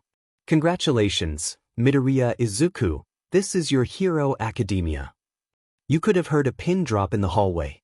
Izuku and Inko were frozen as the hologram faded, simply staring and watching, and once the words truly sunk in, loud whoops and tears came from mother and son. There they stayed in a warm embrace, sobbing incoherently. Just for a while, just for a little, nothing else mattered. So you passed? I passed. Yeah, I knew, I just wanted to hear you say it. The world shattered around Izuku. Kaina knew? She didn't say anything. Why didn't she say anything? If there was one thing Izuku knew that Kaina knew, it was the Midoriyas. As they stood there, the light growing ever so slightly on his first day, Izuku couldn't help but feel. Okay, maybe that's a little overdramatic. What he felt was a mix of relief, accomplishment, and utter exhaustion.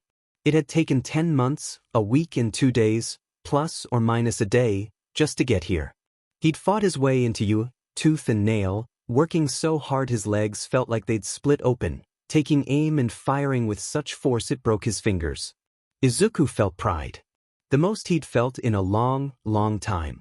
He had done this. No amount of discouragement had stopped him. Not even Bakugo Katsuki. Not even All Might. He looked upon the battlefield, towers of scrap and expanses of sand, not with disdain, but with fondness. I'm gonna come back and clean the rest of this up. It's only another quarter, but I thought you would. We can schedule it for whenever, I've got time. I sent in a few modifications for your suit too. One actually. Consider it a gift from me. The boots. Hey, Sprout, look at what you've done. Tell me you don't deserve at least something. I can't do anything grand like give you my rifle arm to continue my work in my stead, and I can't change the world. Just let me do this much. It took Izuku a few moments to process what she had said, before letting out a wistful sigh. He replied with a grin. Yeah, okay. Kaina was silent for a second, leaning on the railing, beckoning for Izuku to follow suit. Of course he did. You're going to find out a lot about the world. It's not as rose-tinted as you think it is. I know that. No, not yet. That's a good thing. But you'll learn. You'll learn things about me that you shouldn't.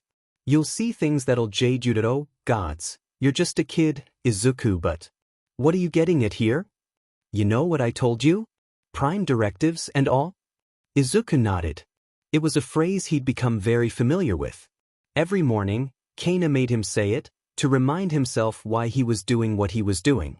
I'm entrusting my mission to you. 'Cause custodiat ipsos custodes. Ever heard that? After racking his brain for an answer, Izuku shook his head.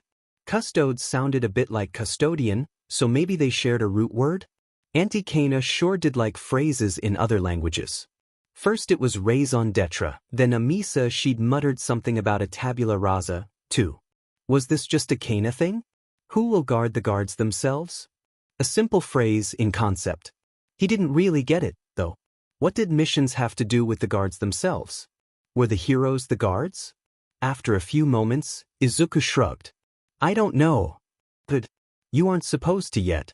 Course, that means that technically you're not ready to take on that mission, but just keep it in the back of your mind. Oh, sure. Much like most cryptic things Kaina hinted at, this was incredibly ominous. Izuku had gotten more or less used to it, but that didn't mean he wasn't going to stay awake thinking about the phrase like had so many times in the past.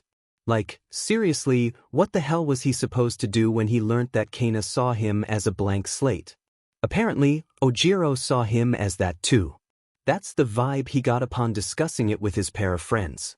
A problem for future Izuku to handle, he supposed. Go get ready. I've said what I wanted to. You have your handkerchief right? And your laces are tied. Yes, ma. And you won't let the other kids bully you, right?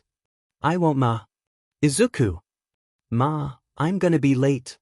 I love you, Izuku. Izuku's exasperated expression melted into fondness. Love you too, ma. I'm off. Come back safe, Izuku. He waved, stepping out in his crisp UA uniform. His tie wasn't done right, and his laces clashed horribly with the cooler colors of his outfit, but he was happy with it.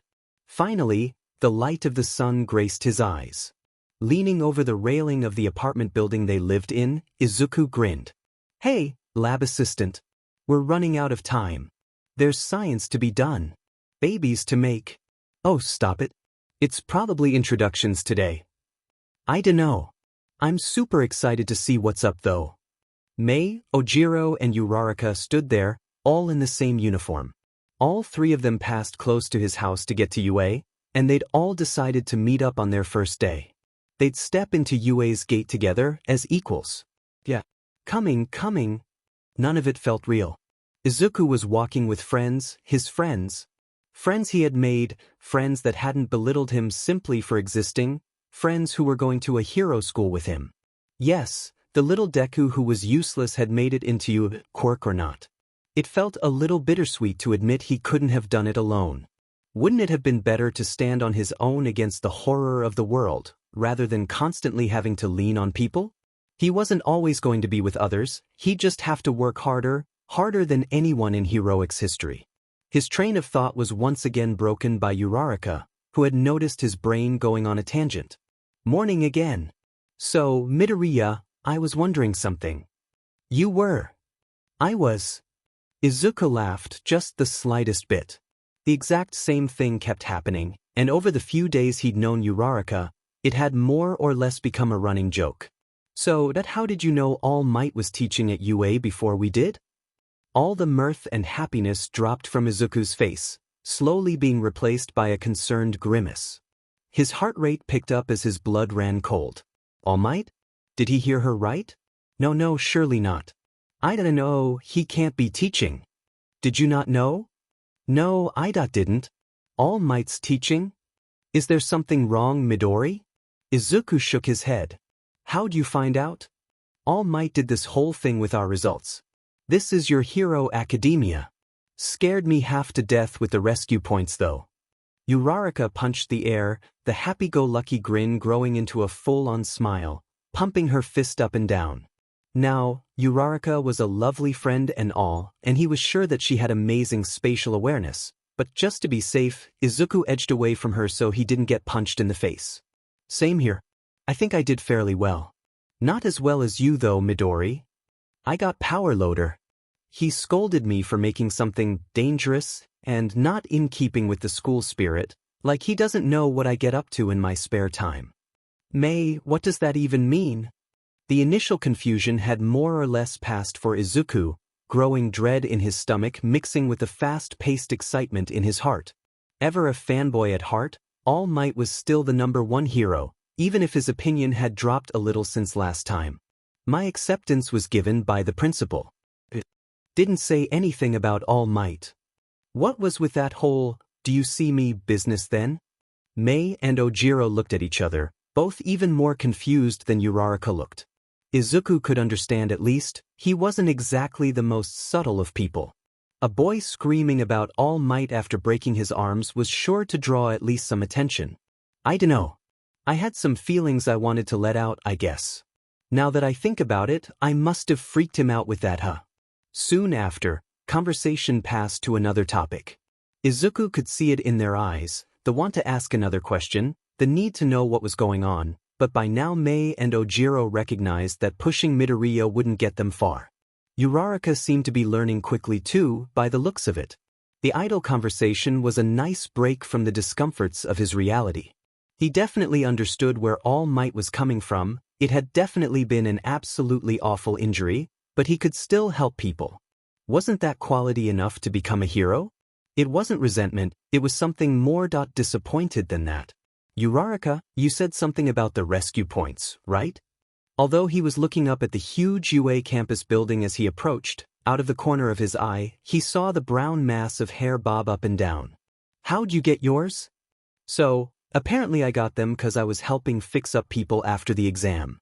I set your shoulder, guided the yellow-haired guy out, put a few bandages on people, netted me an extra 15 points.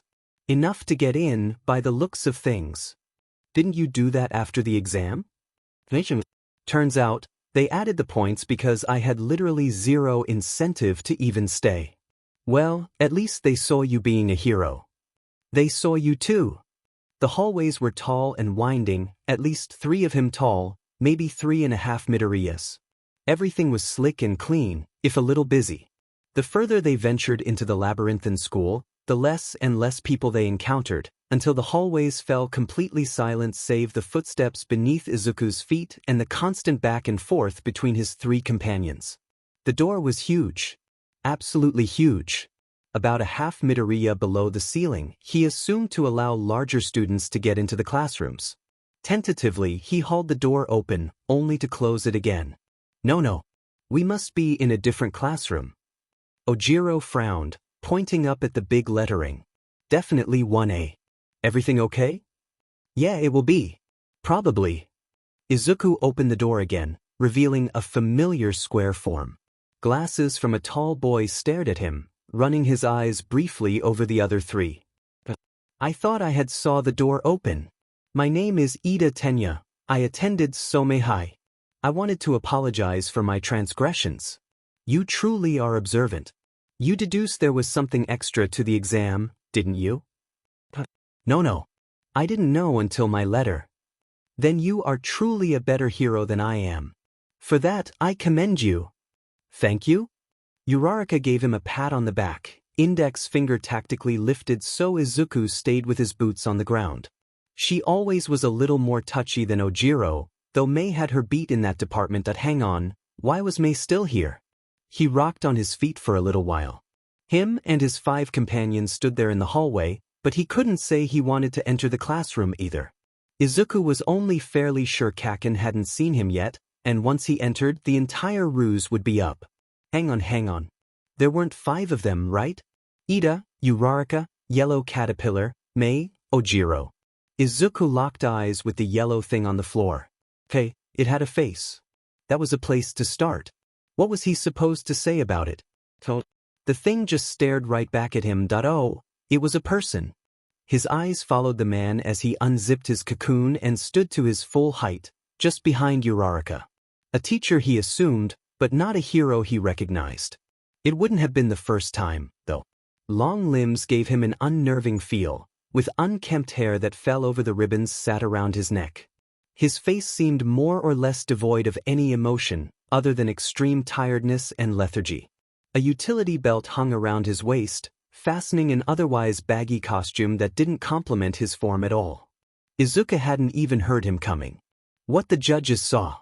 Uraraka screeched, being alerted to this new, 6th member of the group in a rather fast-paced fashion. The man continued unperturbed. Was a small child being incredibly reckless. That's not heroism, that's self-sacrifice. You took 8 seconds to even notice me, don't gather in the hallway. You, Ida boy, tell everyone to put these on. We're going to the PE grounds. Yes, sir. Immediately. That's Aizawa to you. Uraraka raised her voice in protest. But, the ceremony, what about that? You're learning to be heroes, not diplomats. Oh shit. The ceremony. Loader's gonna kill me. Everyone, Aizawa included, turned to face Mei, already pulling out a map from her pocket. I gotta run, catch you 3 later. Don't break anything or you're dead, Green. Did Kakin think he was being subtle? He really hoped Kakin wasn't trying to be subtle. Every so often he'd see a glance from ruby-red eyes, rage-filled but silent all the same. He hated it when Kakin was silent. It was always a bad day when he was silent. Making his way onto the field, brown dirt crunching slightly underfoot, Izuku shielded his eyes from the sun. The place was massive, like most things in UA, and held a host of different track markings. He didn't have all too much time to think, since Aizawa raised his voice. You'll be doing 8 activities here today, all from your middle school physical exams, tests that you were unable to use your quirks in. Bakugo, how far could you throw a ball during middle school? 67 meters. Use your quirk this time around. Don't hold back. Aizawa tossed the ball with a lazy wave of his hand, Katsuki catching it with ease. He tossed it up and down in his hands for a little, judging the weight of the ball, before pulling back his hand. Die. Die. The ball kept going and going and going until finally, a small beep came from a weird device Aizawa had pulled out of his pockets. Holding the device up for everyone to see, the teacher let out a rather ambivalent grunt. 705.2, the tablet read. Various heckles and cheers went off around Izuku proclaiming their fun and joy, but he wasn't exactly listening. How the heck was he supposed to compete with that? In that case, last place will be judged a lost cause and will be expelled. Even if he couldn't see the looks of concern spread across his friends' faces, he could probably feel their gaze. Neither were exactly subtle about their worry for Izuku, but what was scarier was the sight in front of him. Katsuki was laughing. Is something funny, Bakugo? Yeah, you extras'll find out pretty damn soon. That you'll see. You should never have stepped foot in this place. He could see Uraraka mouth the word "de" next to him, sending a chill of revolt down his spine. Did everything have to go this way? Was he condemned to a life of harassment? No, he had to show Katsuki he wasn't worthless. An impossible task, sure, but he could at least try. The first step in that was not getting expelled. The tests went relatively quickly after that. Most kids with quirks did better than him, but he noticed a pattern.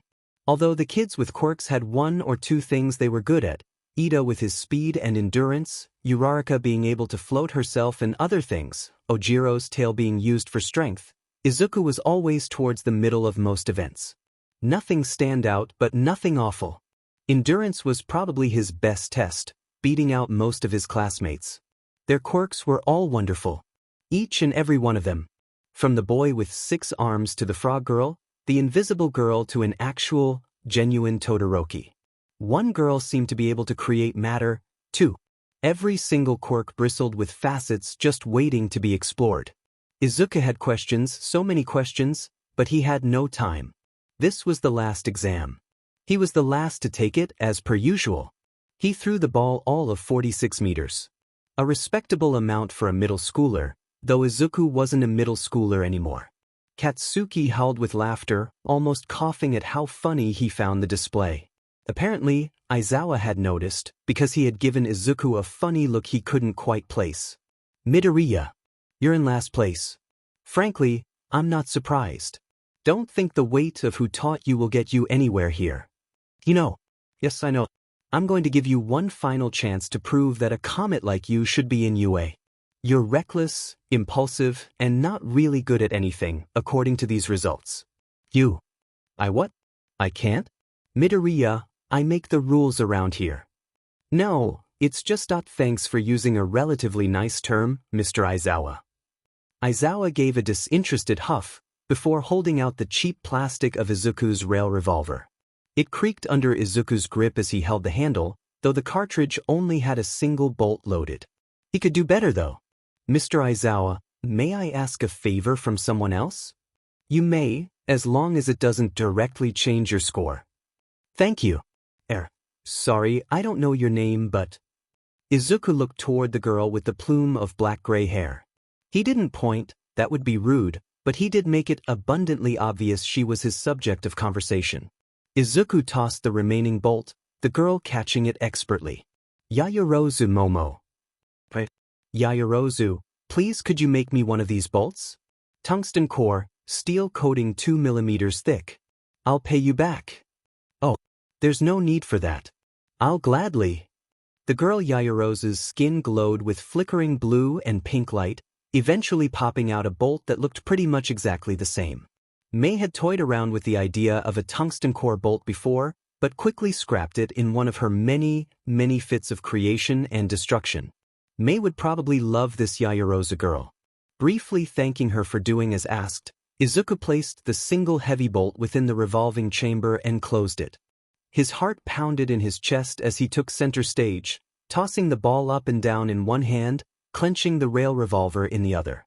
This was it. Do or die. Or get expelled, he supposed, but do or die sounded cooler in his head.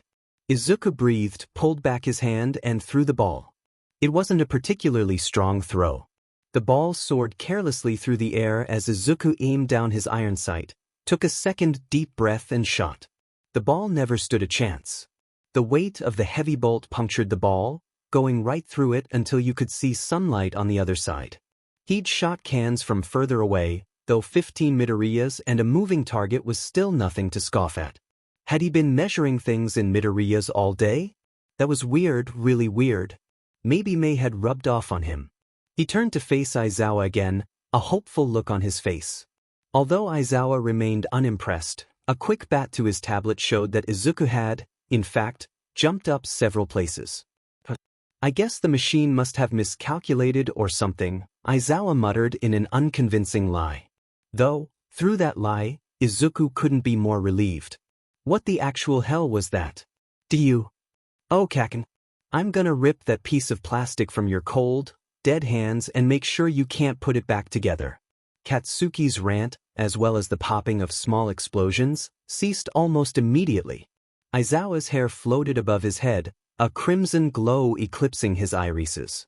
The ribbon he wore around his neck seemed to dance, shifting slightly with the smallest nudge. Whatever it was a marvel of engineering, though it revealed something important. Goggles. Bakugo.